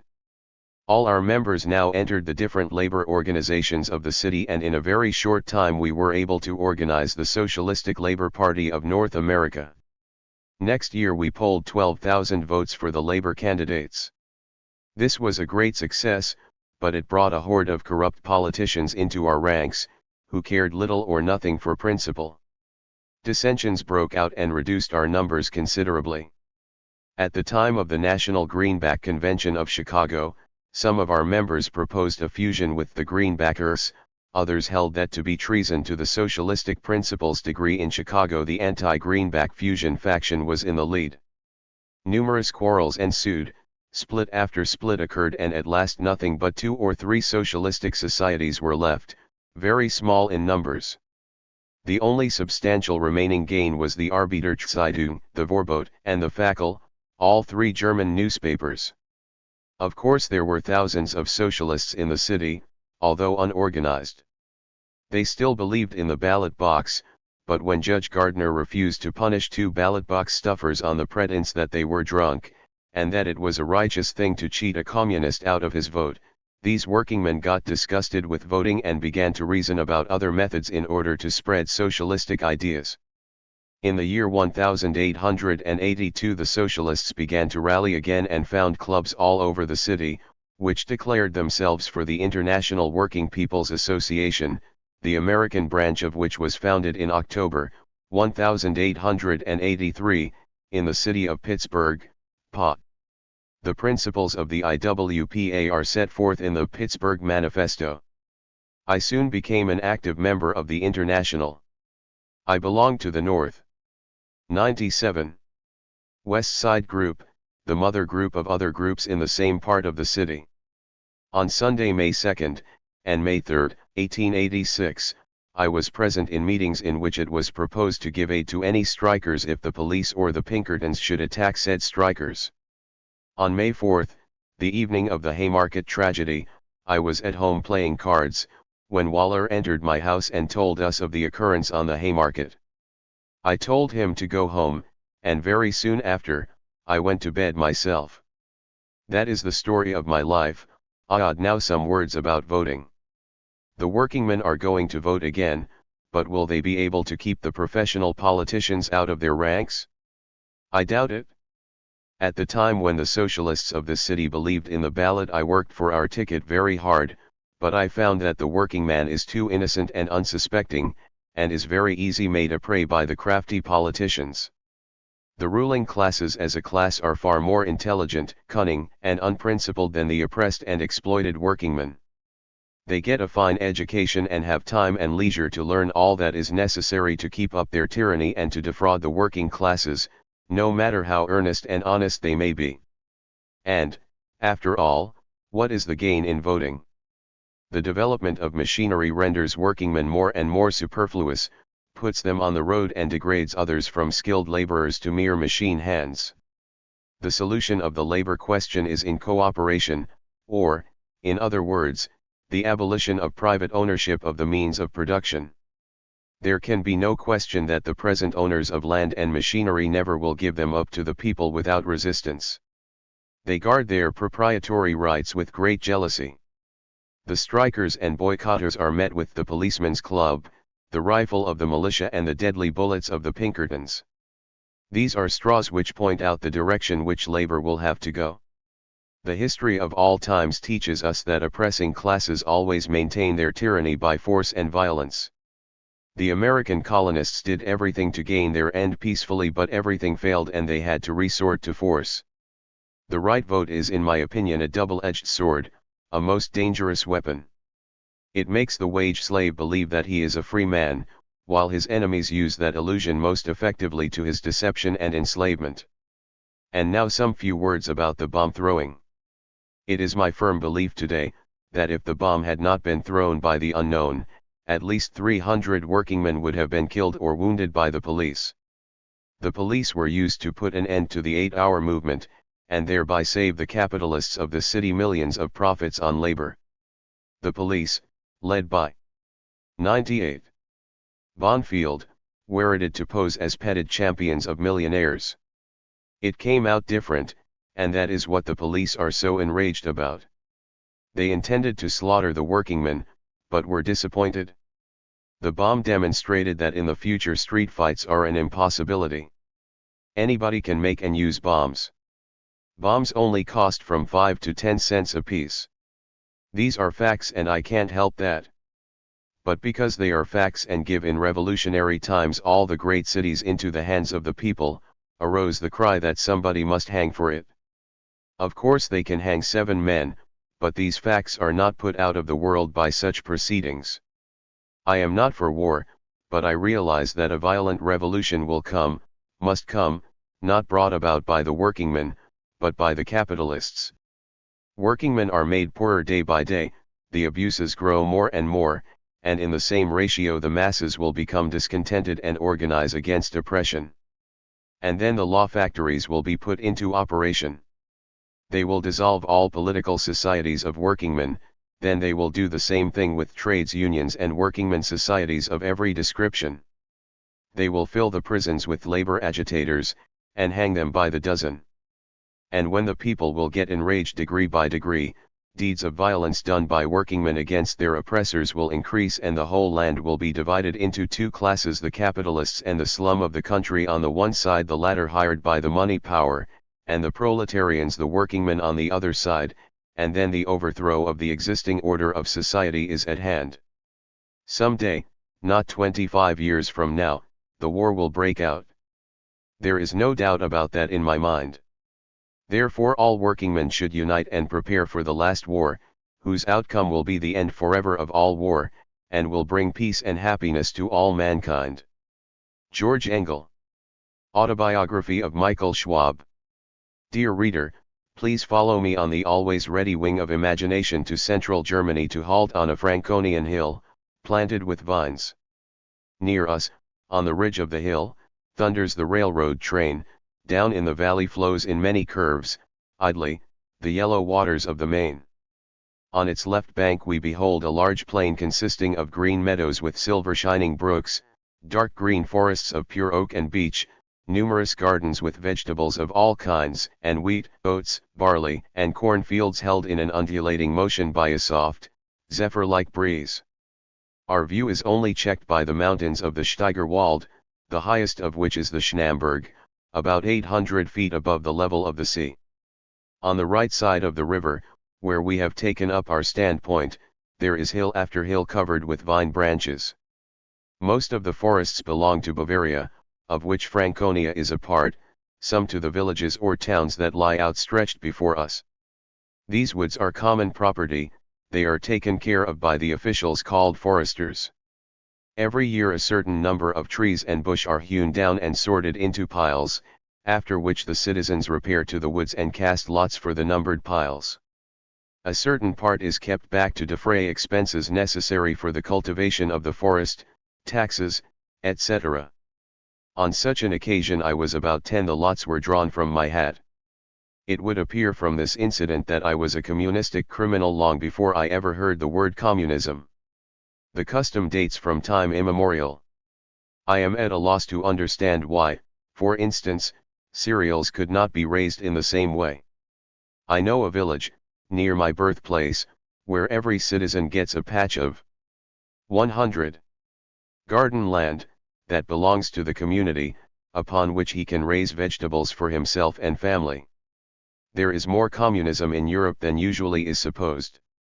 The relics of barbarism, cry the hired men of the capitalistic press. Nevertheless, is it not singular that just those towns, and villages, who hold a great percentage of land in common, are well-to-do, while in proportion as the common property of all is transformed into private property, few gain, and the majority lose? I will state here that in Franconia there are some towns whose citizens are not only free from taxes, but they get after all state taxes have been paid and the costs of the municipal government defrayed every year a small sum paid out of the town treasury. For illustration, in Lower Franconia is a certain town of 2,000 inhabitants, which owns extensive sandstone quarries. They are worked for the common interest and as a consequence 400 families are happy. This, according to the green babblers of the press, is barbarism, whose speedy suppression is a highly civilizing mission. Near Chicago are extensive quarries, they are private property. Certainly we find a few very rich in dividends there. But the citizens of these quarry towns, they are so happy indeed, that it sometimes becomes necessary to tone down their extensive happiness by a little dose of lead. This is civilization. After this digression we will go back to our landscape. Down on the river in a southern direction the hills recede into fertile plains. Here in a beautiful valley Kittringen is situated, the place where I was born on August 9, 1853. My mother came from a well-to-do peasant family and had, if remember right, 9 brothers and sisters. All recall of her is that she had a very good heart, and abhorred rough and vile language to such a degree as is seldom found among people of her class. She died when I was 8 years old. My father was a small tradesman and kind and loving to me and my sister, the only children he had. He died in the year 1865. Went to the public school, as all German children are compelled to do. My early childhood was a happy one. I spent all spare time in summer roaming through fields, forests, and meadows. The inhabitants of the town were partly of Catholic and partly of Protestant faith. There were also some outspoken unbelievers, who were always gazed at by the children with awe, mingled with curiosity. We believed, as we were taught in school, that there was somewhere a place full of fire and brimstone, called hell, where all sinners, that is Protestants, and such people as claimed to know more than our fine priests, of whom 4 were very fat and 1 very haggard but he was young and had but just commenced, were after death sent to everlasting roasting. Hell we feared, but I am grieved to admit that we did not very much care for heaven. But this may have been due to the unfortunate description of the place it 101. Was likened to our church. Certain it is that we were always glad when the service closed, and that we considered it a great boon, if for some reason or other, we were allowed to stay away from church. Yet I held that to admit this was a sin, a victory of Satan. Very often I locked myself into a room, fell on my knees and prayed for hours, without mentioning my pious exercises to anybody else. I was a young saint, but for all that I had no visions, and never did any miracles, although my mind was full of superstitious nonsense of holy men and women, who did strange things to save thief souls. Some of them, like Saint Franciscus, caught lice and put them in their clothes, being evidently much given to sport. Others performed the wondrous feat of standing all their life long on columns. Others demonstrated their idea of humanitarianism by detesting men or women, as the case might be, and still others illustrated the evil habit of cleanliness by never washing themselves. These are no sneers at the Roman Catholic faith. Anyone, who will take the trouble, can find these things and much more carefully recorded in the life stories of the saints, written by the clergy for the edification of the faithful. Perhaps it is needless to say, that our priests did not resemble these saints at all. They were of clean habits, lived in neatly furnished residences, and loved their Christian sisters, alas, loved them only too well. But, of course, when a boy, I looked reverently to the priests. Although they did not resemble my model Christians, I respected them very much and believed everything they had the kindness to teach, or preach, implicitly. The first serious misfortune which befell me was when my mother died. 4 years later my father followed her. Our home was broken up, the house and other property was sold, and after all debts were paid, there remained some $100 for each of the 2 children. A guardian, an uncle of mine, was appointed, and we had to make our home with him. He was a Christian in the better sense of the word. There was nothing sentimental about him. I never heard him utter a kind word, but I do not think that ever again met with a man as scrupulously honest as he was. He considered it his duty to go to church every day, and accordingly he went, but he was no hypocrite. He was a man of duty, not of sentiment. The new order of things seemed to me terrible, but I soon got over it. Was now merely 13. It was 1866. In this year was made a communicant. Strange, too, in the same month in which this event happened, my tender faith was shaken so rudely that it never recovered. On the Sunday after Easter we were made church members. Next day the new communicants, their parents in most cases only the female part and our Good Shepherd, made an excursion to Dettelbach, where a wooden image of the Holy Mother of God, 102, which was said to have done miscellaneous miracles, resided in a cloister church. We set out on foot and walked the distance, which was an hour and a half. The way led through pine woods. The time was passed delightfully.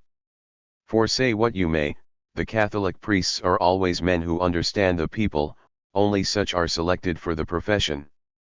They had their holy and pious fun with the women, and there was much merry-making. The first thing we did when we arrived in D was to visit the celebrated image, where we were made to swear with great solemnity that we would cast away reason forever, wherever said Satan did antagonize the articles of faith of the Church. We did not know what we did, at any rate we acted under compulsion. Therefore our vow was null and void. The thirsty shepherds shortened the visit of honor to Saint Mary as much as possible, and led their congregation to a saloon where the old heathen Saint Bacchus was arduously and deservedly venerated. We quit Mary's parlor half an hour after we had entered it, but Bacchus, more enchanting than the Holy Virgin, kept us for some hours. One of the holy men forgot that these heathen gods are treacherous tricksters after all, and was not careful enough as to the number of libations he offered to Lemales and Jove's son, and the hellish fire of Franconian wine made his walk less dignified than the occasion justified. He seemed to be all aglow, his eyes were sparkling and rolling, his hands described all sorts of geometrical figures in the air, his very hair stood up, a circumstance in which, no doubt, it was due that the clerical stovepipe involuntarily receded in a semicircular way, leaving the impression of the old-timer during a spree. The other shepherds were very sorry as they beheld his doleful condition. They caught him under his arms, and took him down to the river, where a large barge was waiting to bring the whole congregation back to Kettringen. The women good souls pitied the worthy reverend, but as they were themselves in a hilarious mood, they forgave him his woeful sins, as Christian women always do. It was a fine evening. The barge was well filled with boys and girls, with women and men. Of the latter were few, among them the shepherds. J. Vine Veritas says the Latin proverb, and the truth came out pretty strong from the consecrated lips of our unfortunate shepherd. His unruly tongue meant mischief. One of his colleagues said, "Let us sing a hymn," whereupon one of the boys with a conspicuously long frock coat stood up and howled the verses of the hymn, "Great God, we praise thee." The musical feat was followed by the boys and girls, who repeated each line in a chorus. But the jolly priest was displeased without incantation and interrupted the proceedings with disapproving remarks, such as, "Shut up your nonsense. You, with your long frock coat, keep your tongue, I am 103. Sick of your singing. I'll give you a sixer if you keep quiet," and so on. Then he began jesting with the women on board of the ship. I do not know whether this occurrence made any impression on my schoolmates, but I know that I could not help thinking that the Reverend Father did not believe in his own teachings. And from that day I began to doubt in earnest the truth of Christianity. This sinner was a very talented man, and somewhat later published a book, in which he defended the doctrine of the infallibility of the Pope. At present he is a Catholic bishop in Speyer, Germany. I was about 13 years of age at that time. I think it was 4 or 5 months later when Schiller's works fell into my hands. That was forbidden literature. Nevertheless, we pupils read and enjoyed them very much. Schiller, like all really great German classics, was a disbeliever in Christianity. A new world sprang into existence before my eyes. He simply carried me along. Till then I only had known of him by selected poems, that I saw in the school books. All our teachers told us about him and the other classics was, that they were great men, but their works were no proper reading matter for boys. They were well enough for grown-up persons. After Schiller, I took to Goethe, the great heathen, as well as he was called by the priests, who undertook to enlighten us in the doctrines of the Catholic faith. Truth compels me to say that most of the pupils admired more the great heathen writings than his teachings of the alone saving Church. In school we had to learn Latin, Greek, German, geography, history, etc. We heard a good deal of the old slayers of tyrants, Aristogelton, Harmodios, the two Brutus registered and others, and they were praised very much for their patriotic deeds in our school books, somewhat remarkable in a monarchical country. Of course, our king was, according to our teacher, a model king and not at all like Pisistratos, Tarinwins Luperbus or Caesar Degree. An exemplary king indeed he was, our Ludwig, for he was at that time, already out of his senses. Whether it was intended or not, but the fact remains that we all believed that it was the proper thing to kill tyrants at first sight. We did not know that some of our well-beloved fathers of our country were even worse than the oppressors of ancient times. Greeks and Romans were our ideals. We heard so much of the eternal gods, that many of us had a longing for the time where they reigned instead of their grim descendant, the cold god of Christianity, who drove his merry predecessors from Olympus. Often enough the thought would arise in my mind, however hard I tried to banish it, will there in future time be still another god, one who will depose the God of the Christians just the same as he had deposed the gods of the heathen? Yet these thoughts I considered sinful, and conscientious as I was, I mentioned them to my confessor. But lo! He was a poor warrior of the 104 Ecclesia Militants. All he told me was, that scholars of high reputation, kings and emperors had believed, and therefore a boy like me had no right to think about such matters. They had believed, could there be a more convincing argument why I should believe? He himself was not of an inquiring disposition, and what he said was probably his honest conviction. As I have stated before, I was a religious fanatic at the age of 10 to 12. The priests I viewed at that epoch as demigods, but, when I saw what they really were, men of the world in every sense of the word, the nimbus faded away, and their teachings lost their influence. The business, like many in which they went through their religious duties, was shocking to me, when I commenced serving them as an acolyte. But after a time I fell in with them and lost my fanaticism. Then came the study of German, Greek, and Roman classics. My faith dwindled, and when I was 16, instead of being a Roman Catholic, I was an atheist.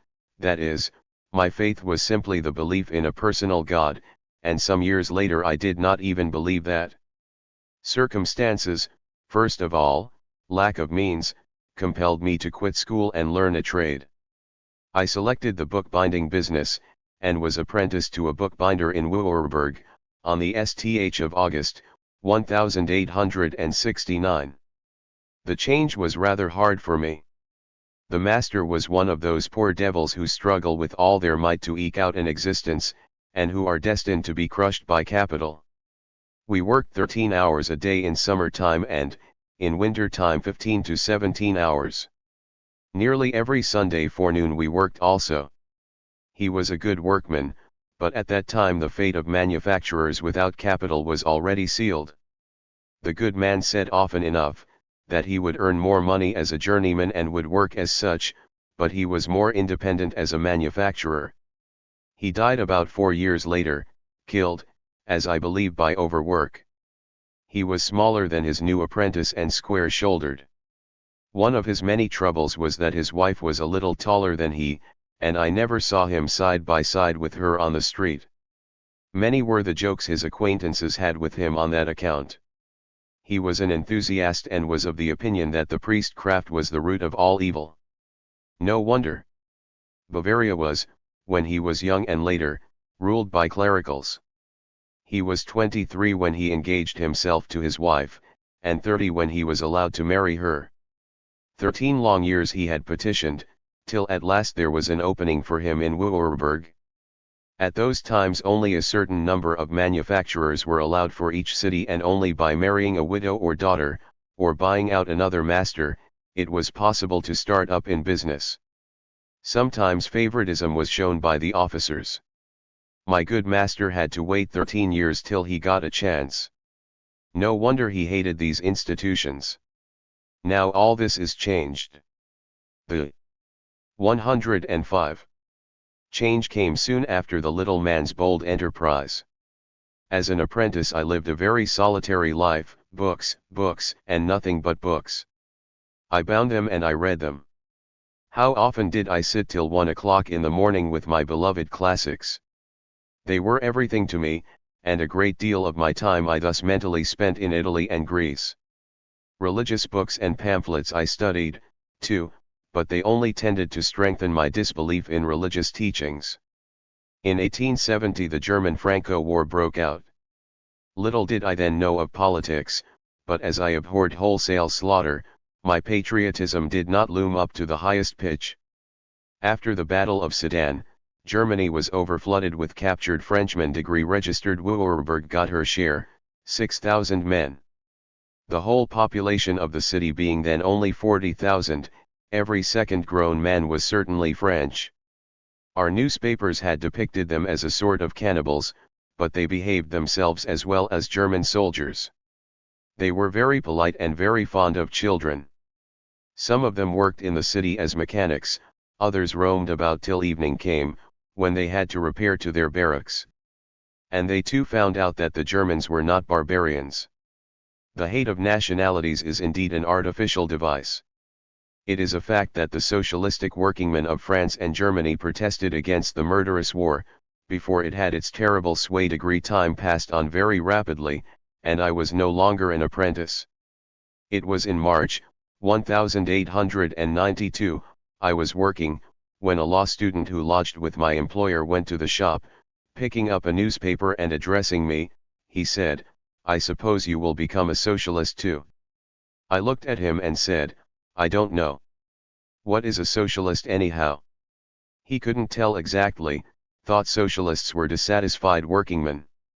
He would not say they were wrong, but they made a good deal of trouble. 3 of their leaders, Babel, Liebknecht, and Heppner, were just then in Leipzig on trial for preparation for high treason, but there could be no conviction, everybody said, the accusation being simply ridiculous. That was the first time I ever heard anything of socialism. I read now the report of the trial and found to my astonishment that Babel and Liebknecht were convicted by a jury of their political antagonists and sentenced to 2 years' confinement in jail. This occurrence called me back from the ancient Greeks and Romans to modern peoples, and I looked out for socialistic literature. My employer had a friend who was a socialist with heart and soul, and he furnished me with socialistic papers. In the same year the journeymen of the bookbinding trade formed a union and I became one of its members, and then for the first time I came in real contact with workingmen. It did not 106. Take long to make a socialist of me. The leaders of the union were socialists and worked for their principles. We gained by our union a reduction of the hours of labor from 12 to 11 hours a day, and a slight increase in wages. At that time there were 2 factions of socialists in Germany, the General German Workmen's Association, and the Social Democratic Labor Party. The General German Workmen's Association was founded by Ferdinand Lassalle. Lassalle was born 1825 and died August 31, 1864. His agitation among the German workmen was of short duration, 1 year and 5 months, but most remarkable. I doubt that there ever was an agitator who accomplished so much as he did in so short a time. A most phenomenal man. He was a scholar of great learning, which is conceded by his most bitter enemies, an orator of great power and a fascinating writer. He wrote 2 great works and besides a great many pamphlets. The most difficult scientific problems were rendered comprehensible by him to the ordinary workman, and herein consisted his force. In the year 1862 some labor leaders contemplated calling a labor convention. Some of them were of the opinion that politics were better let entirely alone by the working man, others held the German workmen were destined to be the tail of the Progressive Party composed chiefly of great and small manufacturers, merchants, and professors. A committee went to the leaders of the Progressive Party and asked for the privilege for the workmen to become members of the party organization. They were snubbed. Lassalle was known in Berlin as a scientific man, and a friend of men like Humboldt registered * and Boek. He lectured now and then, and his views were rather radical. The snubbed committee went to Lassalle and he gave his opinions in writing. This document was called an open letter to the Central Committee for calling a general German workmen's convention in Leipzig. He counseled the workingmen to ask the right to vote for every person whether rich or poor, to inaugurate independent political action and free individual association for production with the help of the state. The convention which was held 1863 adopted these views *, and from that time hence he led a life of almost incredible activity. The General German Workmen's Association was founded and gained members, especially in Western Germany. The Berlin workmen reserved a cool attitude against the new movement. They never had 100 members of the organization during his lifetime. Once he was arrested in a meeting, workmen spat on him and cheered the police. Well, all this has changed. Today the socialists are the strongest party in Berlin. The open letter is translated into English and was printed in New York. 107. Lassalle turned his guns against his own class, the bourgeoisie, and they made it pretty hot for him. All the newspapers slandered him and ran him down in a way which would do credit even to such experts as their Chicago colleagues. But he stood his ground well and gained his point. Of course they dragged him to the courts. As a learned scholar of the law he defended himself, and his speeches served as a most powerful means of propaganda. The organization founded by Lassalle was centralistic, and he being president thereof. The presidents after him were no Lassalles. Nevertheless the organization grew, although centralization was found wanting. In the year 1869 former members of the General German Workmen's Association, and others who held more progressive ideas, called a convention in Elswak in Thuringia. There the Social Democratic Labour Party was born.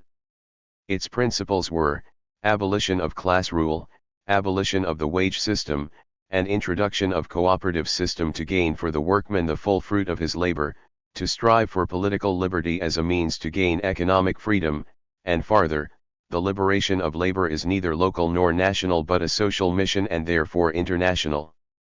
The new party had its stronghold in southern, the old one in northern Germany.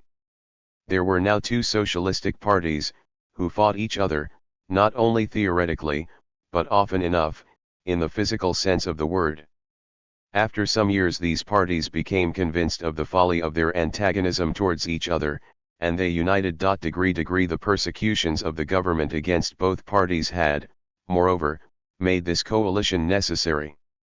The new party was called Socialistic Labour Party of Germany, and is still in existence, having at the present time 25 members in the Reichstag. The principles of this party do not differ from that of the former Social Democratic Labour Party. It was the Social Democratic Labour Party which I entered in 1872. Nothing of importance happened to me till the spring of 1874, when I left Würzburg to go abroad. Since the Middle Ages until quite recently it was customary for a young merchant to visit different cities for the purpose of acquiring useful knowledge in his trade. In former times it was compulsory with journeyman mechanics to travel. The law was abolished, however, some 30 or 40 years ago, still the custom remained. Instead of law, dire necessity compels the workman nowadays to migrate from town to town, and it is not always the young mechanic who tramps along the dusty road, but, in many cases, it is the head of family or the gray-haired man, whom nobody wants to employ and who often perishes on a biting cold winter day. 108. On the road. These traveling mechanics are called tradesfellows. In former times when the factory system and the railroads were little known in Germany, these tradesfellows were a different sort of people from what they are now. Many of them were sons of well-to-do people and had money enough to defray the expenses of their keep in the world. Others made their way by fighting, which strong-sounding term was used euphemistically for begging. The peasants were always willing to help the poor journeyman along. This begging was by no means considered disgraceful. Many an old manufacturer even today relates with delight and pride his former fighting exploits. All this is altered now. Industrial progress made itself first known to the peasant by the from day to day increasing number of beggars, regular tramps, who were not weeks but months on the road. The number of tradesfellows, tramps, vagabonds, etc., on great country roads is simply incredibly large. Remember myself once having sat down to rest near the city of Stuttgart. 3 of 4 others did the same thing. Just for fun we called halt to all traveling in the same direction, traveling journeymen and unemployed factory hands, and in less than an hour we had collected a force of 30 or 40 men, most of them without a cent in their pocket, and they all had to make their living by begging. This was nothing extraordinary. Of course, this was near a great city, but it may serve to give an idea to what extent the German peasant has to suffer from the reserve army of the capitalists. Our industrial system needs this army first to enable the exploiter to regulate wages, second to have always workmen on hand for any emergency. With these people I now came in contact. When I left Würzburg I went to Munich, from there, after 2 months' stay, to Innsbruck. Was then in the spring of life and quite an enthusiast. You may imagine what impression the eternal snow-covered mountains of the Grand Alps made upon me. In Tyrol I traveled on foot inasmuch as at that time no railroad led from there to Switzerland. After a perilous walk over the Arlberg Pass, which was covered with deep snow, I reached the valley in which the city of Bludenz is situated. There I took the train and went over to St. Gallen, and to Zurich, where I found work and stayed for some time. Switzerland is the holy land for every liberty-loving German. Zurich the Mecca of every German Republican, and indeed if there is an ideal republic, Switzerland is that one. What is the highly praised Constitution of the United States compared with the Constitution of this little republic? To begin with, the President of Switzerland is in fact only President of the meetings of a board of councillors. He has no veto power, no monarchical authority.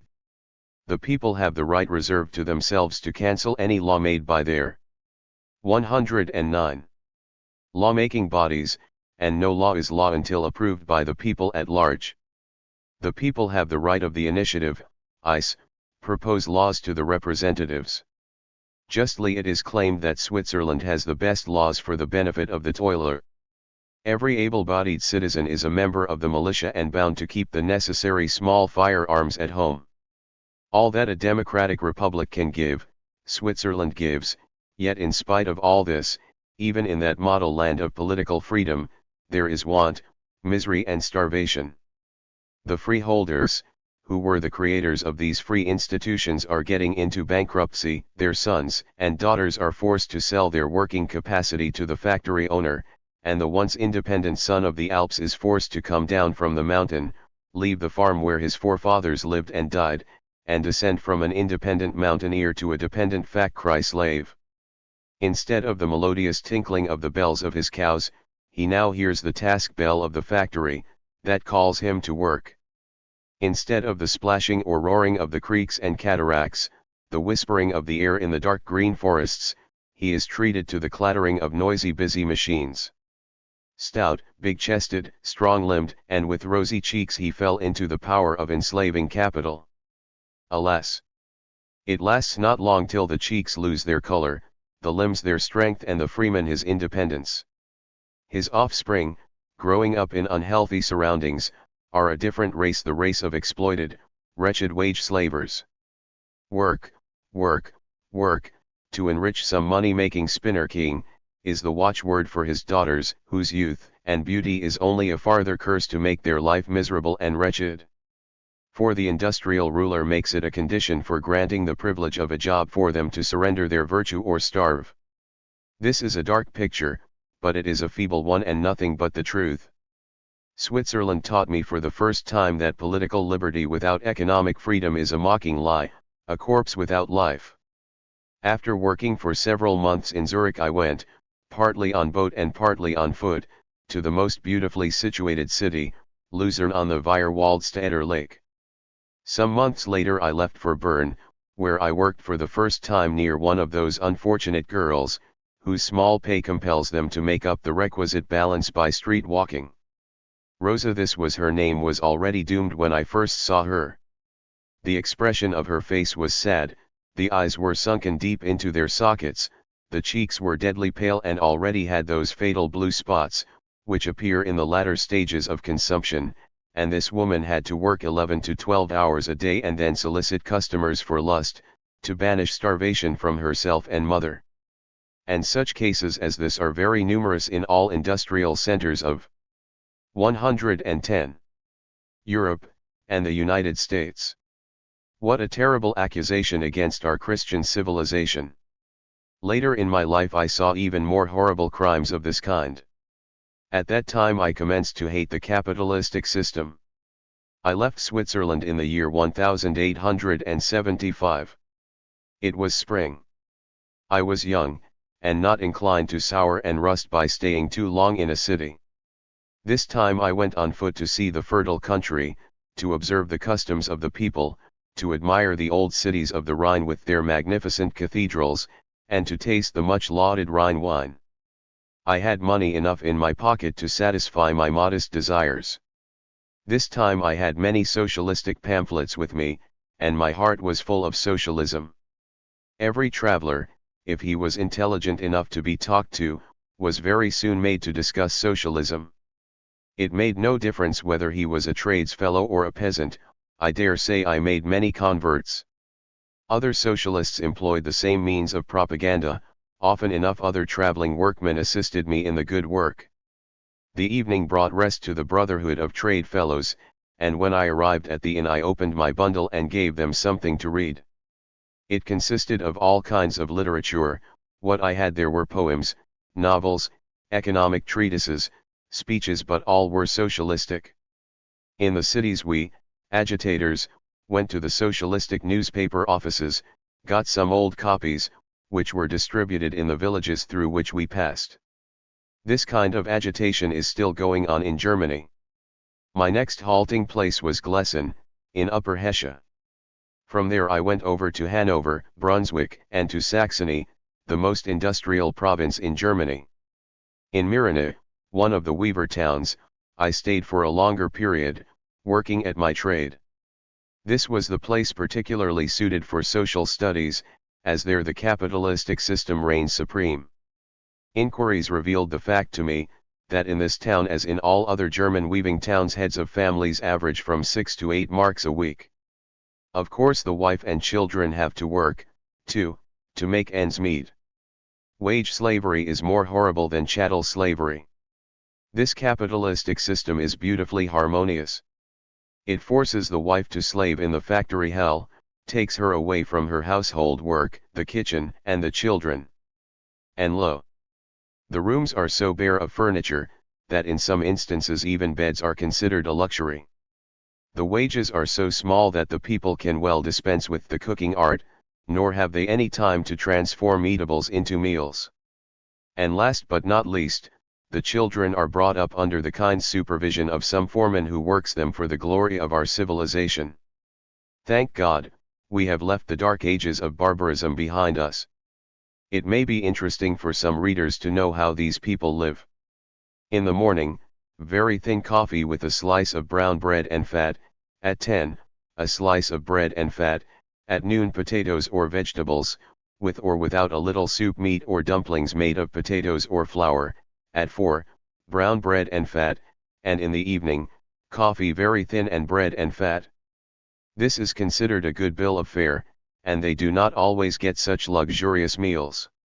It is very painful for a stranger to note that father or brother who has to work so hard gets more and better morsels than the hungry children. Mother is always satisfied with very little. The homes are simply crowded; kitchen, parlor, and bedroom is one, every other room is stuffed with lodgers. Men and women sleep, often enough, in one room.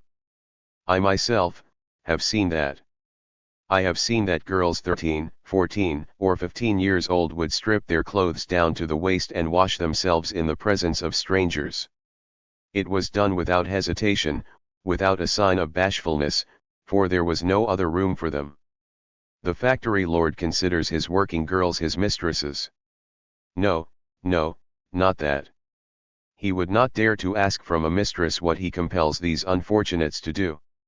When I was in Mirne, one of the lords had for his own and his friends' amusement, a ball where his most beautiful working girls had, but I can't coin words to relate the occurrence in decent phrases. After the ball was over, every girl received as wages of 25 cents. Dear Christian ladies, this is shocking, is it not? But it is the system that develops these things. How do the poor people bear them? Let me answer in the language of Heine, the German poet. Degree with tearless eyes in despair and gloom, gnashing their teeth, they sit at the loom; thy shroud we weave, Germany of old. We weave into the curse threefold. We are weaving, weaving, weaving. A curse to the false god we prayed to in vain; in our winters cold, in hunger and pain, our hope, our waiting, all were for naught. He fooled us, he mocked us, a terrible thought. We are weaving, weaving, weaving. A curse to the king of the rich, for none of our misery his heart did reach; he takes our money the very last cent, to shoot us like dogs, his soldiers he sent. We are weaving, weaving, weaving. A curse to the state, O false fatherland, shame and disgrace are cursed by thy hand. Lis. Where blossoms are early broken by storm, and in rot and in mold delights the worm. We are weaving, weaving, weaving. The rattling loom, the shuttle's flight, we are busy weaving day and night; thy shroud we weave, Germany of old, we weave into it the curse threefold. We are weaving, weaving, weaving. These are the sentiments of the people. Maybe that in reading these lines some American scribe or hypocrite knocks his breast and squints his eyes, saying, God, I thank thee, that we Americans are not as other men are, extortioners, adulterers, or even as these German factory lords. To him I say, my friend, look around in this glorious republic and you will discover the same horrible state of affairs. Is it not true that only last month a number of Brooklyn girls struck for their honor? They asked for protection against rape. And when the German weavers weave shroud for old Germany, then the starving coal miners of Pennsylvania, Ohio, Illinois, and other states dig the grave of old America. De te fabula narratur, registered. The story of German wrongs is the story of American wrongs. The government is only too willing to lend a helping hand to capitalistic oppressors. There are more striking workmen killed by American authorities per annum than in all despotic countries in Europe. Even in Chicago are whole quarters where people are starving and perishing by the score. Thousands of children are worked to death or perdition. Look about you and see it. Of course, not in every province of Germany is misery prevailing to such an extent, but they are coming to it. And the same is true of these United States. Mirna is a socialistic stronghold, and I belonged there to a socialistic society, and founded a society myself called the Red Club. This club's object was to educate speakers. As the summer drew near its end, I made a long journey through Thuringia and northern Germany. That time I visited Berlin for a short time. After that I went to Hamburg and took work in one of the suburbs of the city. The suburb is named Wandsbek and is overwhelmingly socialistic. When I was there, the election of a member for the German parliament took place. This was 1876. There was a split in the socialistic ranks. The most popular leader of the town seceded and put a candidate of his own in the field. The capitalists were jubilant. But discipline was so excellent there, that the LS secession candidate got only 8 votes while the regular socialistic nominee got 800. In districts where the socialists are strong, election times are very exciting. Men, women, and children are electioneering and attend the meetings. Much shouting and singing is done. On Sundays, groups of 30 or 40 workingmen or shopkeepers, a good many of the latter are socialists, walk to the villages and stir the farmers and their hired men up. After such and other preparations, the day arrived, when the paper battle commenced. I went with 30 other socialists to a village, and then the trouble of the good villagers commenced. Some of us repaired to the voting place, for in Germany, also in America, those so well-known tricks are practiced. Others went from house to house and ran the candidates of the other party down, but the rich farmers held their hired men out of the way and marched them to the voting place, where they did not dare to vote for our candidate. In this village we got more than 1/3 of the votes. On a former occasion we had a majority. In the meantime it was pretty lively in the cities, Altena and Wandsbek. The police and the hussars were called out, but there was no riot. The capitalistic party hired coaches for voters, the socialists did the same thing. The coachmen of the former party had blue, those of the latter party had red badges. If it is true that a voter is a sovereign, then the voters of these places were certainly such, for not only free rides were furnished, but meals, and wine, and beer also. Lodgings they did not provide, for the sovereign was deposed at 6 o'clock p.m., when the polls closed.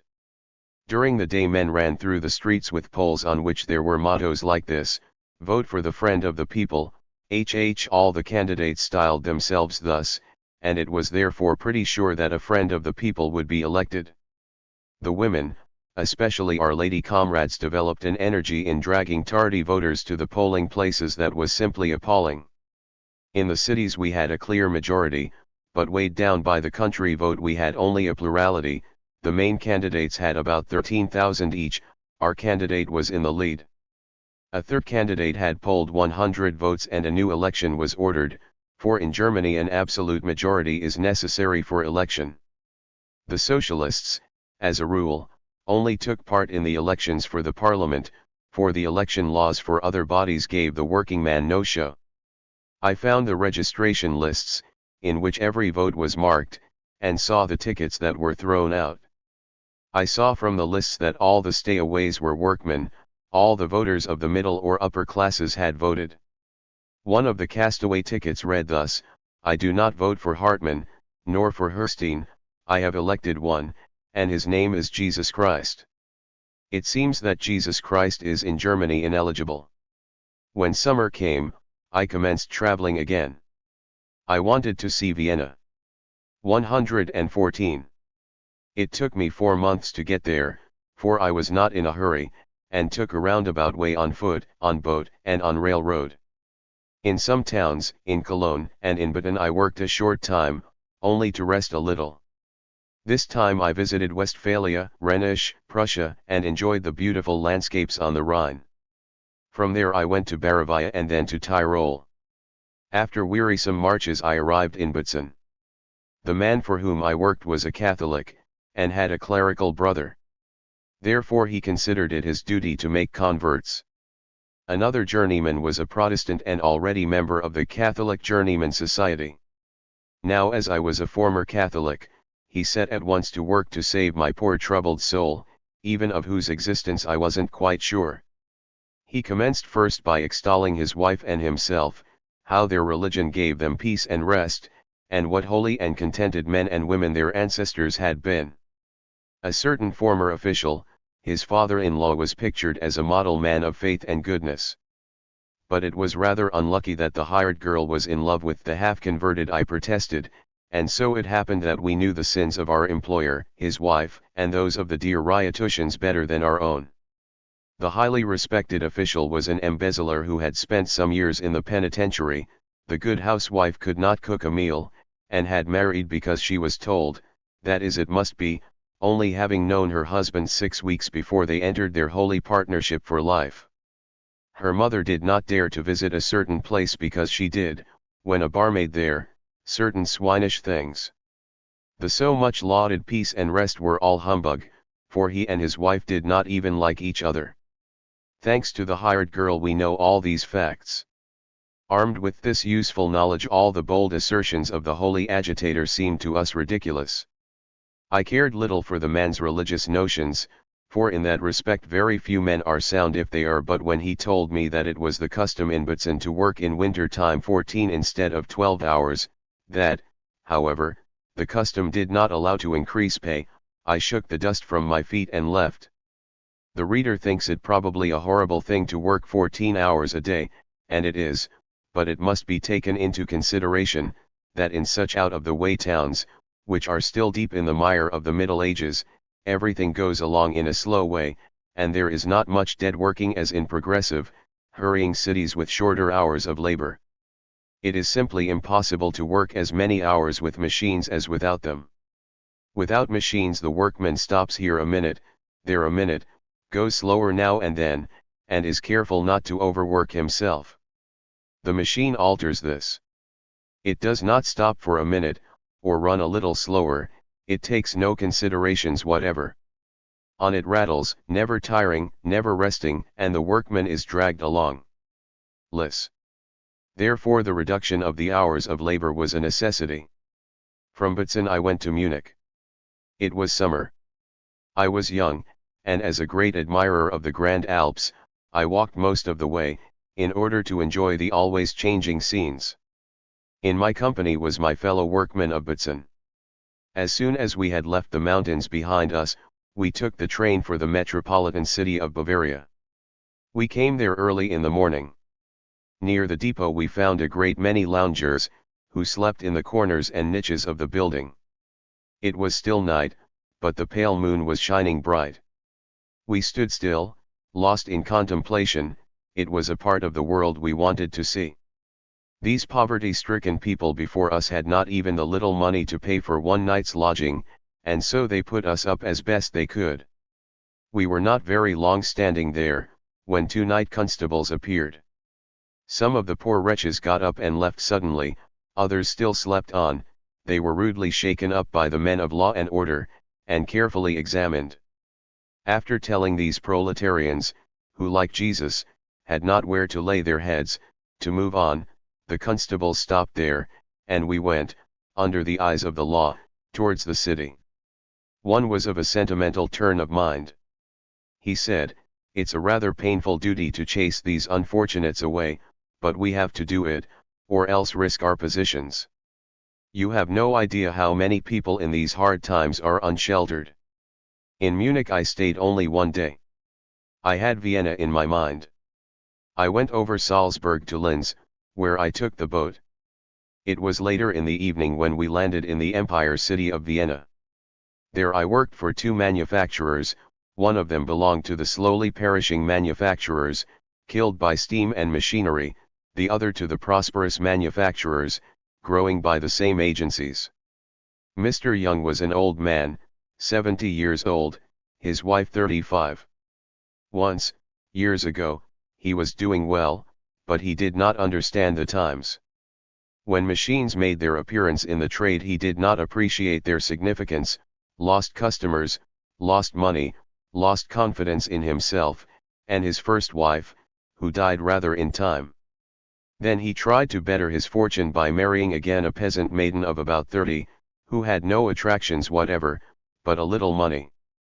This woman was attracted to this unhappy marriage by the glowing prospect of city life that existed in her fertile imagination. She had cause later on to repent her foolishness. Mr. Young was unable to call fortune back. Although he worked as much as an old man can. The marriage gift went for a paper cutter and other improvements of the small shop, but the needs of life compelled him to raise money and the cutter had to be sold for cheap cash. Without capital, without the necessary machinery of a modern book. 116. Bindery he could not take in work like his capitalistic competitors, and nevertheless, he was bound to struggle on or die with his wife and his 3 boys age 1, 5, and 12 years.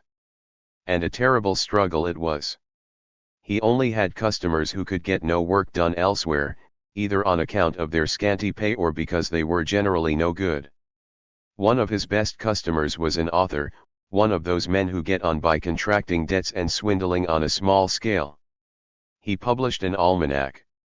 It was a rather difficult job to get money out of him.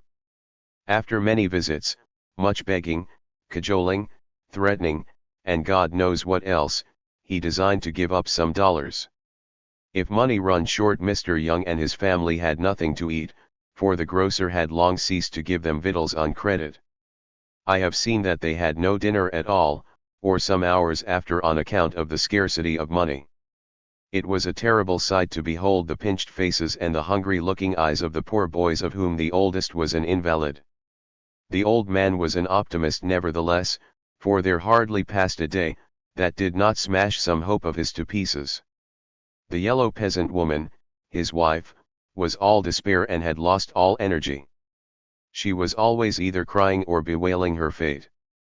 Shop, parlor, kitchen, and partially bedroom was all the same room. The shop, etc., had 2 windows facing a yard. Hardly a sunbeam found its way into this chamber of human misery. The only thing to smile at there was a Baptist Hebrew who came on a visit now and then, and held a mortgage on the scanty furniture, but the beds, the table, and chairs, etc., were not worth the money he had loaned on them. As far as I could judge, he was a kind-hearted man, although ludicrous in the extreme. His chief pleasure was to talk about the rascality of the Jews and the high virtue of us Christians. This, spoken in Jewish pronunciation from the lips of a typical Hebrew, sounded oddly enough. After some weeks I left. I do not know what became of Mr. Young and his family afterwards. Such unhappy beings may be found by the thousand in every large city of Europe, yes, even in our proud Chicago, not 10 minutes' walk from our crumbling courthouse. In Europe such families end either by slow or quick starvation, or they perish by murder or suicide, or the sheriff takes for some debtor everything from them. The glorious law, as lawyers put it, allows that, and puts them on the street. Oh yes, we live in a very civilized Christian age. After some weeks passing in compulsory idleness, I got work in the magnificent shop of Mr. Gockel.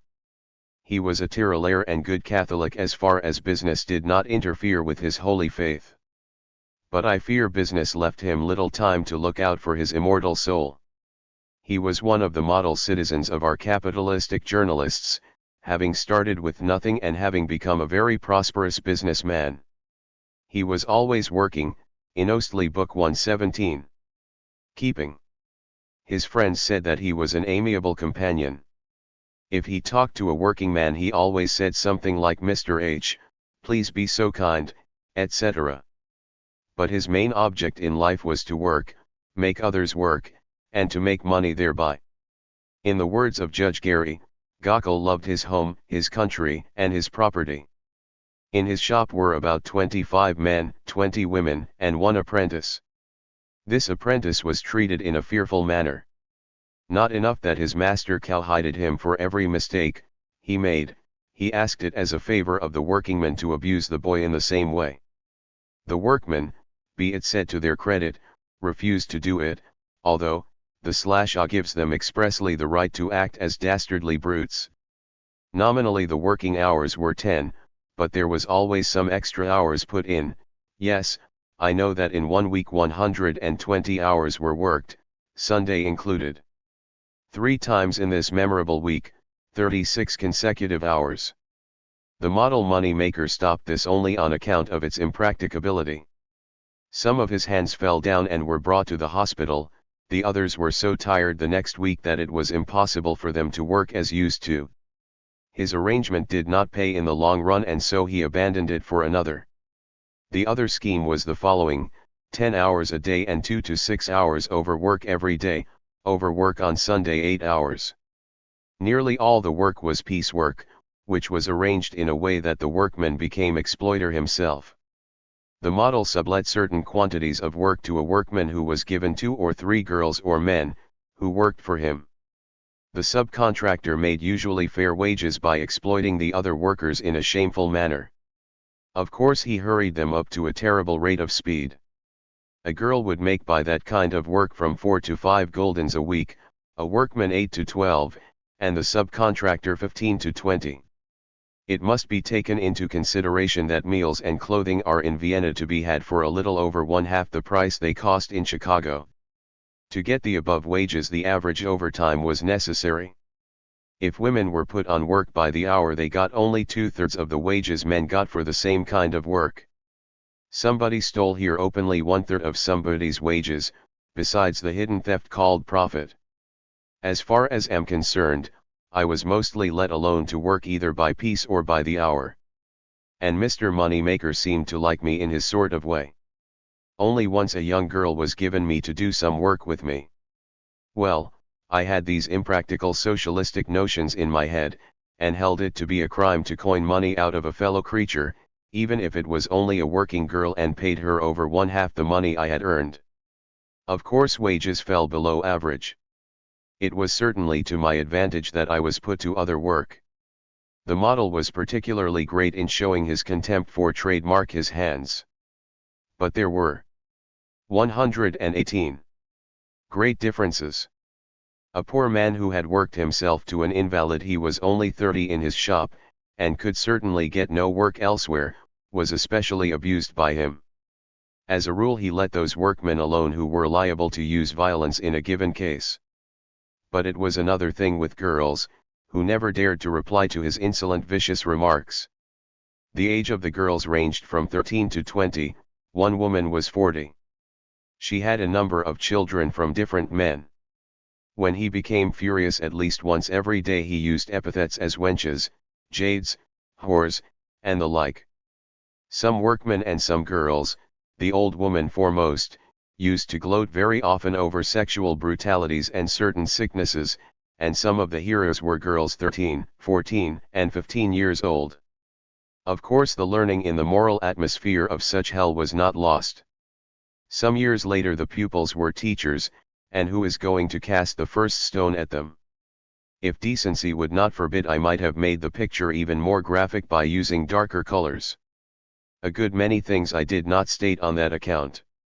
In the summer time I left Vienna for a last journey, and then I thought I would settle down somewhere.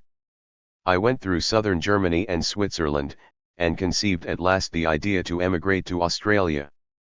What I had seen of the world had made my heart ache, and I think that the main object of that plan was to flee from such horrible surroundings. I was again in Saxony. It was the year 1879. In Plauen I got work in a blank book factory. The owner of the factory was a polite man, who never said a harsh word to anybody, but he had his prey, to be sure, and it was unnecessary for him to be insolent and rough. He knew well enough that he could get girls and men by the hundreds if he wanted them. There was no indecent language, no, nothing of that kind, oh, no. There was not even piecework. 2 men worked always together, and it was the easiest thing in the world to find out who worked the quickest. Now to the list of wages. The foreman got $4.50, the average workman $2.50 to $3, the porter $1.75 a week for 12 hours daily labor. It was just enough for an average workman to live as an average $6 or $8 clerk lives. Of course the clerk has most of his money to expend for clothes. The porter was forced to marry to get along. This seems to be a joke, so it is but a grim one. To state it in a matter-of-fact way, he had to go into partnership with another person, who could cut his expenses down by washing, cooking, earning money for him, and would raise children with him who, as soon as they could firmly stand upon their feet, would earn some pfennige. As to girls who earned from 75 cents to $1.50 a week, and the majority of whom stood on their own hook, if they made it up somehow, who is going to blame them? The plan to emigrate, which I entertained, was changed by me in so far as I 119 contemplated now to go first to the United States, and I began to study the English language. I boarded with a man who belonged to the so-called middle classes, who was even the owner of a house and garden mortgaged, of course, and employed a weaver journeyman for the high sum of $1.75 a week. He was, of course, a capitalist. As they said in Plauen, Mr. S gave very good board, and so it was, considering the magnificent sum of $1.75 for board and lodging which I paid per week. Breakfast and supper, bread and lard and blossom coffee, then for lunch at 10 and 4 o'clock bread and lard, which was taken to the shop by the boarders, dinner, potato dumpling, a little piece of soup, meat and some sort of vegetables, every other Saturday excepted, where dinner consisted of herring and potatoes. The latter dish was highly commented upon by outsiders, because in other boarding houses the herring dinner was in order every Saturday. The house was a 2-storied new brick building, with a garret where 4 persons slept, 2 boarders and 2 sons of the landlord, but as once a girl came to visit her uncle, she and her cousin, the daughter of the house, slept in the same room with the males, because all beds were filled except 2 in this room. The house and garden owner, the capitalist, an excellent man in his way, was a little ashamed, but he saw no other way, and so he communicated the arrangement to us, asking us to behave ourselves, which we did. This is an illustration of crowding people in factory towns, and by no means are such arrangements seldom. In this house, as in many others, there was no kitchen. One room is used for all purposes. In this room we all sat on the table in the evening. In one corner was a maid of about 28, busy embroidering with a tambour. This girl was at work when I came, and when I left, Sunday as well never would have taken to foretelling the coming downfall of this murderous system, and might now cry out like the learned and the ignorant mobsters, "Hang the anarchists," instead of sitting in the shadow of the gallows. Seeing the terrible abuses with my own eyes, seeing how girls become prostitutes, before they knew it, observing the slaughter of little ones, the killing of workingmen by slow degrees, corruption, misery, crime, hypocrisy, poverty, dirt, ignorance, brutality, and hunger everywhere, and conceiving that all these things are the legitimate children of the capitalistic system, which, by established the right for single persons to possess the means of production and the land, makes the mass of the people wretched, I become a kicker. For an honest and honorable man only one course was left, and I became an opponent to the order of things, and was soon called an anarchist. What are my views? If we socialists, communists, and anarchists held the views malicious or ignorant hirelings impute to us in their writings, we would simply be madmen who should be confined in an insane asylum forever. But if it were true that modern socialism, communism, and anarchism were methodical madness, how could it be that these doctrines spread all over the 126 world in so short a time? No doctrine whatever made so quick its mark around the world, no doctrine ever made so many converts in so few years. Our martyrs alone count hundreds of thousands in a score of years, men, women, yes, even children. They perished in dungeons, in the wilderness, in the snow, and the mines of Siberia, under the tropical sun. They were driven from town to town, from country to country, outcast by their families, and some ended in madness brought about by persecutions such as only modern civilization could invent. Girls brought up in palatial mansions, with a life of ease and luxury before them, youths of rich and aristocratic parents worked as common factory hands, leading a life of misery, with no hope of ever gaining a reward, often enough despised and betrayed even by the class for whom they endured all this only to preach the gospel of the saving of mankind: socialism, communism, anarchism.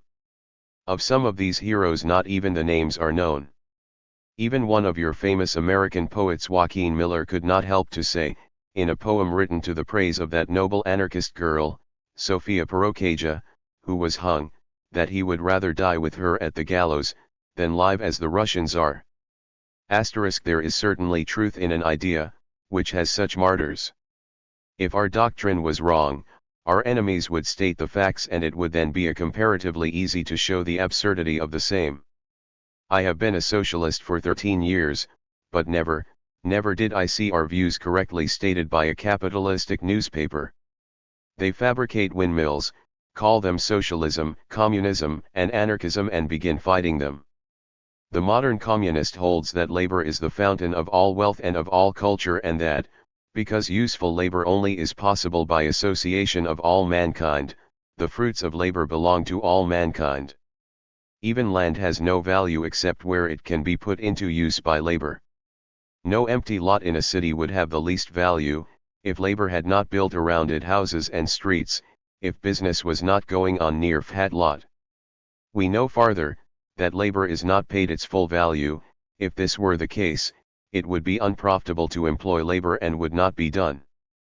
Let one man work alone for himself, he never could grow rich, although even in such a case his knowledge would be the fruit of the work of others, the labor of generations. And because the latter is the case, the communist wants education, culture, and knowledge for all. The land was common property thousands and thousands of years, and the private property system is to speak historically but of yesterday.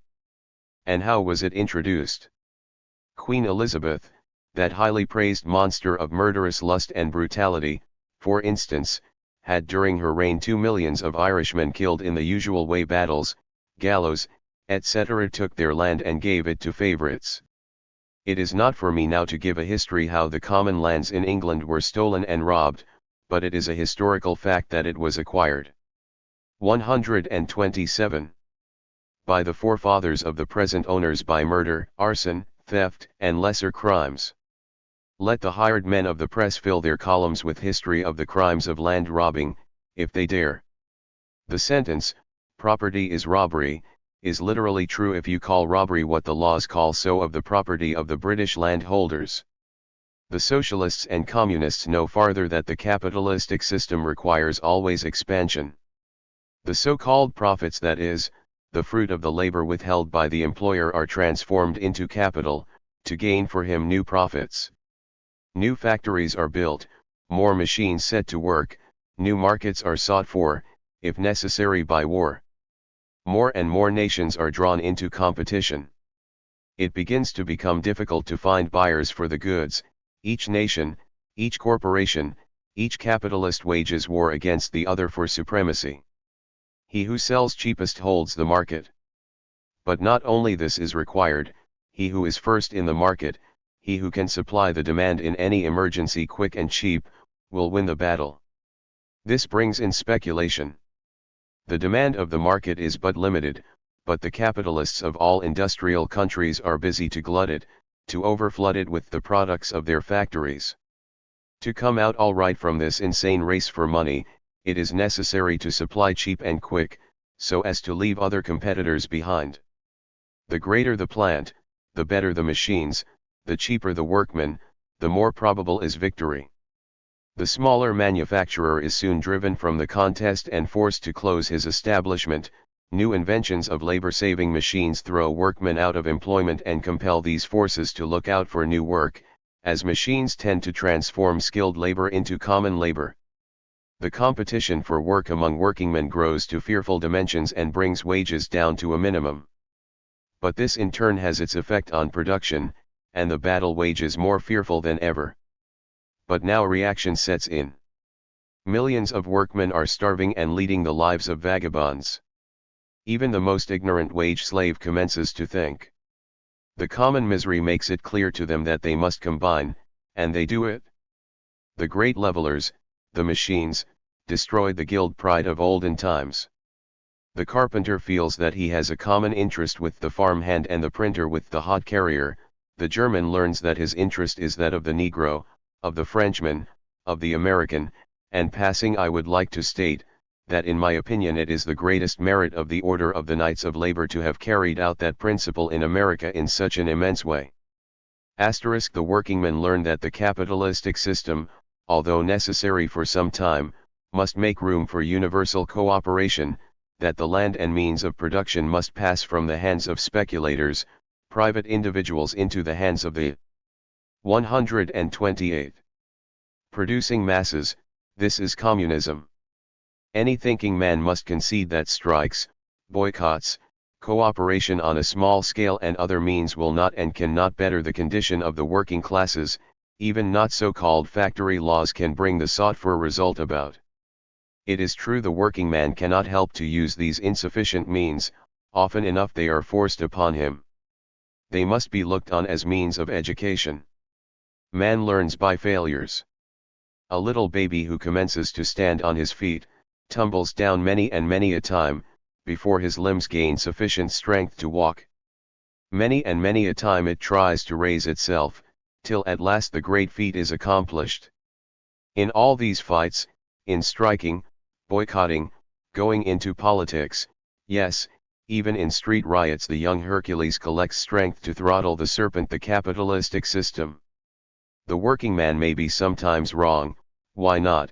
The baby sometimes tries to raise itself by the means of the tablecloth, thus bringing down the dishes, but his impulse to raise is all right, and therefore the workman should continue to try raising his condition, even if he sometimes brings down the dishes. Now as to anarchism. Anarchism is order without government. We anarchists say that anarchism will be the natural outgrowth of universal cooperation. We say that, when poverty has vanished and education is common property of the people, that then reason will reign supreme. We say that crime will belong to the past and that erring brethren can be righted by other means than those of today. Most of the crimes of our days are engendered directly by the system of today, the system which creates ignorance and misery. We anarchists do believe that the time is near at hand when the working people will demand their rights of their exploiters, and we further believe that the slave holders of today will rebel against the majority of the people, aided by the slums of the cities and duped people of the country.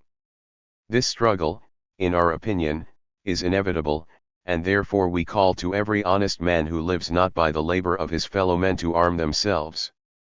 Should we be wrong in this respect, nobody would be more glad than ourselves, but history of the last year gives us right. And now some words about the Haymarket affair. I was told in the morning of May 4th, that in the evening a meeting would be held to protest against the outrages of the police, and called, in 2 notices in civil language, attention to the fact. In the evening the men of Deering Reaper Works, in Lakeview, struck and called by telephone to the Arbeiterzeitungs office of Mr. Spies, because he is well versed in both languages. I went over to the Haymarket meeting, which I was going to attend, and looked for Mr. Spies. Nobody had seen him, time was pressing, the men were waiting already in 129 hour and a half, and so I concluded to go myself, which I did. Next day I saw from the paper what had occurred, and went down to the office. There I was told that Spies, I and others would be arrested. Mr. Spies and I waited nearly 2 hours for the detectives, and were then brought over to the central station, where Chief Ebersold saluted us with choice words from the dictionary of police politeness: dogs, curs, scoundrels, etc. I am now done with this work, and the only thing that is left, is to say that I am married since June 7, 1884, and father of 2 children. Our union is a happy one. Michael Schwab. 8. Autobiography of Samuel Fielden.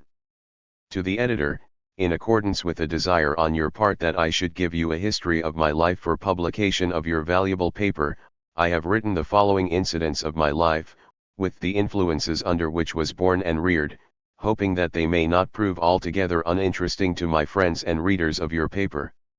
I was born in the town of Todmorden, part of which is in the West Riding of Yorkshire and part in the East Riding of Lancashire, England. I was born in the Lancashire part. The town is, like all towns in Lancashire, a manufacturing one. It lies in a beautiful valley, and on the hillsides are small farms. Back about a mile are the moorlands, which could be made into fine farms, as the topography of the moors is more level generally than the enclosed land. But though thousands of starving Englishmen would be very glad to work them, they must be kept for the grouse and the gamekeeper and the gentry. Grouse sport for the privileged classes being esteemed of more importance than the happiness of thousands of human beings. The enclosed lands rent for about £2 an acre. The farms are small, running from 10 acres to 60 acres, hardly any being larger than the latter figure. The farms are all dairy, the milk all being sold in town. There are numerous large mills in the town, Fielden Brothers being the largest. It contains about 2,000 looms. Here I was born in the year 1847, on the 25th day of February. My father's name was Abram Fielden. He was one of a family of 4 sons and 3 daughters. They were of very powerful physique. My father stood 132, nearly 6 feet in height. They were a family of handloom weavers, until the application of steam to weaving. This occurred when my father was hardly out of teens, and then they became steam loom workers. My father became a foreman when quite young in the mill of Fielden Brothers, where he worked until incapacitated by infirmities and age. He was a man of more than ordinary intelligence, and was generally acknowledged to know a thing or two. There were very few that cared to cross swords with him in argument among those with whom he came in contact. Remember that when I was quite young, he and a few more of the most intelligent of the factory kind of the place, instead of going to church on Sunday, would meet at our house and discuss politics, religion, and everything else. These discussions used to become quite warm, and carried on as they were in the rich Lancashire accent, they contained a peculiar charm. I used to wonder how they could know so much. Although I cannot recall anything that was said at this distance, yet I have no doubt that what I understood of these discussions have had an influence on my life and opinions. My father was a peculiarly eloquent conversationalist, and the recital of the most ordinary incident from his lips bore the charm of romance. When the 10-hour movement was being agitated in England, my father was on the committee of agitation in my native town, and I have heard him tell of sitting on the platform with Earl Shaftesbury, John Fielden, Richard O'Dear, and other advocates of that cause. I always thought he put a little sarcasm into the word Earl. At any rate, he had but little respect for aristocracy and royalty. He was also a Chartist degree, and I have heard him tell of many incidents connected with the Chartist agitation and movement. He was an earnest champion and admirer of the principles advocated by that noble but unfortunate Irishman, Fergus O'Connor. I have heard him say that on the day the Northern Star, O'Connor's paper, was due, the people used to line the roadside waiting for its arrival, which was paramount to everything else for the time being. He was also one of the incorporators of the Consumers' Corporation Society in the town of Todmorden, and one of the managers of that society for a long time. 7 degrees I remember that he used to go with the other managers and work in the warehouse of the store after he came home from his work at night.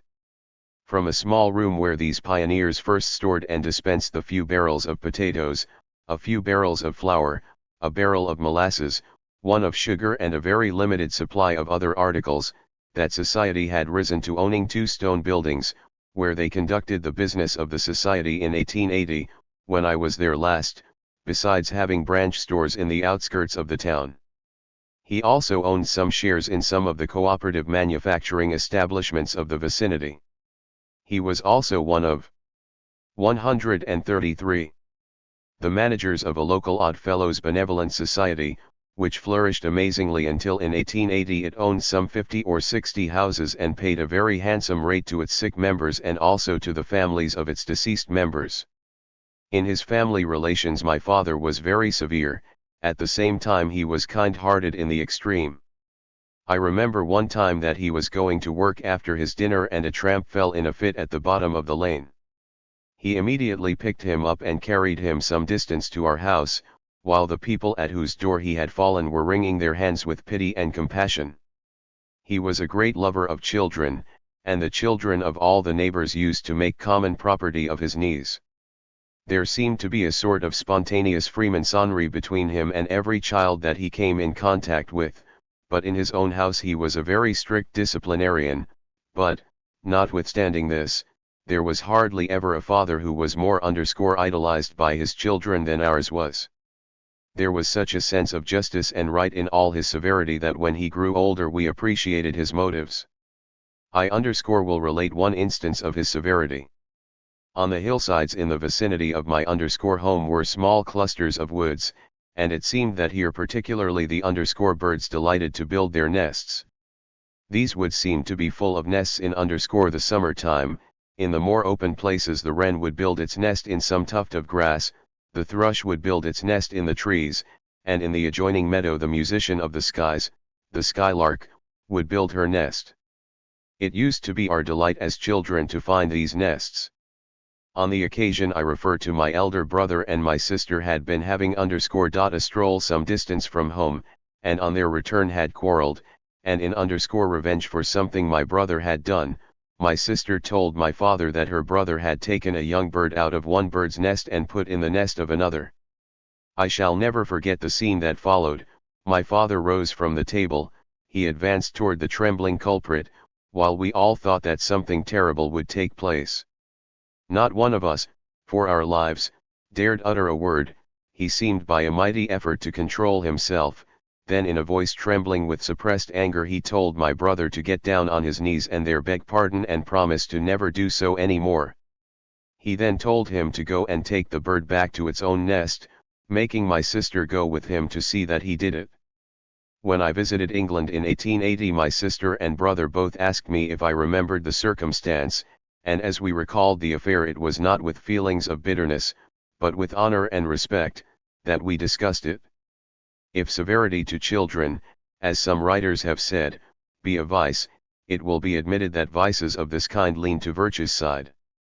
If he ever had studied socialism I believe his strict sense of justice would 134 have led him to adopt it, as it was he was a hater of all forms of affectation, deceit, and hypocrisy.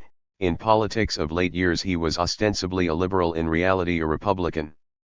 He took a great deal of interest in the political agitations which have been going on, and having a fairly good memory he could discuss intelligently the political problems that have agitated his country during his lifetime. He was always a staunch supporter of every measure for the relief of the Irish peasantry from the greed of the foreign bloodsucker, the English landlord. I well remember the intense interest he took in the disestablishment of the Protestant established church in Ireland. As I at that time was engaged in religious work I did not have as much time to go to the meetings which were held in my native town for the promotion of that measure, but I was still earnest-minded enough to attend some of them, and also frequently found myself defending the measure. When I did this in the presence of my religious associates some of them regarded this as worldly wisdom and unworthy of one who was thought to be solely occupied in furnishing a suite of rooms in the sky. But as Satan is always on the alert, I suppose he used to get his oar in on me occasionally, and this was one of his brief triumphs. Also in the intense excitement consequent upon the movement for the extension of the franchise in 1866.8 degrees, such was my father. Of my mother I cannot remember so much, as she died when I was a child of 10 years of age. I can remember her as small of stature, with dark eyes and hair, and with pleasing and regular features. Remember in the later years of her life she was a very devoted member of the Primitive Methodist Church. Her maiden name was Alice Jackson. The family to which she belonged was very poor, and I have often heard her and father tell on the cold winter nights, when the wind would shriek around the corners of the house, of the first meeting of herself and father. How that she was walking in her bare feet through the snow, carrying a basket which contained sand, which she was trying to sell to the poker people to sprinkle upon their stone flag floors.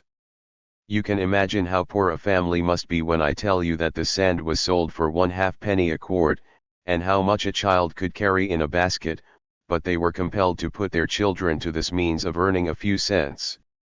The sand they procured from refuse piles at quarries and picking out the whitest scraps, then taking them home, and with a large stone beating them up into fine sand. I well remember how she used to take my father's rug and wrap it around her on class meeting nights, and travel down the lonesome road which skirted to the top of the piece of woods which covered the side of the hill, to go on the coldest and roughest nights to her class meetings. Such was my mother. 135. I remembered vividly the foreman under whom I worked in the cotton mill coming to me and telling me that I was wanted at home, one summer afternoon. I instinctively knew what it was, for my mother was sick when I left home. With breathless haste and with beating heart I climbed the steep hill to find my mother dying. My father was walking the floor. He took me and led me to a chair on which he sat down and took me between the knees.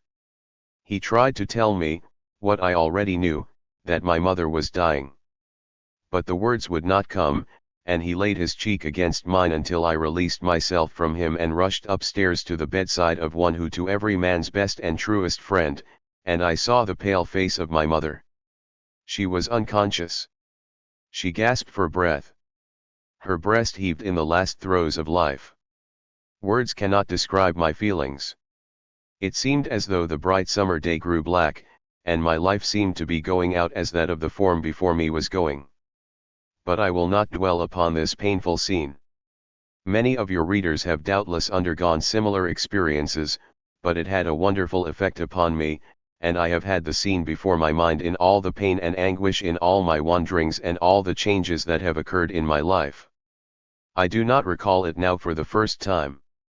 I do not think that there has ever been a day that I have not had it before me since the occurrence, and the words of Cooper, asterisk in his lines on the death of his mother, come home to me very forcibly when he says, "But while the wings of fancy still are free, and I can take such mimic views of thee, time has but half succeeded in his theft.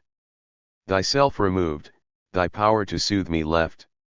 She was laid in the little churchyard at Walsden under the hill. On my visit to England in 1880, I went with an uncle of mine to see the grave.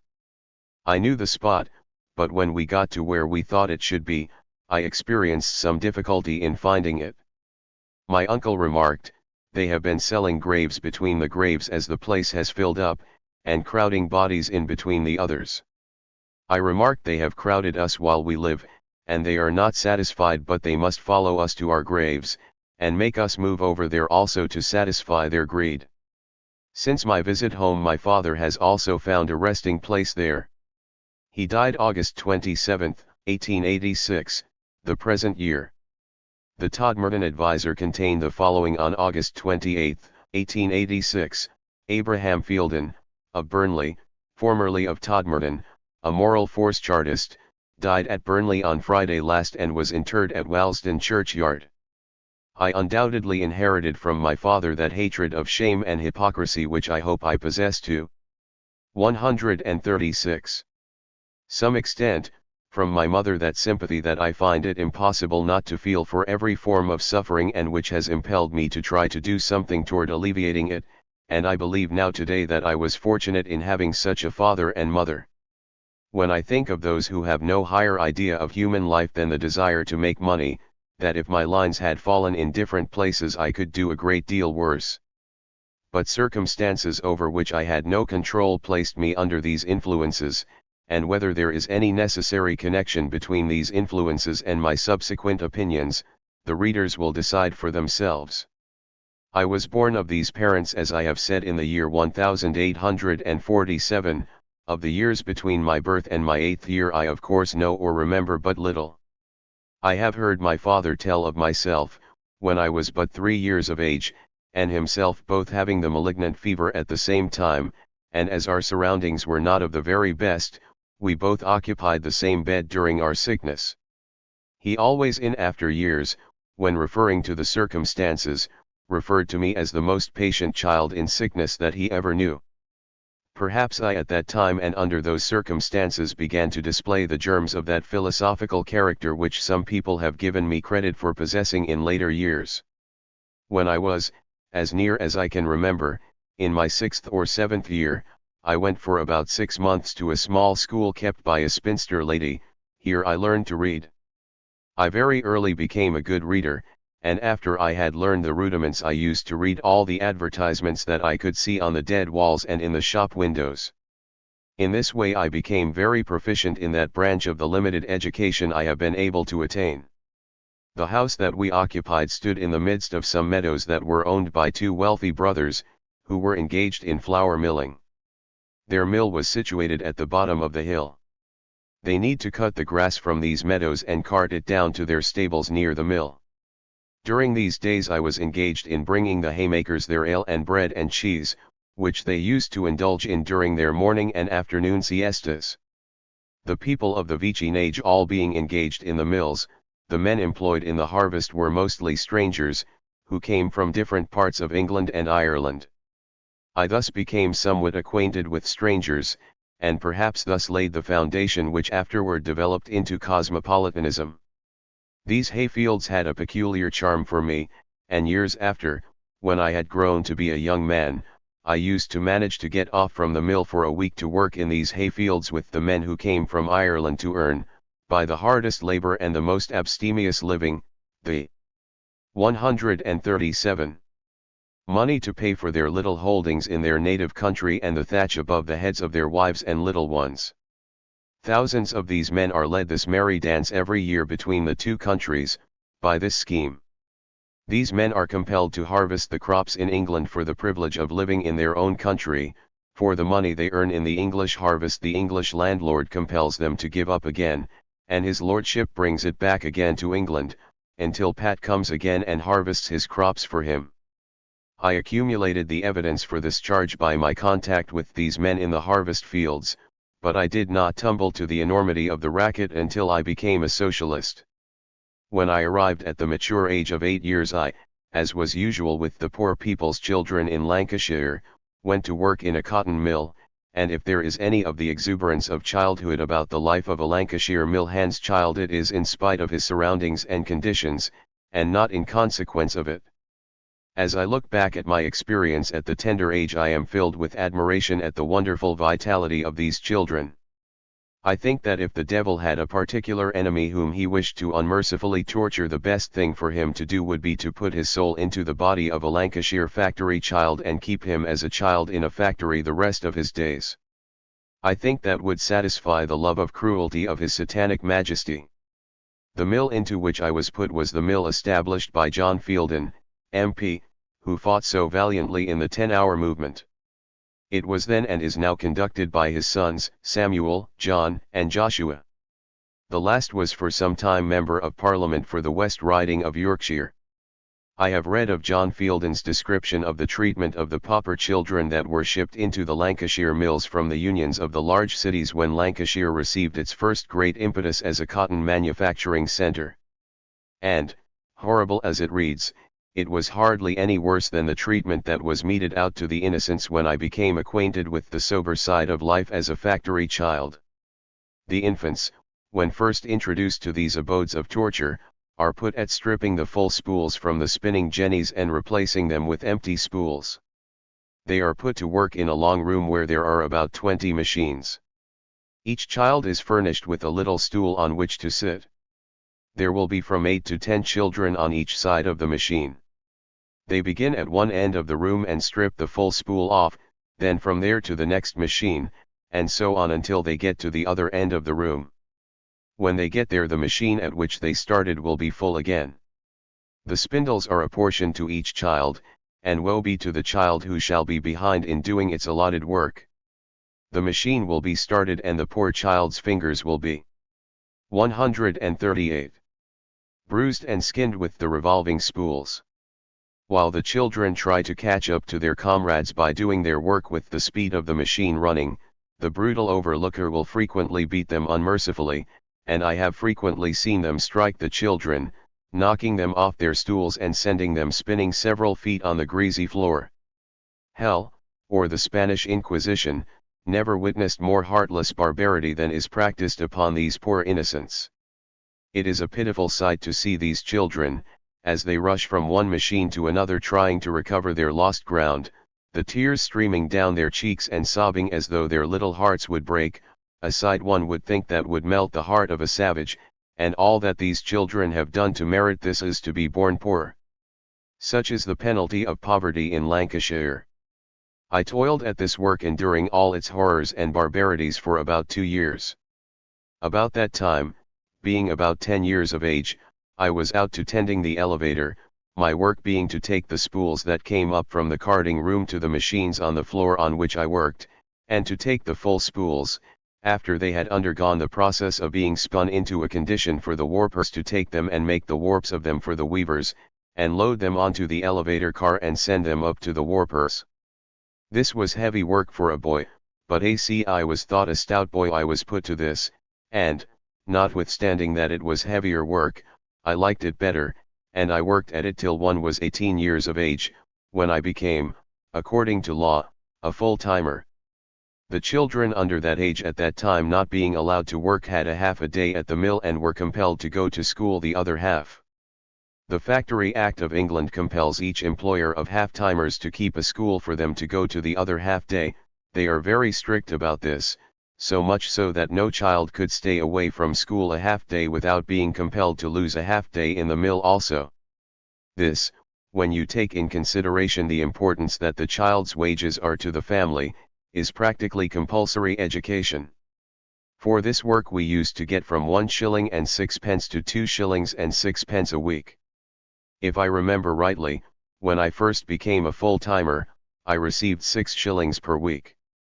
At this time I was given work in the warehouse or filling room, where the weavers received their filling. Worked here 2 years, when I went to learn to weave. I learned to weave under my father. Worked at this branch of factory work until I became 20 years of age, when I went to work as a beamer.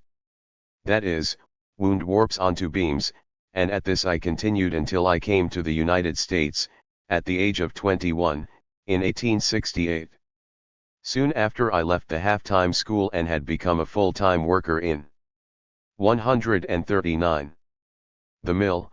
I was called upon to testify in a celebrated trial, between 2 of the residents of town which was tried at Liverpool. The case grew out of the intense religious partisanship which existed in the neighborhood, and was between the Unitarians registered and the Methodists. About this time the religious feeling had been running unusually high, though it never ran very low, but at this time it was at fever heat. I believe the immediate cause of the trouble was some lectures which had been delivered by a fiery advocate of the mysterious doctrines of the Trinity. One remember trying to get into the hall to hear the fun, but could only get within some distance of the door.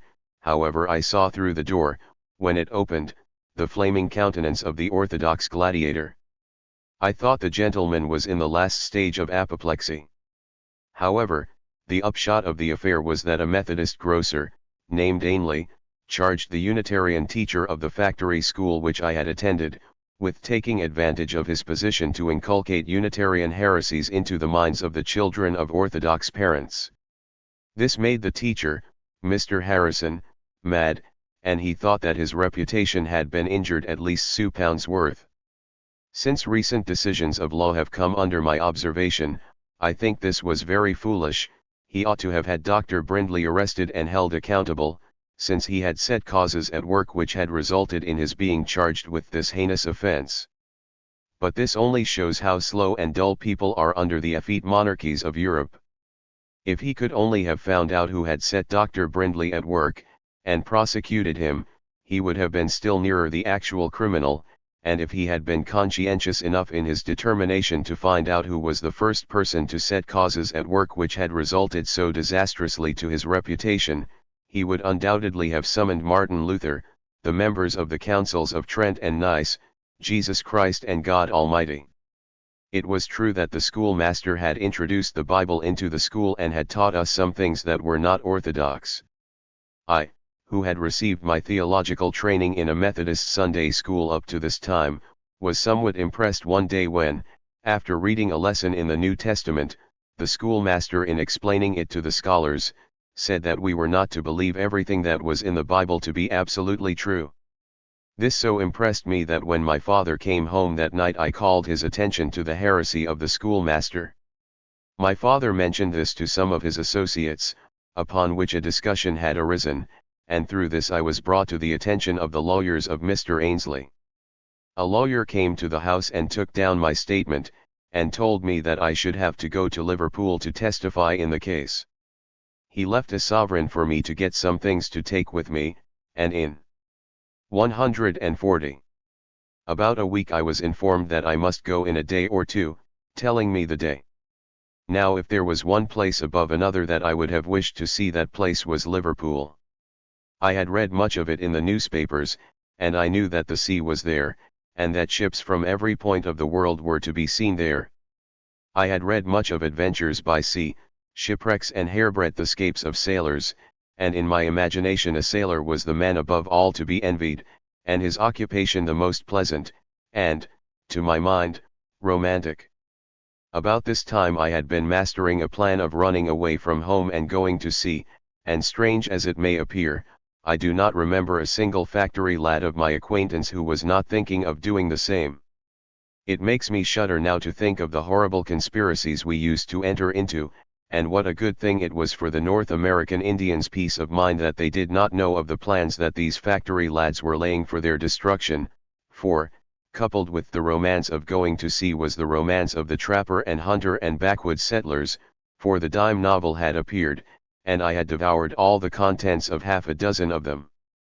I remember that I even thought of sneaking away from the party when I should get to Liverpool, and letting the schoolmaster and the grocer go on with their quarrel about the Bible without my assistance. Well, the eventful day arrived for my departure for the legal theological duel. I had never ridden on a railroad before, but the novelty of a railroad ride was soon lost in the anxiety to arrive at my destination, and I worried the elderly gentleman, as indeed we all did, for there were about a dozen of the graduates of Mr. Harrison, of both sexes in the party, with questions at every mile that we traveled, as to how far we had to go yet, and how long it would take us before we could see the masts of the ships. At last the wished-for destination was reached, and as soon as we had our dinner we insisted on going down to the docks and seeing the ships and those gallant and romantic heroes the sailors. Well, I was shocked and indignant at seeing these heroes as I found them. Instead of finding Mercantile Jack, as Dickens calls him, with a dark blue cap, with ribbons hanging down behind, upon his head, and the dark blue blouse, with white collar, around his body, and white pants, very wide below the knees, instead of this kind of being I saw him as he was, with a battered old hat, or a sou'wester, an old patched shirt of almost any and every color, a pair of greasy and well-tarred pants. Indeed he resembled what we would call a roustabout, his was Jack stripped of his romance, and as he appeared to me, though I have no doubt that in this greasy, tarred form there beats as brave a heart as ever romance. 141. Could conjure or imagination could depict. But if Jack was not all that I had expected, the ships made up for it, for I was never tired of admiring them. I wandered through all the docks and took notice of all the names and destinations or the ports from which they hailed, and in this way I imagined that I caught a glimpse of strange lands and strange people. We stayed in Liverpool about a week waiting for the trial to commence, and in the meantime seeing the sights of the far-famed city. On the Sunday that we were there we went on an excursion to the famous Mina Bridge in Wales. I believe at that time the longest suspension bridge in the world. This was in 1860. The day of trial at length arrived, and we went to court, and there I was not only astonished but positively alarmed. There sat the judge with his gown on, and on his head an enormous grey wig with flounces of curls hanging down over his shoulders, and in front of him were, I should think, as I remember, some 30 or 40 gentlemen wearing the same ridiculous and awe-inspiring headgear. When I was called upon the stand to testify, and felt that the small eyes of these strange animals were turned upon me, I was, in the language of American slang, perfectly paralyzed. I could not find my tongue when the learned counsel began to question me, but looked imploringly to the monster upon the bench for protection. I was afraid, when I saw that he noticed me, that he would demolish me altogether. Judge my surprise when the judge repeated the kindest voice that I ever remember to have heard, the question of the learned counsel. I found my voice, and immediately felt as though I was recovering. After this there was no difficulty, and I escaped with my life, but I have hardly ever looked at a courthouse since that time without the feeling of thankfulness taking possession of me at the thought of the narrow escape I had on this occasion. But as everything must come to an end, so the celebrated case of Harrison v. Ainley did the same, the result being that instead of Mr. Harrison getting £500, the judge gave him 1 farthing and ordered both parties to pay their own expenses. The case created a great deal of interest in Todmorden, and the people had kept track of it, so that when we arrived home on the next day the streets around the station were packed with people. This may seem strange, but to a people to whom every day of their lives was one continual animal existence, sensations did not occur often, and when there was an excuse for the making of one, they did not allow the opportunity to slip by without being improved, and so out of this little affair we who had figured in the case were the lions of the hour. To Mr. Ainley, the defendant in the case, it was a dear trial. He was ruined, and soon after left the town a sadder if not a wiser man.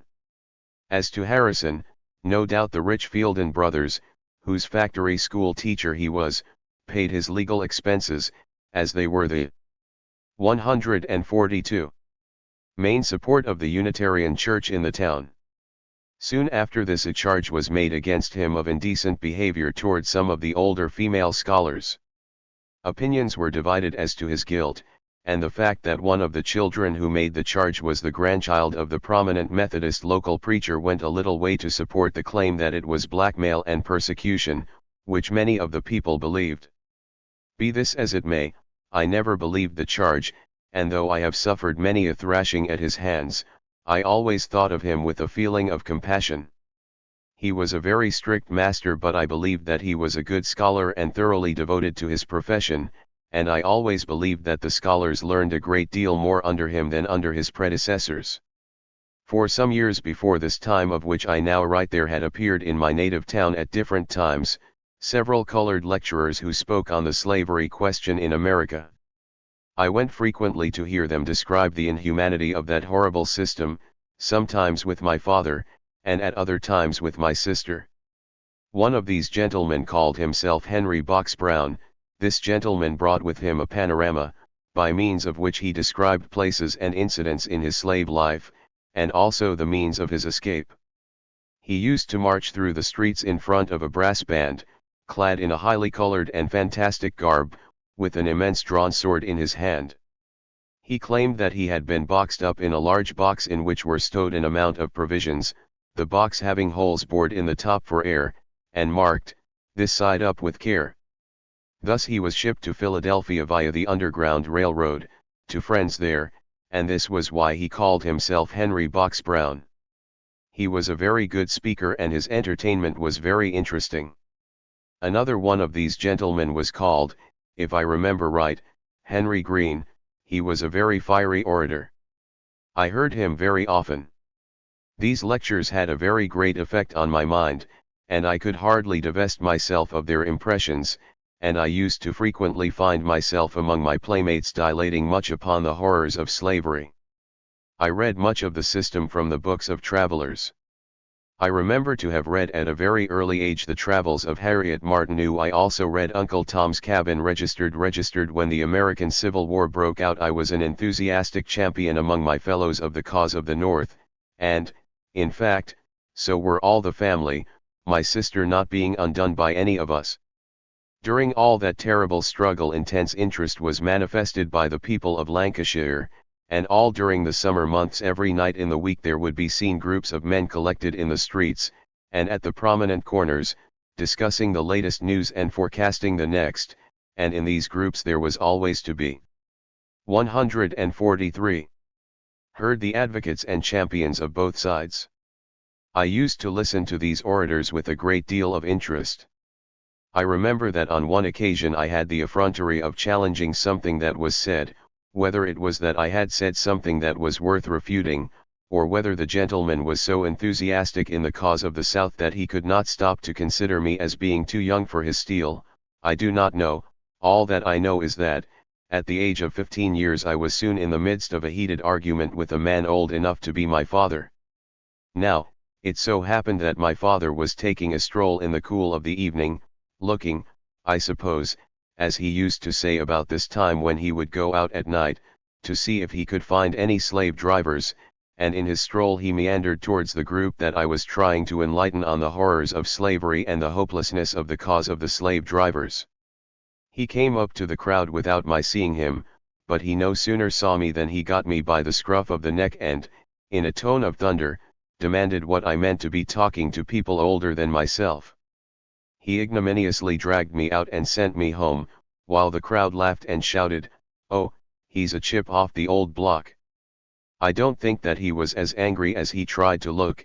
Anyway, for some reason J did not feel as much afraid of meeting him in the morning as I had often before when I knew he had found me doing something wrong. But the struggle continued, and its effect upon the people became more and more apparent. Mills began to run short time, then no time at all. Then when they could get a little Surat cotton from India, they would run a few days a week. This Surat cotton was terrible stuff to weave, it was full of little chips, and the threads were always breaking, so that the weavers were compelled to have all their looms stopped at once, until they could get time to go from one loom to the other to tie up the threads. How the people prayed for the war to cease. Famine, gaunt and fierce, stalked abroad in the land, and in many cases brought death to end the sufferings of the wretched Lancashire operative. The finances of the relief system was exhausted, private charity was taxed until it could expend no more. Tramps filled the streets and highways, young women went from town to town, and when they would come to some town they would walk slowly over the streets, holding each other by the hand, and singing some song, which it was hoped would bring some gift of succor to appease their hunger and preserve their weary lives. Many in their desperation were compelled to barter their honor for their lives. Such is the penalty of poverty. During the panic, as we called it, the mill in which I, my father, sister and brother worked, shut down entirely several times. I went to work assisting to 144. Drain some land on which one of my employers has since built a magnificent castle, which is called Dobroyd Castle. Was put to work carrying tiles to the men who laid them.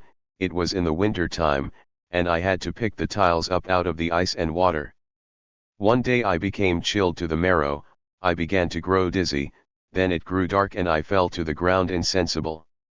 I was carried home and thawed out, and the next day I had to go out to the same work again. My elder brother had for some time been working as undergardener for one of our employers. He was a young man of more than ordinary intelligence, and much of the information which I was enabled to pick up I gleaned from his books. He was also quite radical in his views, and therefore it was a constant torment to him to have to debase himself before his master as lackeys were compelled to do in England. Now one of these means of debasement was being compelled to put his hand to his cap, in fact, to bow down to Gessler. He endured this as long as he could bear it, when one day he met his master in the town accompanied by his brother.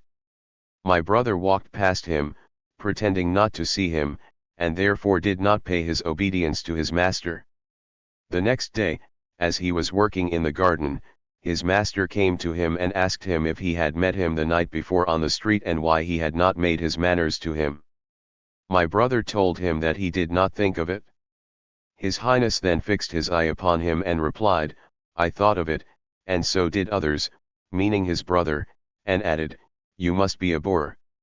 This was too much, and my brother telling me about it after we had retired at night, said he would never humble himself before him again, as it would be harder than ever to do it after what had occurred. He soon after left Mr. Fielden's employment. Thus must the proletariat bow the knee to the bourgeoisie or starve, and some people call this liberty of contract. There was no work to be had in the town, and he was compelled to go on a tramp. Having heard that there were fine gardens about Edinburgh, Scotland, he tried to work his way thither, walking all the way and trying to get work on the road. Sometimes he would get a little to do, sometimes he had to ask for bread, sometimes he had to apply to the town authorities for lodging, for which he had to break stone on the turnpike to pay for it. Arriving at Edinburgh he found it impossible to get work there. Off again he pursued his fruitless search, until one morning he found himself within 40 miles of home. He felt that he must make home that day or die. He therefore with the resolution of despair set out at night. He came into the house emaciated, hungry and sick, a mere shadow of himself.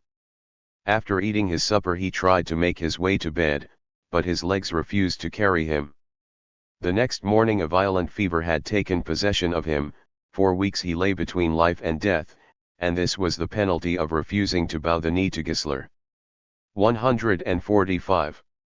All these horrors we suffered, as did thousands of others, and be it remembered the Lancashire operatives never passed a resolution to recognize the South as a belligerent, never dreamed of interfering in any way, morally or otherwise, though they were the only sufferers, and those who did in England were those who were placed above the possibility of being affected by the war registered. But the war at last came to a close, and New Orleans cotton arrived. It was a time of thanksgiving, and remarkable scenes were witnessed in some of the Lancashire towns when the first installment of cotton arrived. The operatives gathered about the depots, brass bands were in readiness, and men with patched clothes and thin features, and women with haggard looks and draggled garments, holding their children in their arms or leading them by the hand, according to their size, crowded around. Eyes that seemed but a short time before had lost their luster, now beamed with a light which had seemed to have left them forever but a short time before. Forms whose every motion had seemed for months to speak of despair, were now animated by elasticity, and eager hope had come again to the despairing, and work would now be had, and this was the open sesame to heaven and earth. At least the gates of the yards are thrown open, and large draft horses are seen moving slowly toward the gates, while piled high into the air behind is seen that which to those poor starving people meant the staff of life, cotton, American cotton. A shout goes up which is almost enough to shake the bales from their foundations. Men shake each other's hands, the tears of gladness are seen in the eyes of the women, such hilarity, such congratulation, such quaint jokes are thrown around when amidst the confusion the band strikes up an air which had become as familiar in England as in America. John Brown's body lies mouldering in the grave, but his soul goes marching on. The men joined in, the women joined in, and the children joined in, while the players tried in vain to make themselves heard except at intervals. And thus they marched in front of the great loads of cotton to the mills. Work immediately became more plentiful, and as nothing prospers when workingmen are poor, so everybody soon became happy and comparatively prosperous. About this time, 1865, I joined the Methodist Church. Degree I had not been a member long before I began to speak in the prayer and experience meetings, and indeed it became such a usual thing for me to talk in these meetings that on one occasion, when it seems that the Spirit did not move me and I really did not feel as though I wished to speak, the minister remarked that it was getting late, but there was one person who he wished to hear from before he adjourned. Everybody knew who was meant and I had to speak. The word is illegible, it may be lumbering. 146. Think I may say that I became somewhat popular in these meetings. I was most thoroughly in earnest, and nothing that I could do did I leave undone to further the cause I had espoused. I had not been a member of the church long before I and 3 others formed what we called the Methodist Exhorters, and we used to go around and hold meetings in houses and outside meeting places. Almost every night in the week I was out to some meeting of some kind. Around the town there were several small villages within a distance of 3 or 4 miles. These were composed of from 20 to 50 houses, in the neighborhood of which there was a cotton mill, and here, for the convenience of the people who lived here, there were small chapels or meeting houses. These were included in what was called the Todmorden Circuit, the central church being situated in the town of Todmorden. There were 2 regular ministers appointed by the General Methodist Conference of Great Britain to the circuit. There were also a number of what we called local preachers, who were taken from members of the churches in the circuit. They were composed of men from all walks of life, and among them were men who had hard work to provide the wherewith to feed their families, and yet there were men of this class who were better preachers and speakers than the regular ordained ministers. I call to mind men who earned their bread at the loom, at the spindles and in the quarries, whose eloquence would have graced the grandest cathedral in the land. I have always thought that the strength and the power of the Methodist Church was more due to these intelligent, earnest, talented, and self-sacrificing men, than to any other merit that it possessed. I saw this disinterestedness. I came in contact with them. I was moved by their rude eloquence. I could not conceive of anything more worthy of imitation than they were, and I accompanied them to their appointments. I assisted them by leading out the hymns, sometimes by making the opening prayer. I thus became imbued with their devotion and sincerity. I tried to imitate them, for, to my young mind, there was not anything more worthy of imitation than these grand men. It is true that I was ignorant and inexperienced, but though I have lived nearly 20 years of a somewhat varied life since that time, and though I now think that these men's ideas were wrong, yet never, until my hand has dropped nerveless by my side, until my eyes shall have closed in the eternal sleep and my tongue shall have become incapable of doing good or ill by its utterance of my thought, and until my heart shall have fluttered its last feeble pulsation, never till then will I refrain from saying the thanks of a grateful soul that I became imbued with the sterling honesty of these men by my coming in contact with their noble and generous lives in my youth. 147. Through my constant attendance at the different places of worship I became enabled to understand the technicality of the theology of the Methodist Church, and consequently I became enabled to defend and advocate the doctrines of the Church. I became one of the superintendents CF one of these village Sunday schools. Became prominent at the revival meetings, and many a night have I aee through the snow to meetings miles away from my home. Thus my life was spent from the time between the ages of 18 to 21. In the spring of 1868 I was placed on the plan on trial as a local preacher, and in the same spring, the Halifax Courier contained the notice that the chapel anniversary sermons of the Blackshawhead Wesleyan Chapel had been preached by John Greenwood and Samuel Fielden. I continued to follow this life until July, 1868, when I left home for the United States. I had frequently talked to my father of my desire to come to America. My father had tried to dissuade me from doing so, but seeing that I was determined to go, he told me that when I became of age, that is 21 years of age, he would have no more control over me, but until then he refused to give me consent to leave the parental roof. I accordingly remained until the month of July, 1868. On the morning of my departure there were present quite a number of those who had known me and had been associated with me in my religious work. During my trial here, a letter was written and published in the Chicago Tribune, by some person signing himself J.H. of New York, in which the writer states that he knew me in England and was a member of the same church. He states that I was well known there, and from his acquaintance with me says that at that time I gave promise of becoming what he, the writer, calls himself intelligent man, saying that I was a good debater. He refers to my departure from my home as being something remarkable for a young man, who had spent all his life in a Lancashire factory. Numbers of my friends flocked around me to bid me Godspeed. Arrived in New York in the latter part of July, 1868, with £3 in my pocket. I immediately procured work in Prentice's Hat Factory, Brooklyn. I only worked there 2 days when I left, as the wages were very low and the work not very agreeable. I next went to Providence, and procured work in Chapin and Downs Riverside Mills, working at the washing machine at first. Seemed to gain favor with the foreman, and he soon gave me a better job in the warehouse at packing the cloth in cases for shipment. My wages had been $7.50 a week, and I received $8 at my new work. Worked at this for some time, when I was offered $8.50 a week at the adjoining Delane Mills, owned by the Sprague brothers. I gave notice to the superintendent, who was a brother of Mr. Downs, and with whom for the time I had been in his employ, I had become 148. Quite intimate and friendly. He asked me where I wanted to go, and I told him. I did not know that I was getting anyone into trouble, but I was. There was an understanding between the two mills that neither one was to entice the help of the other away from them.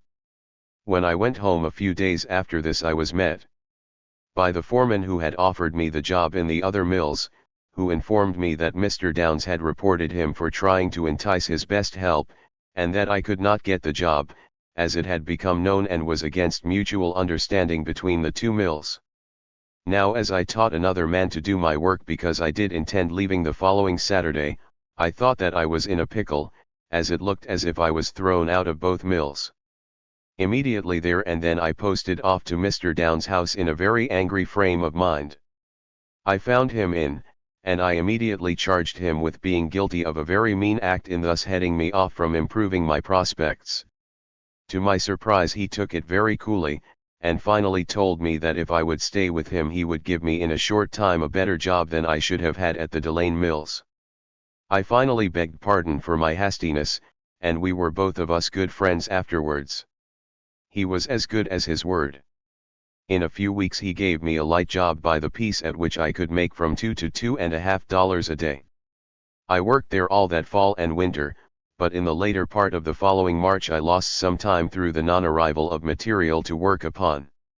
I therefore determined that I would take this opportunity of leaving, and put into effect my determination of going west. I therefore drew what was due me and left. It was the more easy to do this as the superintendent was away at that time. I had been a constant reader of the New York Tribune, and one had become infatuated with the idea of farming and the glorious opportunities held out by the philosopher of the Tribune, to the young man in the West. I therefore took his advice and started for the West. During my stay in Olneyville, North Providence, I had attended the Baptist church in that place, as there was no Methodist church there. I had, however, attended the Methodist church in Providence, where a somewhat well-known divine named Rev. Mark Trafton was the pastor. On my way west, I stopped at Niagara Falls to view that world-renowned phenomena. From there I went to Cleveland. I had no well-defined idea of where I was going up to my arrival in Cleveland, but as I had saved a little money, I thought I would make an excursion into the country to see if I should find any place to suit me. I went to the Lakeshore Depot, and I looked over a railroad map, and I thought that Berea would be a good thing to try, as it was only about 15 miles out, and I thought it would ruin me anyway, so I went there. I arrived there in the afternoon, and took the first road I saw that seemed 149 to lead into the country. I was soon outside the town, and after traveling for about a mile through the sticky clay roads which were churned to the consistency of butter, came to a farmhouse, and at the risk of being eaten up by two of the most villainous dogs that I ever saw, I climbed through the fence and approached the house. I found that the inhabitants were of that race which are to be found in every place and country on the face of the globe. They were Irish. I found that the lord of the manor was not at home, but the wife asked me to come in, with true Irish hospitality. After I had told her what I was after, which was work on a farm, she made me partake of some milk and bread and butter, to which I did simple justice. She then directed me to a Mr. Adams, whom she thought I might hire out to. I started out across the wet fields and reached Mr. Adams' house just before dark. I succeeded in inducing him to try me, and the following day I was set to work at the wood pile. Now, this was new work for me, and before I had been at it an hour I began to think that my back was broke. especially as the woodshed was attached to the kitchen, and I was afraid that if one stopped for a moment he would think I was lazy. I managed to live, however, and I successfully passed the period of probation. Mr. Adams was a deacon of the Methodist Church in the town of Olmsted Falls, and I, of course, joined the church. I stopped with Mr. Adams until the following August, during which time I preached several times in the Methodist Church there. Mr. Adams advised me to stop with him, promising me that during the following winter he would board me for the chores I could do nights and mornings, while he would lend me a horse to ride to and from the Methodist College at Berea, and thus I could find myself for the ministry. I, however, declined, and in the month of August I arrived in Chicago, and, strange as it may appear, the first house that I entered was the frame house adjoining the brick building on the northwest corner of Randolph and Desplaines Street and directly opposite to me when addressed the Haymarket meeting on the 4th of last May. A plumber named Mr. Still lived there at the time. He was born in the same town that I was born in England, as well as his brother John, and also their brother-in-law John Mills, who occupied a plumbing store on the south side of Crane's Alley, in the rear of Bryan's Saloon. I was acquainted with their relatives in England. The first work I did in the state of Illinois was on the farm of John Wentworth at Summit Station.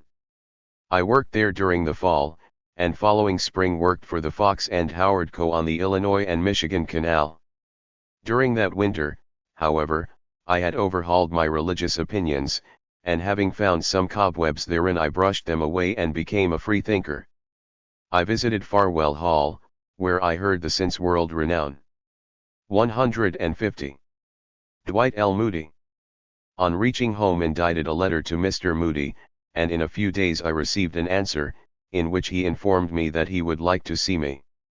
On the following Sunday evening I went again to Farwell Hall and heard Mr. Moody refer to the letter he had received during the week. After the service was over, and as Mr. Moody was going down below to gather in the spiritually wounded, I tapped him on the shoulder and informed him that I was the guilty wretch that had written the letter to him. He tried to get me to go downstairs with him, but I declined, and he informed me that he would talk with me at Illinois Street Mission the next night. Well, I went there, and soon after my arrival an honest-looking fellow got upon the floor, and during his remarks referred to the rascality of the methods of business, concluding by expressing the opinion that no businessman could be a Christian.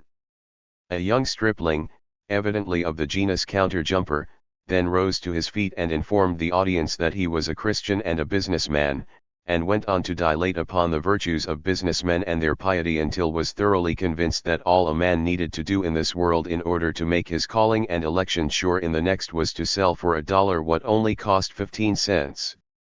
This little speech seemed to relieve the audience greatly, which had undoubtedly been much discomposed by the speech of the common and ordinary-looking man who had preceded him. At last the meeting came to a close, and I moved up toward the stove and presented myself to Mr. Moody. We sat down and we had quite a good and at times animated conversation for perhaps an hour and a half, when I thought that it was about time for my opponent to be convinced, and Mr. Moody thought the same about me, so that we each moved out to meet the starlight. I think Mr. Moody will remember this occurrence, and I will say that there was nothing said on either side that would or did hurt the feelings of the other. We parted at the door with the best feeling toward each other. I am only sorry to say that my opponent has persisted in following the wrong path to this day. I am truly sorry for him. I only wish that we both turn to the right before it is everlastingly too late. I worked as I stated, on the Illinois and Michigan Canal. In the next fall I went south, having heard much of the opportunities there were to make money there in the winter. I embarked as a deck passenger on a steamboat, with 2 others who accompanied me from Chicago, for Vicksburg, Miss. After nearly a week we arrived at our destination. As we rounded the bend above the city I saw the National Cemetery where lay all that remained of those who had left their homes in the full flower of their youth and health, filled with enthusiasm, to battle and to die for their country. I had no sooner landed than I proposed to visit the cemetery at once, which we did. As we 15 walked up the narrow street toward the outskirts of the city I overheard a Negro, who was detailing to another some everyday occurrence, and I heard him say, "I told Mr. Johnson if he would give me $2 for the job I would do it, but I would not do it for $1.50. This made quite an impression upon me, and I remarked to my companions, "There speaks the man and not the slave." The man could say no, the slave had to do as he was bid. The man could resist, the slave must submit. And what a difference there is in this man's condition, from what it had been but a few years ago, that he could say, "I won't unless you give me what I want or ask," and as wandered through the cemetery and looked at the little pieces of board which marked the resting place of the brave men who had died in the mighty struggle, the American Civil War, I thought, these men have died that that Negro might be able to say, "No, if you give me $2 I'll work for you, if you don't I won't." This was the light in which I saw these conditions then, but I saw these things in a different light before I came north, in a light that made me feel as though the inhabitants of the silent graves in the cemetery had almost, if not entirely, given their lives for nothing as far as any advantage accruing to the Negro was concerned. I worked before my return to North in the states of Louisiana, Mississippi and Arkansas, and I took every opportunity one could get to learn about the condition of the Negro, and I learned that in many cases he was as much a bondsman as ever he was, and in many cases worse. I inquired particularly into the share system which took the place of the much dreamed of 10 acres and a mule, which Sambo had so confidently looked forward to possessing after his emancipation. I found that this system was nothing more or less than a species of robbery, and that by its means the Negro was held in as absolute bondage as he was before the war. The share system operated in this wise. It is well known that the result of the rebellion left the Southern planter generally stripped of everything in the shape of property but his land. That property which he had held in human beings had been taken from him by a strong arm of force. It also left the Negro without a master, and the first thing Sambo had to do was find a master, and the first thing the former slave owner had to do was to turn the only means in his possession to some account, and he might possibly have thought that it was worth the considering how he should get possession of the property which had been taken away from him, and the brilliant idea may have entered his head that the remaining property might be utilized for that purpose. Be that as it may, if he did not think of this then it certainly occurred to him afterward, and he did not fail to take advantage of it in the near future, but at the present the old master or his residuary legatees had the IIZ to fand, but had no slaves to work it whereby it might be made to support its owner in idleness, the Southern slaveholder having constitutionally as much of an objection to work as Harry L. Gilmer has of the truth. Sambo had the necessary qualification, that is a willingness to work, but he had nothing to work with or upon. Thus it came that the old master said to Sambo, "How would you like to rent 10 acres of land from me and raise a crop of cotton for yourself?" Sam thought he saw visions of a condition beside which the 10 acres and a mule faded into insignificance. Arrangements were at once entered into, and Sambo being furnished with a mule, and having agreed that half of the crop of cotton should pay for the use of the land, and that he should have a certain amount of rations advanced for his support and the mules, and that out of his share of the proceeds of the experiment he should reimburse the landlord for the advance of rations to himself, family and mule, a careful account of which should be kept by his benefactor, the landlord.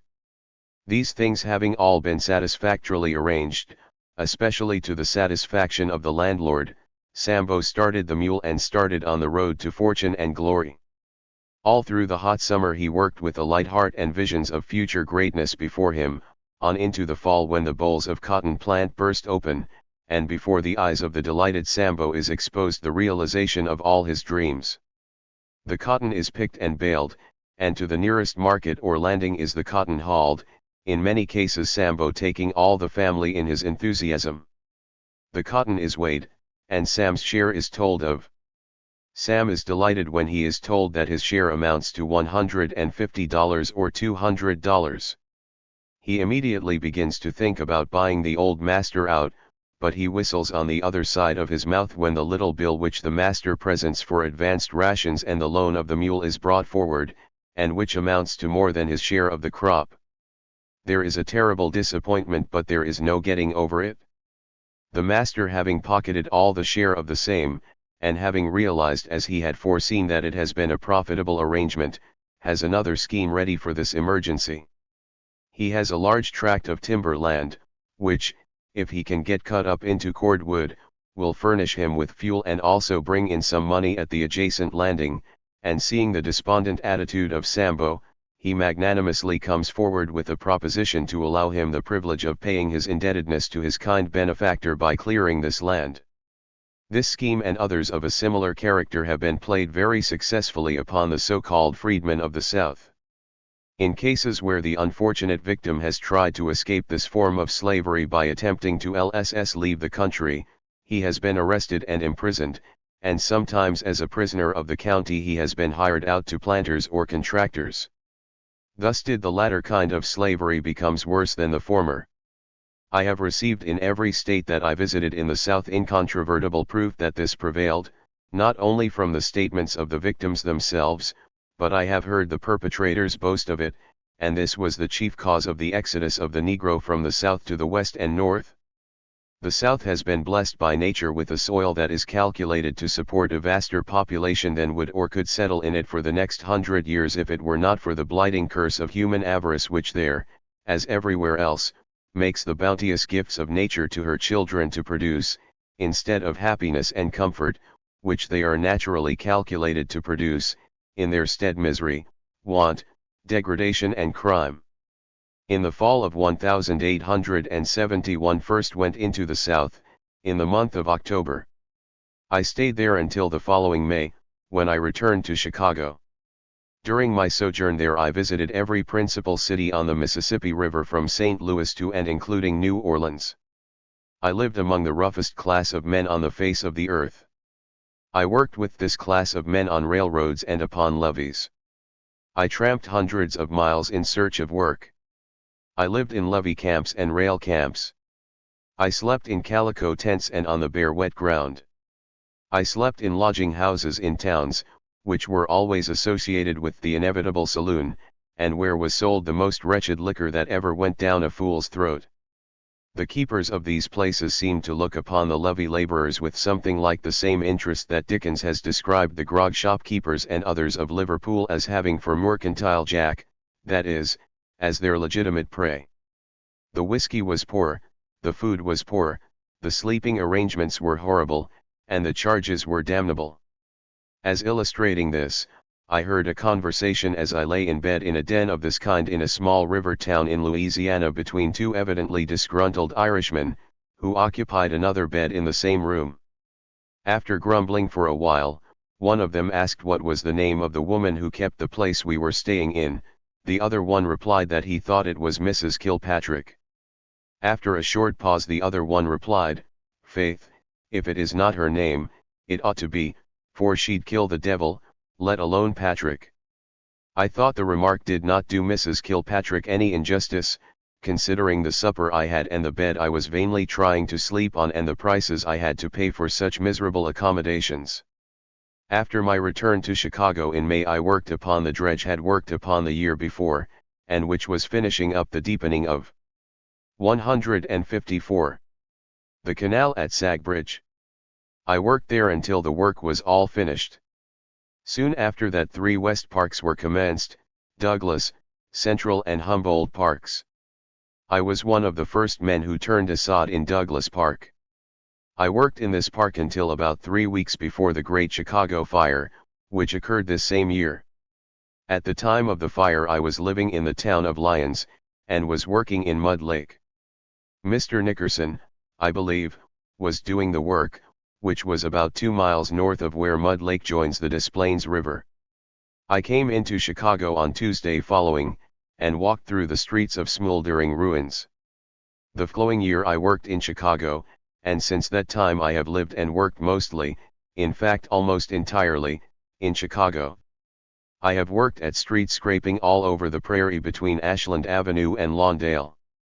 I lived a little west of Lawndale when there was but one house there, but this was before the fire. I pass over the next few years as containing but little that would be of interest to the average reader. During those years I worked almost entirely in stone yards up to 1879. I worked at all kinds of work in these yards, including driving team. During those years I was somewhat studious in my habits. I spent a considerable part of my spare time in the reading room of the public library. I attended quite a number of lectures, hearing Mr. Bradlaugh, the English reformer and freethinker, Tilton, Bayard Taylor, Robert Collier, James Freeman Clarke, Joaquin Miller, Robert Ingersoll, James Parton, and many others. I attended regularly the 10-cent lecture held at McCormick's Hall. I forget the year now, but I think it was in 1876. I took books from the public library almost all the time from its inauguration until the present. In the fall of 1879 I paid a visit to England. I had intended for years to visit my native home, but financial embarrassments had interposed insurmountable obstacles.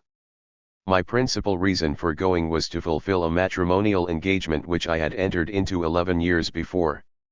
Another was to see my aged father once more.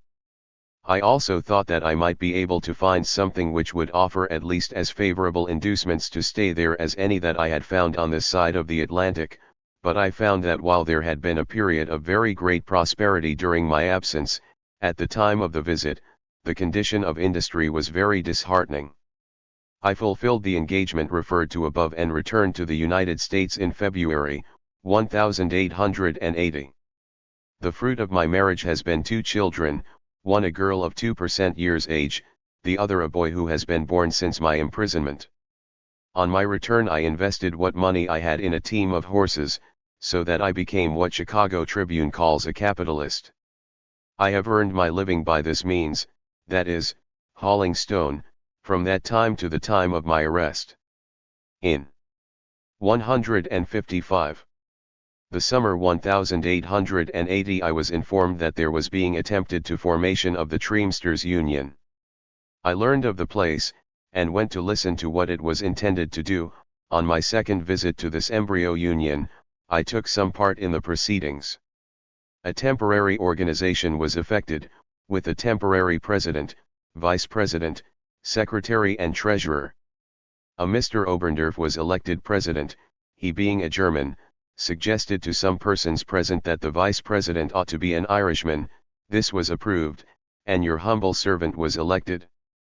The organization did not prove a success, and it finally died. I believe there is a Teamsters Union in the city, but I believe that it is confined to the brick hauling branch of that industry. About this time, in the fall of 1880, I was informed of the calling of a meeting for the reorganization of the Liberal League, the principal object of which organization was the total separation of church and state. I attended the meeting at 54 West Lake Street, and after listening to the proceedings and the statement of the objects of the proposed society, I joined the society then and there. A hall was rented at the corner of Halsted and Madison Streets, and the society entered upon its mission. Lectures and discussions were the feature of the exercises. Theology, science, philosophy, of every quantity and quality, political economy, social economy, domestic economy, and, in fact, every kind of economy, and perhaps a little extravagance thrown in once in a while as a condiment, the diet being of a rather heavy character. However, I became acquainted with a very intelligent, as well, I believe, as a very conscientious class of people. I took part in the discussions and became more or less prominent in the society, being elected financial secretary, vice president, and delegate to the National Congress held at Milwaukee in the fall of 1884, which I attended, taking part in the proceedings and supporting the adoption of a labor plank in the platform or constitution of the society. During the year 1883 labor meetings were held on the lake front, and I was invited to speak there. I hesitated and asked what was the object. The person who asked me replied, "You are not afraid to speak in the cause of labor, are you?" I replied no, and I accordingly spoke there several times that fall, as well as at other parts of the city in the open air. I had not at that time any preference for any labor organization, but thought the subject of labor offered a broad enough field for agitation. I spoke on the general question of the wrongs of labor. I continued my connection with the Liberal League. In the following summer, having become a socialist by conviction, through listening to and taking part in the discussions at the Labor League, I became connected with the International Working People's Association. As a member of that organization I have spoken all over the city of Chicago, in the open air. 156. On the lakefront and in halls in other parts of the city. I have also addressed meetings in St. Louis and Cincinnati. At the latter place I was speaking to a large mass meeting in front of the Custom House, and would you suppose one of the truthful reporters of the Chicago Times swore on my trial that I was urging an audience to sack Marshall Field's store at a meeting held the same day and same hour on Market Square in the city.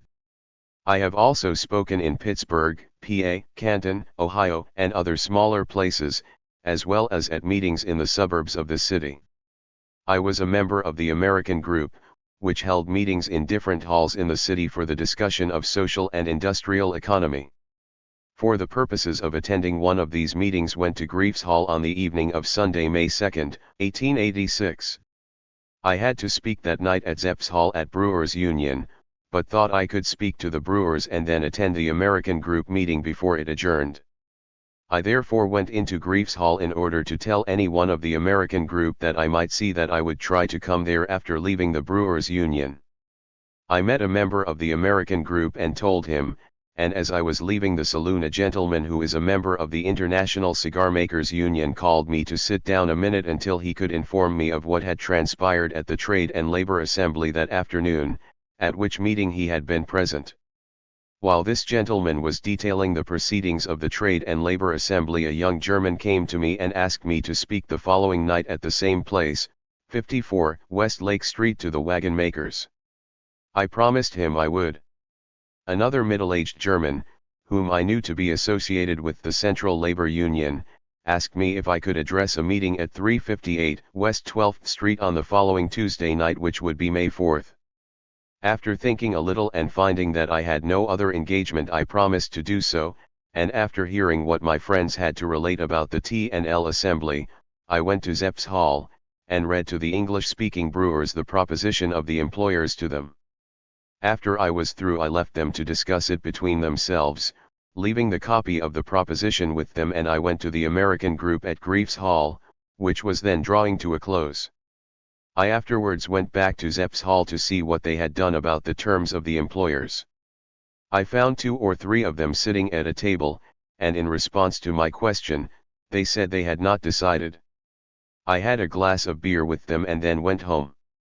On the following day I worked 3/4 of a day, and at night I went to the wagon makers meeting, which I addressed afterwards, leaving the hall and entering into a conversation with some of the men on the sidewalk in front of the saloon.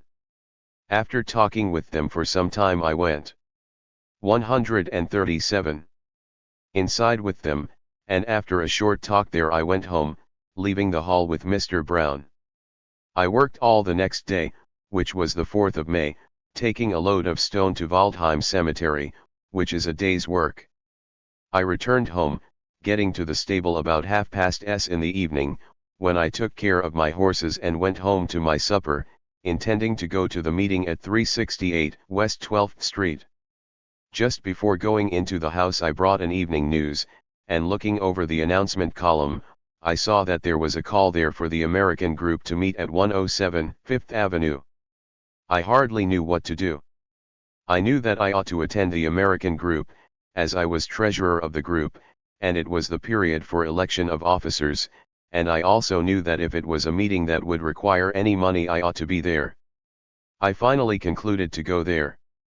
I left home about 7:20, taking a 12th Street car. I stood on the front platform, as was smoking.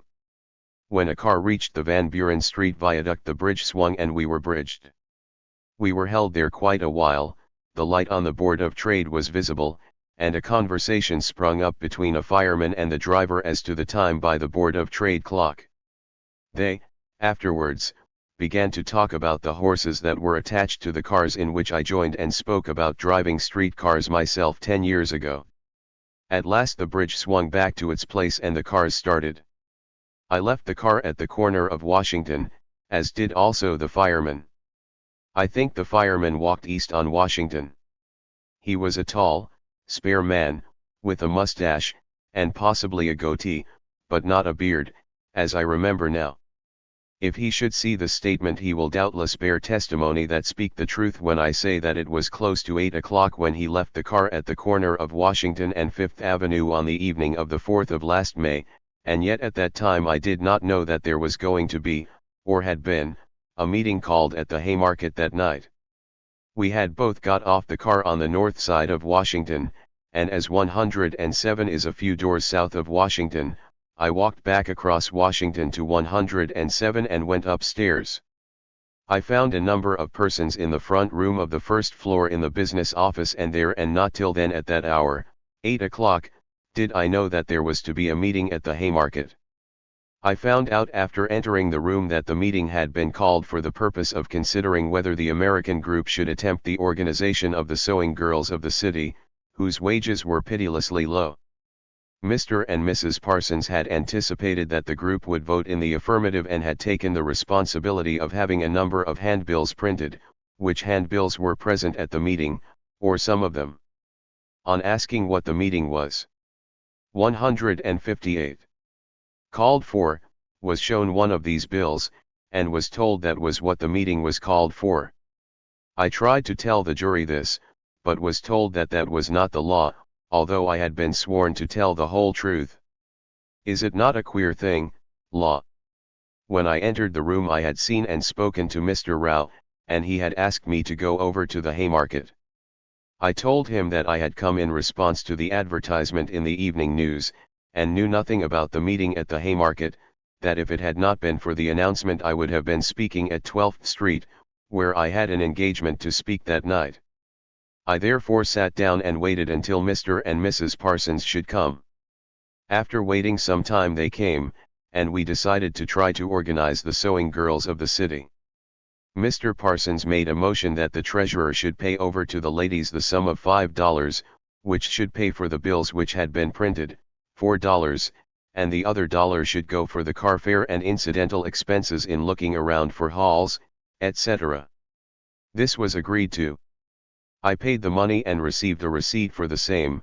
In the meantime Mr. Schwab had come in and a telephone dispatch had been received asking for speakers at Deering, where there had been a meeting called. The young man, Louis Brandt, attended to the telephone. Mr. Schwab went out, and I did not see him any more that evening. About this time Mr. Rao came in and said that he had been over to the Haymarket and there was a large crowd over there and no one to address them but Mr. Spies, and that he wanted Mr. Parsons and I to go over there and assist him. We went over there, and Mr. Spies, who was speaking, stopped in a short time after we arrived and introduced Mr. Parsons. Mr. Parsons spoke at considerable length, as has been reported. When I was introduced by Mr. Spies, the audience was getting smaller and I had told Mr. Spies that it was hardly worthwhile for me to speak. He said I might make a short speech. I spoke for about 15 to 20 minutes, when, without the slightest intimation or thought of such a thing, on turning my face to the south, I saw the police approaching. They were, in fact, very close to me when I first saw them. I stopped talking and was undecided what to do. The meeting had been more than ordinarily peaceable one, and had been getting smaller and more quiet up to that time, so that there were not more than 200 or 300 at the most, in my opinion, when the police arrived. A few minutes before this the weather had become somewhat threatening. A very large black cloud had rolled up from the north, causing quite a stampede. On this account Mr. Parsons called out from the crowd that the meeting had better adjourn to Zepp's Hall on the next corner. Someone replied that this hall was occupied, and then I said to the audience that I, 159, would be through in a minute or two and we would all go home. I then began to draw my remarks to a close. Before I could do this, however, the meeting was invaded by the police, and Capt. Ward, in a very loud voice cried out, "In the name of the people of the state of Illinois, one command this meeting to peaceably disperse." Whatever had been my doubts at the intention of the police, they were at once removed and I at once thought that I would try to prevent any trouble between the meeting and the police. This was my object in staying on the wagon after I saw the police on the ground, and as Capt. Ward uttered the above expression, I stepped down toward him and replied, "Why, Captain, this is a peaceable meeting." I did this for the purpose, more than anything else, of trying to allay the excitement and nervousness under which he was laboring, and thus, by this conciliatory manner, showing to him that we were not disposed to be quarrelsome. Had the captain at the time met me in the same manner, even though he had still insisted on the dispersal of the meeting, I myself would have dispersed it, and believe all would have been well, but the captain, in a very violent manner, altogether ignoring my pacific attitude, turned to the police, saying as near as one can remember, "I command this meeting to disperse, and I call on you to disperse it now." This is what I thought he said at the time. He said, "I call upon you to assist in dispersing it now." As this is a true and dispassionate recital of the events transpiring at the Haymarket meeting on the night of May 4, 1886, one will not dispute with him about this. He may tell the truth about this, and I may be mistaken. I say this may be possible, because, as the captain began to give the second command, I stepped from the wagon, leaping down at the south end of the wagon. As soon as I reached the ground I said, "All right, we'll go," or "Well then, we'll go," and walked towards the sidewalk. I think I had just stepped on the sidewalk when I saw the flash in the middle of the street and heard the explosion of the bomb. Almost if not entirely simultaneously with this explosion the police began to fire into the crowd. The crowd ran in every direction. I happened to have my face turned to the south at the time of the explosion, and I ran in that direction. Immediately after the explosion, I was struck in the knee by a bullet, which after striking the bone, traveled upward and slightly across, and then came out making 2 holes. I felt the blow, but did not know what it was. I continued to the corner of Randolph and Des Plaines streets, running as fast as I could, for the crowd who were falling down and crawling on the sidewalk, and calling, "Oh, God! Oh, God! Save us," while volley after volley of bullets were poured into the wildly flying and unresisting mass. I finally reached the corner and ran east. As soon as I felt myself safe I felt of my knee. 160. And found that my knee was wet. I knew that I was wounded. After going over to the south side to look for some of my companions of the evening, being anxious to discover what had become of them, I went and had my knee dressed. The next morning I was arrested. On the afternoon of the same day, 5th of May, without having had an opportunity of seeing a friend or a lawyer, I, with A. Parsons, A. Spies, and Mr. Schwab, was railroaded through a coroner's jury, at which jury the assistant state's attorney stood between the coroner and the several witnesses and, in whispers, prompted them what to say. How different this coroner's jury from the jury that inquired into the death of poor Beely at the stockyards, and where the Pinkerton murderers were allowed to have able lawyers who bulldozed the coroner and all the witnesses, and which was adjourned from time to time until the jury got ready to let the suspects go, and where the obliging coroner and attorneys of the suspects retired into the anteroom from time to time in the most fraternal manner. From that time until the present I have been confined in the county jail of Cook County, Illinois. I had forgotten to state that I was arrested at my home, where I waited to give myself up to the authorities if they should want me. Of my subsequent trial and conviction the public are aware.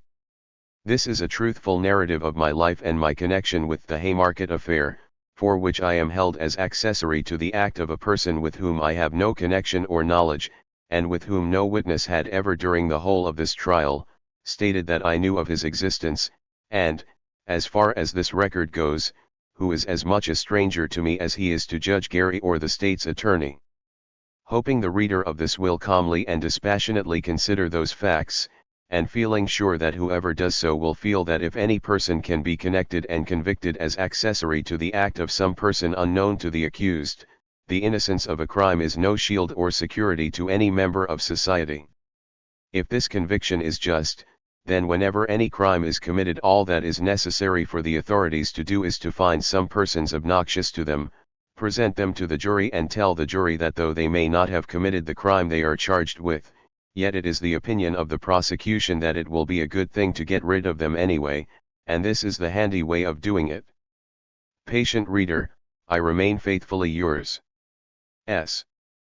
Fielden. Autobiography of Oscar Neebe. I was born on the 12th day of July, 1850, in the city of New York.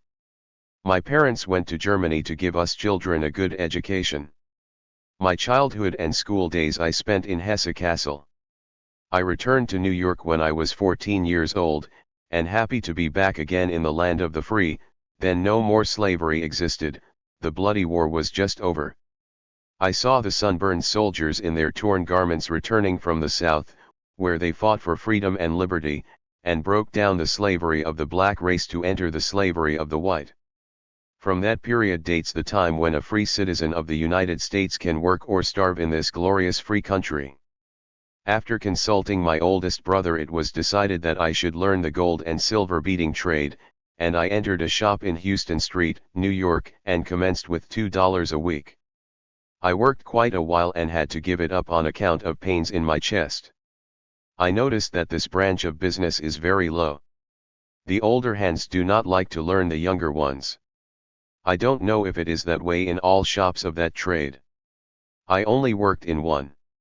Horace Greeley said, "Young man, go west," and I, the 16-year-old boy, went to the Garden City, Chicago, but could not find work. After I had sold all my clothing and trinkets to pay my board during the time I was looking for work, and when I had nothing more than the suit I had on, the friendly boarding house keeper showed me the door and said I should look for another boarding house, and I left. Hungry, I went to seek work, and when night came I went to a pile of lumber near the lighthouse and slept in open 162 air.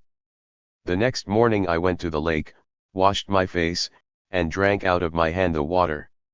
I had 40 cents yet, and brought a loaf of bread and a newspaper. Through an advertisement in the paper I had bought, I got a situation as a waiter in the Lake House Saloon, kept by Martin Keller, and later on I was promoted to bartender. I was treated by these kind people, Mr. and Mrs. Keller, as their son, and I never worked for better people. Here I had a chance to see and study the life of the working people. Mostly workmen from the McCormick Machine Works stopped there, and many of them made good wages. I saw and heard how it was made. I saw that foremen received commission and royalty from the poorer workmen, saw how sneaks and spies watched every word the workmen said, to report the same to the foreman, and saw good workmen sent away. Of course they were men, and no cowards, sneaks and spies, like a great many who work for McCormick today under those conditions, and are the first ones to stay like dogs, on the side of McCormick and others. I saw the 8-hour movement in 1866-7, saw how bosses made contracts with the working man, to break those contracts or promises with the aid of the police, and what profit did the workmen have from it? None more than now. Then they were talking of fighting about certain persons, of how high the wages should be, and the bosses knew their weakness and profited by it. The rich got richer, and the poor poorer. That is the tactics of harmony between capital and labor. McCormick's workmen know it the best. He gathered millions, is a millionaire, and his workmen got to be paupers and tramps, who worked and made the millions. Was it you workmen, or was it McCormick? As it is with him, the same way it is with many other manufacturers. I stayed with Martin Keller until 1868, when I went on a vessel of the lake as cook and stayed there and traveled the lakes during the summer. In the fall of 1868 our ship landed at Cleveland. I was tired of this life and left the ship and the West and went back to New York with the intention to learn a trade. I was fortunate to be an apprentice in a tinsmith shop. The owner was an excellent man and a good workman, and I learned the trade as tinsmith and cornice maker to perfection in all its branches. Here I had the best chance to see in the tenement houses the life of the poor working man, packed like herring in a few rooms. Many jobs I have done where it was impossible for me to take any money for work done, as I could plainly see that they needed the few cents for bread to keep the wolf, hunger, from the door. I knew what it was to be hungry myself, and when the poor wife and mother thanked me with tears in their eyes, I was repaid enough. 163. One day my boss told me, "Oscar, I have a good situation for you where they manufacture milk cans. You can make more there than what I can pay you for work you can do. I can get along with a boy and I cannot pay you what you are worth. You can commence Monday." On his recommendation I started to work the next Monday. It was a new place. A new patent milk can. In a short time the business increased and there were 14 workmen. We could make each from 25 to 30 cans a week, but some of the workmen were too greedy. That was not enough. They worked harder and made from 35 to 40 cans a week, and that was too much to pay a week, $35 to $40, to a workman by the company who worked said patent can. The price was reduced to 75 cents apiece, but the selling price was increased from $6 to $7 apiece. Now the workmen worked to their utmost strength, so as to make the same wages as before, and I told them they would, by doing so, reduce the price of wages furthermore. A short time after that the price was reduced to 65 cents apiece. A friend of mine, Barney Collins, and I were appointed a committee to consult the company and let them know that the workmen would not make a can for that price. Collins and I went to Mr. Shepherd and laid the resolution of the workmen before him. He laughed, and offered to bet that the others would work for 65 cents. We told him no. He offered us to, as we were his oldest and best hands, to give us 75 cents. We told him we and our comrades would not do so, would rather stop than to make those cans less than 75 cents. He went to one of the workmen and asked if he would rather stop than to make the cans for 65 cents. He said yes, if the others would, he would, of course. Through their cowardice and breaking their word, Collins and I left. It was the first time I saw skilled workmen, who were wanted and needed, back down. It was in 1871. Heard later that the price was reduced to 45 cents. Mr. Shepherd got to be a wealthy man and his workmen poorer and poorer through the cowardice of the workmen. I commenced work in another factory where they made oil cans and tea caddies. That was the first place where I saw children from 8 to 12 years old work like slaves, working on machines. Most every day it happened that a finger or hand was cut off, but what did it matter? They were paid off and sent home, and others would take their places. I believe that children working in factories has for the last 20 years made more cripples than the war with the South, and the cut off fingers and mangled bodies brought gold to the monopolies and manufacturers. How often has the sweat of a poor man or child paid for the silk dress of a kept woman of these men, whose only desire is to have lots of fun and a good time? I want to say a few words concerning the curse of piecework. I have seen certain workmen get 4 or 5 boys to teach each one a certain part, and 164. Paid them $3 to $5 per week, and they themselves made $60 to $70 per week. The ever-hungry manufacturers found out and engaged children themselves, direct, and such workmen would receive only a certain piece or part to make, and where they formerly, in their greediness, made from $60 to $70 per week, they earned only $8 to $15, and now they are regular machines, work like a machine, and have hardly 10 minutes to spare and rest, or they could not turn out a certain amount of work. That is the curse of piecework. Look at the workmen who work in the tin factories. They all look thin and consumptive, but it is the fault of the workmen themselves, as they do not keep together. How long will it be before you will not find a good skilled tinsmith? Women and children take their places, and what becomes of the men? Paupers, tramps and jailbirds, they will fill the prisons, and by their prison labor will reduce the wages of the unfortunate women and children, and that is the curse of the modern times. My brother Louis had removed to Philadelphia, where he was born.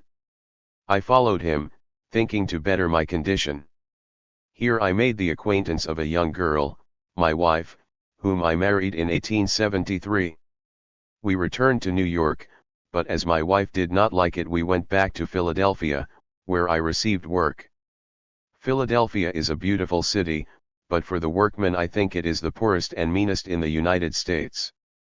There the workmen are more in slavery than our colored brothers in the South were, and they are afraid to belong to a labor organization, as they might be discharged, and put on the so-called black list, but they must belong to a building association, of which are many at Philadelphia.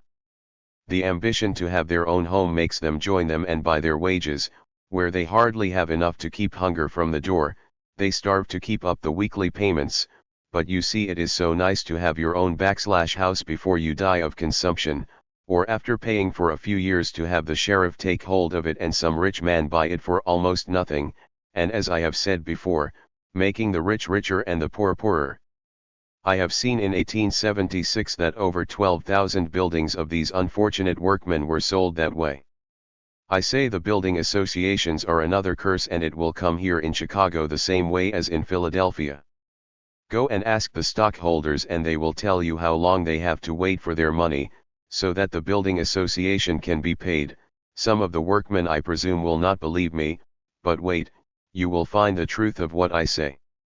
In 1876 to 1877 times were hard like now, and when the workman does not consume you cannot produce. I only warn you, workmen, it will not be long and the crisis which destroyed thousands of happy homes will be felt here. 165. In February, 1877, I went back to Chicago and got work at Adams Westlake Manufacturing Company and was paid good wages until July 1, when I was discharged because I stood up for the right of the workmen and afterwards could not receive any work at my trade. I managed to live through the hard years, 1877 to 1879, and many times my family had no bread. I often felt discouraged, but the help and assistance and cheerful ways of my dear wife kept me up. In 1879 I got a situation as a salesman for the Riverdale Distilling Company, selling compressed yeast, and worked for them until 1881. Then I commenced with my brother Henry, Peter J. Lang, and Rudolph Bahn, the Acme Yeast Company. Since I am in prison, these three have managed to put me out of the firm and sell yeast under the name of Riedberg & Co. I had my route on the southwest side, and I had an opportunity to learn how poor the workman here is in Chicago. In the neighborhood of the poor nothing but poor material for the food is sold. That part would be a good field for our health officers. These storekeepers buy up the poorest and oldest stuff and sell it at high prices, and the poor also get cheated by short weight and measure, but they cannot complain or the storekeeper will sell them nothing on trust in books as they have no steady cash, as they do not get paid regular weekly in cash by their bosses. I saw mothers cry, as they had to send their little ones to the factories or stores so they could live. I saw a little girl who had worked at Lehman's Fair for $3 per week who had frozen both legs, as the poor parents had no money to buy good, warm shoes and clothing, they needed the money for bread. How many thousands of these little girls are in the same way working in the South Side for these human beings? You expect to raise children and citizens for this glorious free country. Idiots and prisoners you will raise, and their system will be punished in the coming third or fourth generation. I am a great friend of reading, and have been reading since I was a little boy, and have studied the history of all nations and the world in general. I have read of the War of the Peasants, the religious wars, etc., and have seen in the history of the world the judgment of the world's doings. I have read Thomas Paine and Jefferson and works of other great men. I was educated in the Protestant religion and was taught to hate those who believed in another form or way concerning a God. My religion I was told was the only, the best.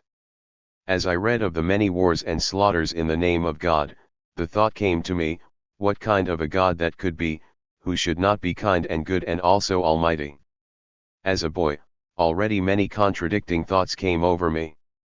I read Thomas Paine registered and I made up my mind that a God who was almighty and who would allow so many cruel and terrible acts to be 166.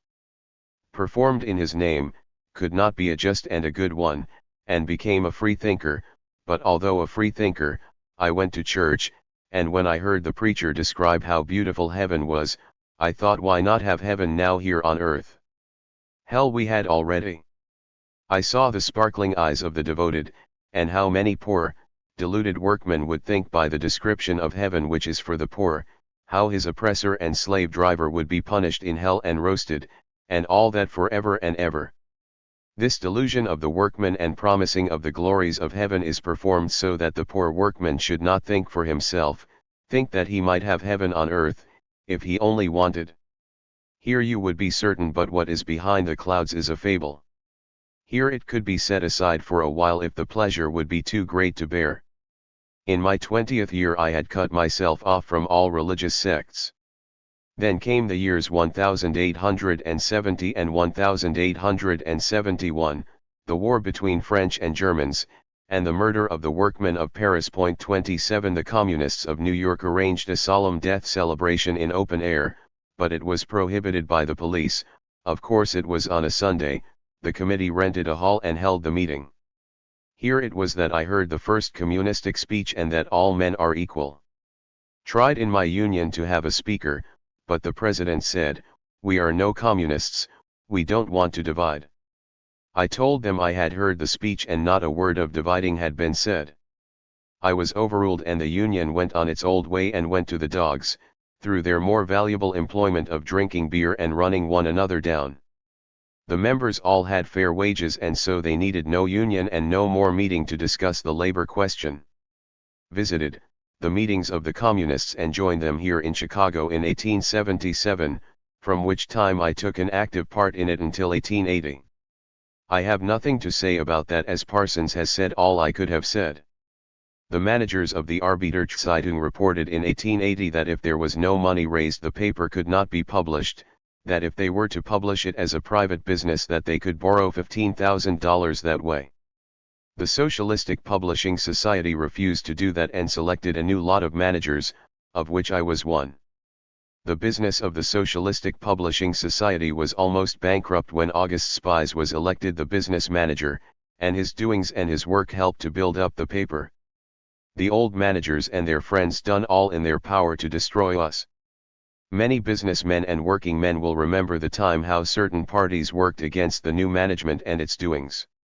After the Congress in Pittsburgh, the Arbeiterzeitung, Vorbote, and Fackel kept their work and designs within the sense and limits of the 167 Pittsburgh program and was selected as the organ of the International Workingmen's Association. Often the remark has been made we were working against the interest of the Knights of Labor, but that was not so.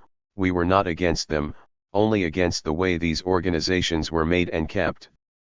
Did not hundreds of our speakers speak to the workingmen to organize themselves, no matter in what form, as unions or Knights of Labor, that in organization lay their strength?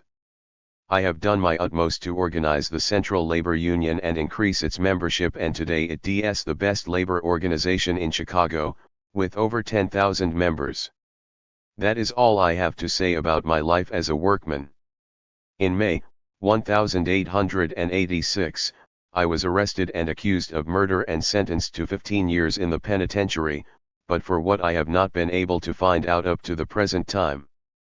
The man Grinnell, who wanted to make a new history of the world, told me personally a few days after my arrest that a few prominent Germans had told him I was a very dangerous man, and I can understand out of his remarks that these prominent Germans were a few German Democratic beer brewers of Chicago, and to please them I received 15 years in the penitentiary for daring to organize their employees.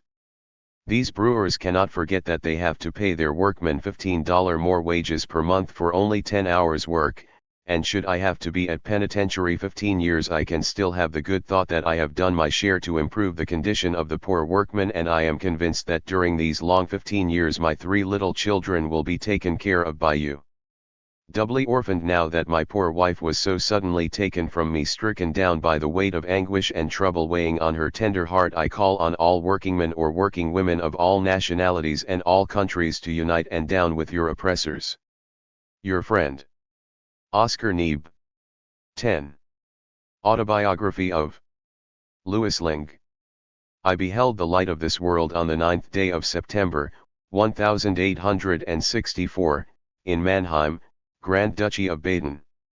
In the Middle Ages Mannheim was a fortress, but she cast off her protective garments on the occasion of the third conquest by the French in 1678.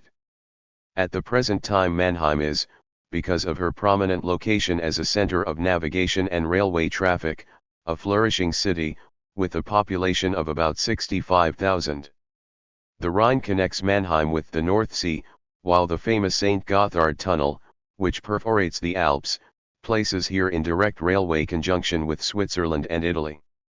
My father, Friedrich Link, toiled in a lumber yard, and my mother kept a laundry, and thus they were enabled to provide for their modest wants, and the education of their children, myself and 6 years younger sister. At the age of 5 years I visited school, first the so-called city or elementary school and, later, after the general reorganization of the school system, at the time of the reunion of Germany, following the French-German War, registered the mixed public school, so called because children of all confessions are being admitted. Being cared for sufficiently by my parents, my earliest youth was a happy one indeed, until a fatal accident which befell my father brought about such a change in our situation, that not very seldom want and hunger were questions in our family, and only the untiring efforts of my mother prevented their visits from becoming daily ones. In his efforts to contribute to the wealth of his employer, a dealer, my father undertook a task which all of his fellow slaves refused to do, to wit, he 170 endeavored to replace a heavy log of oak which had slipped from the banks upon the frozen surface of the river Neckar, to the shore. In his zeal to accomplish the task, the treacherous icy crust gave way, and father disappeared below the ice in the waters of the river, and could be saved only after the most strenuous efforts and diligent search. This event destroyed his robust nature to such a degree that his working capacity was reduced by it very much. In consequence thereof, his noble employer saw the necessity of reducing the salary of the wage slave, who had worked for him for 12 long years and whose health had been ruined in his zeal to further the interests of his master, and after a little while my father was discharged altogether from the employ of the lumber dealer, with the flimsy excuse that business had decreased, and that some of the hands were, therefore, superfluous. It is true, after a space of time father secured work suitable to his broken health, as a laborer in the employ of the municipal government, but the compensation for these services was so small that it sufficed hardly to satisfy his own personal living expenses. 3 years after the above described sad experience, since which period he had been in a state of stupidity, my father died.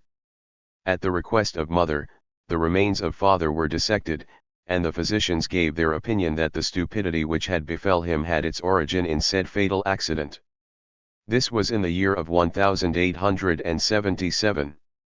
At this time I was 13 and my sister 7 years old, and at this age I received my first impressions of the prevailing unjust social institutions, i.e., the exploitation of men by men.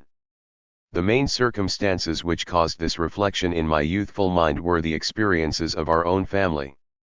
It did not escape my observation that the former employer of my father grew continually richer, despite the extravagant life he and his family were leading, whilst, on the other hand, my father, who had performed his respective part in creating the wealth his employer possessed, and who had sacrificed his all, which was his health, in his effort to serve his master, was cast aside like a worn-out tool which had fulfilled its mission and could now be spared.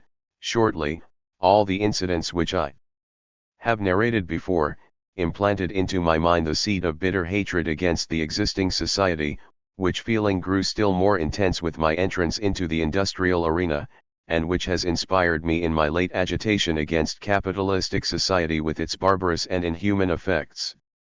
The life which was allotted to us after my father's death, was only a further source to inflame my embitterment and hatred, and we were, to a great extent, subjected to the freaks of our rich customers who were living in grand style, by creating debt everywhere.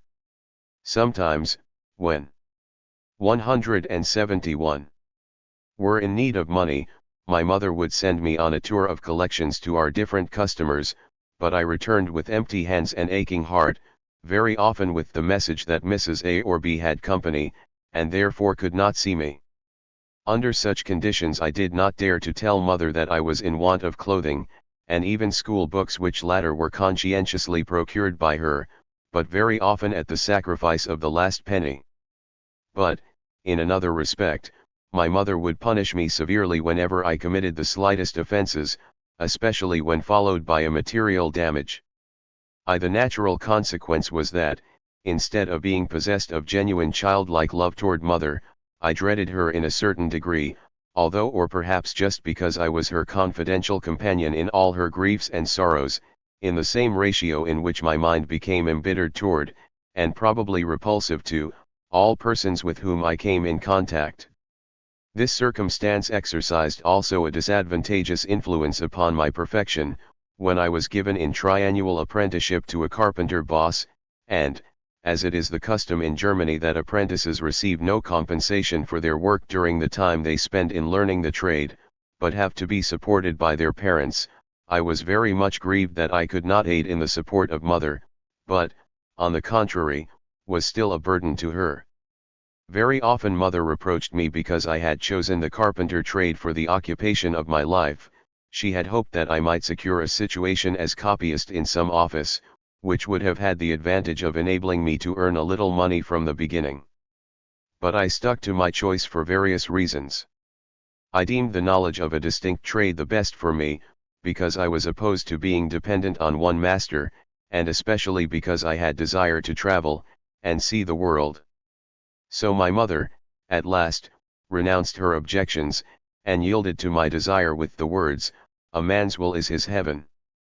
After I had served my apprenticeship, which lasted from 1869 until 1882, and during which time my master had endeavored rather to make capital out of me than to interest himself in my thorough accomplishment, I took up the wanderer's staff in order that I might see the world, and to perfect the knowledge of my trade among other surroundings and deal with other people.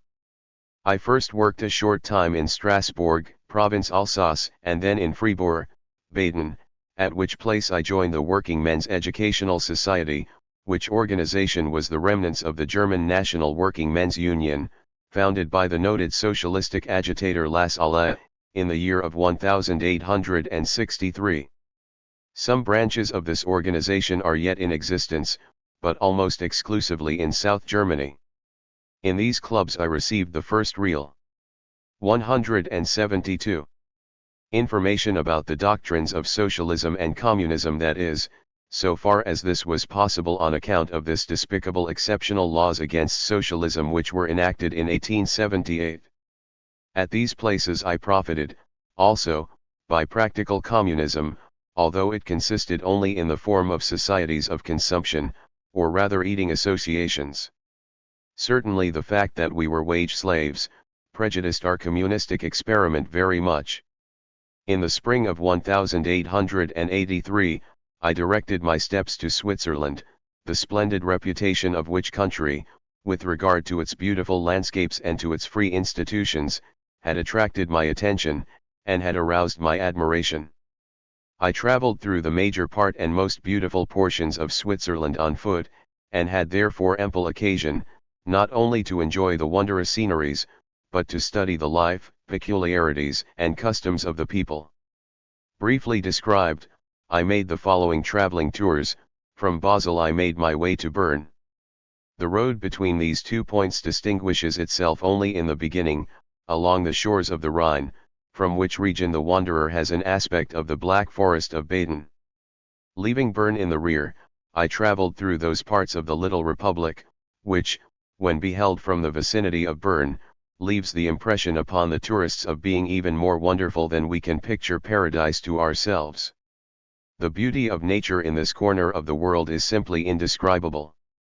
The next village I came to was Fribourg. This village is located between a group of hills, and is cut through by the river Aar, whose waters wend their way through perhaps 120 feet high, and 200 feet wide, clefts in rocks. Romantic chain bridges allow the people to cross over the yawning abysses, with their rushing waters, from rock to rock. Next I admired the fascinating location of Lausanne, on the shores of the Geneva Lake. From Lausanne one can overlook the city of Geneva on the beautiful lake, and also view Mont Blanc, whose top seems to reach as high as heaven. As I could obtain no work at any of these villages, I pursued my journey in a left backward direction and surmounted the Black Hills. The weather was bright, and had not been for the shady descent I would have suffered the heat very much. Having made my way over the mountains, I arrived at Thun, and thence, crossing the Thuner Lake, at Interlaken. This village lies at the foot of the Alps, with their everlasting snow, at intermissions changing with thriving meadows. This is the El Dorado of European tourists. From the top of the Brunig I enjoyed once more the whole view over the romantic upper country of Bern, and then I descended, and crossing the Weierwaldstätter Lake, went to Luzern. Next I worked my way to the mountains Pilatus and Rigi. To ascend, one is subjected to much disagreeableness, but once on the top the pleasure of a most extraordinary view presents itself to a weary tourist, and is 173. A more than generous compensation for his trouble. For the convenience of travelers a cogwheel road leads up to the Rigi, but as the use of this road is connected with considerable expense, and as the benefits of the acquisitions of science in general mostly serve the wealthy people only, the son of the proletariat is bound to depend upon his legs in making the descent. Beyond Luzern, along the Weierwaldstätter Lake, extends the Aisen Road, which, in describing many curves and windings, offers various interesting sceneries. For instance, the famous Tell Plate, and vis-a-vis can be seen the Rütli, the historical nightly plotting places of the patriots of the canton Uri Schwys and Unterwalden, who were fighting against the tyranny of Gessler. In my opinion this landscape is one of the most beautiful in Switzerland, if not in whole Europe. Zurich was the next place I visited. This city and its suburbs are also charming, being located on the shores of Lake Zurich, but as I had had occasion to admire more attractive displayments of nature in Switzerland, this section did not impress me in an extraordinary manner. The same can be said of the village Winterthur and Frauenfeld. Near Aargau I ascended the flanks of the limestone containing Jura Mountains, from which point of view the half-decayed ancient castle of the Habsburg dynasty is visible. The history of this castle aroused the thought within me that the victory in the contests between liberty-loving and for liberty-fighting people and tyrants must always ultimately be on the side of the oppressed people, as this has been the case in the struggle of the mountaineers of Switzerland against the Emperor Maximilian of Austria in the middle of the only silent deponent of ancient tyranny. On my journey via Olten, Solothurn, and Biel to Neufchâtel and Loch Ostafond inspected nearly a score of ruins which were the remnants of the castle tyranny and serfdom that kept the people in slavery in past centuries. Some of these relics of barbarism rest peaceably amid fertile vineyards, to whose grapes I helped myself whenever I longed for them, without paying tribute to the modern robbing knights, the capitalists or the vassals, the second-hand businessmen. Not being able to secure employment at the last mentioned place in the little republic, I returned from Loch Ostafond to Bern, and at this place I enjoyed the hospitalities of several with whom I had been in personal connection and steady correspondence for some time. By this time my military duty in Germany rendered my sojourn in Switzerland, according to a treaty between the two countries, illegal, and as I was too well known in Bern my stay in this place was but a brief one. I trusted my luck now for the second time, and with more success. 174. In Zurich. After having worked here for nearly a year, I quitted this place, and worked a couple of weeks in Aargau. This was the terminating point of my career in Switzerland.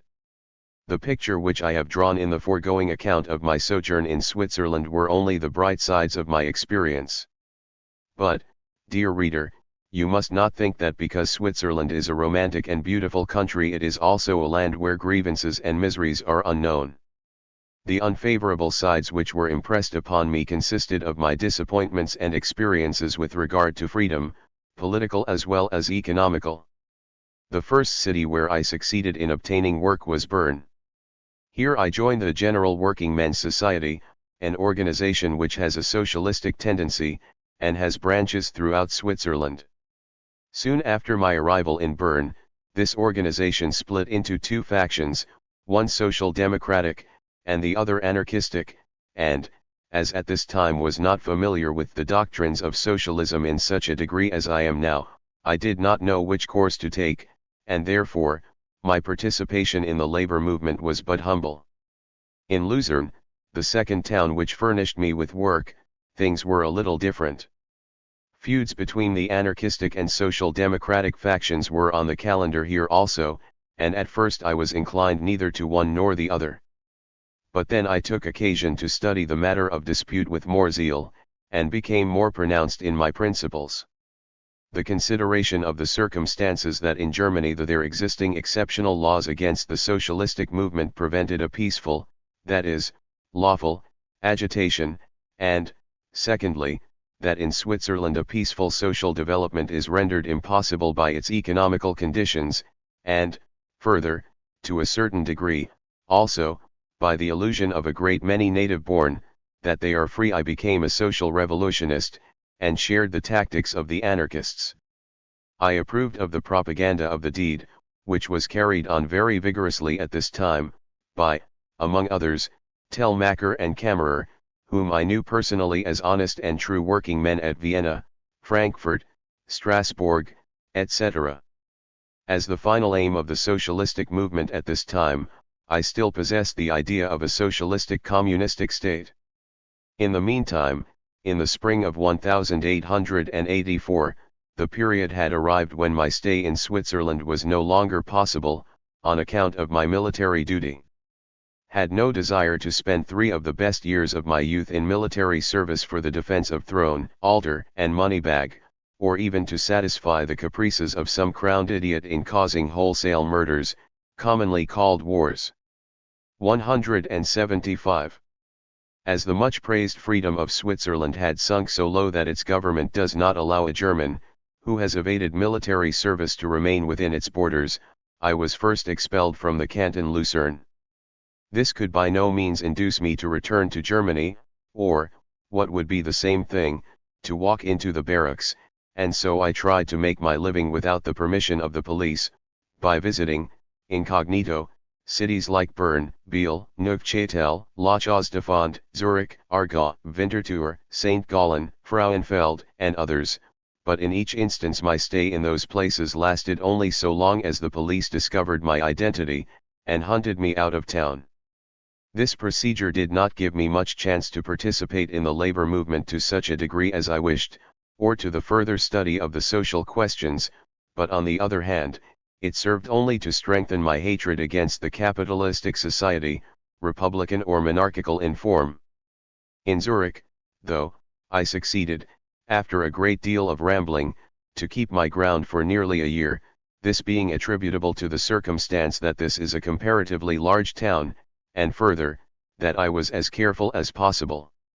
In this period of party life, experiences led me to the conclusion that in a centralistic organization, with a representative system, all power and activity is concentrated in the hands of the few, thus inducing them to corruption and imperiousness, whilst the great masses are inclined to become indifferent and stupid. In the spring of 1885 I was obliged to vacate the room which I had occupied hitherto, and by chance the police discovered that my house boss had not reported me. Was ordered to leave the country, and, as this was the second general notice which was served upon me, the police hinted, not to be very slow about it, either, if I would prefer not to be transported over the frontier by gendarmes. Fortunately, a short time previous to this, I had received a letter from my mother, in which she informed me that she had induced my stepfather to advance to me the funds necessary to carry me to America, and, in order to forward the money to me, she requested a safe address, so I would be sure to get it. Now I intended to go unobserved to Basel on the German-Swiss frontier, where I would await the money, thereby stopping on the road at Argau for the purpose of bidding farewell to my friends, with whose assistance I had founded a socialistic section at that place. I did stop at Argau, but, at the suggestion of my friends, did not go to Basel, but agreed to await the money from my stepfather here and work in the meantime, although this was a dangerous proceeding on account of my being banished from Switzerland. At 176. Last the money arrived, however, it was just enough to pay the fare for the voyage. In Germany and Switzerland a carpenter boss furnishes the tools for his working men, while I learned from friends who had been in America that on the other side of the ocean the working men themselves were bound to keep their own tools. What I wanted, therefore, was enough means to buy tools on my arrival in America. Communicated my wish to my stepfather and urged him to advance to me a sufficient sum of money for the purpose, but before an understanding could be reached the police detected my unlawful sojourn in Argos, and without much ado, I started on my way to America, via Havre, France. On a beautiful morning in the middle of July, 1885, I landed in New York, and from there came directly to Chicago. In order to procure employment I visited the buildings being constructed, and sought a position as carpenter, and immediately joined the International Carpenters and Joiners Union. When I put in my appearance at the place of action next morning my employer was quite astonished because I had no tools.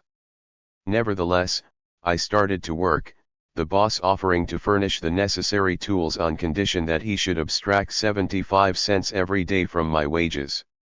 Although this seemed to be a very big price for the use of an axe and saw, which were the only tools I needed for my work, I was bound to accept these terms, and when after some time my job was finished and I discharged, I was allowed to keep these 2 articles. How generous! Certainly my noble boss must have made an enormous profit on this bargain. After I had made some necessary additions to my tools, I was lucky enough to obtain employment as carpenter in a factory, which lasted till Thanksgiving Day of the same year. On this day myself and another member of the union were discharged because we had refused to fill the places of outside workers, who struck for, and later obtained, higher wages. In the meantime I had become very well known among the members of our union, and made many friends, among whom Seliger, degree, who secured work for me in the same factory in which he was employed, and who persuaded me to room and board with him. But this job did not last very long, either, and I had ample time during the winter to form an idea as to the free institutions of this glorious country, which compel the working men to go idle and enjoy the free air until some boss is in need of their services again. My union had elected me as delegate to the Central Labor Union by this time, and being tired of my involuntary idleness, I devoted my leisure time in agitation for that body. I had long since been my opinion that in the present state of society the working classes could make no gain in the direction of 177. Improving their condition by means and ways of trade union, but, nevertheless, I participated in the organization of the latter, because I knew that the working men from their past and coming experiences and disappointments would soon become revolutionists. It was for the same reason that I accepted the office of organizer of the International Carpenters and Joiners Union, and I am proud to say that this union possesses more strength now in spite of the general reaction of the trades union movement than was the case at the time of its entrance into the 8-hour movement, degree. Which circumstance is the result of the recognition by the members that trades unionism is only the means to further the design and not the object of its endeavor. The part I took in the organization of working men, and the fact that I held the opinion that the forces by which the workers are kept in subjugation must be retaliated by force, was sufficient for the guardians of this system of exploitation Gary, Grinnell and Co. to deem me a dangerous enemy to society, and one that ought to hang. At present I am imprisoned behind iron bars, and can for pastime reflect on this land of the free and home of the brave. Fortunately, those who still believe this land to be free are either fools or knaves.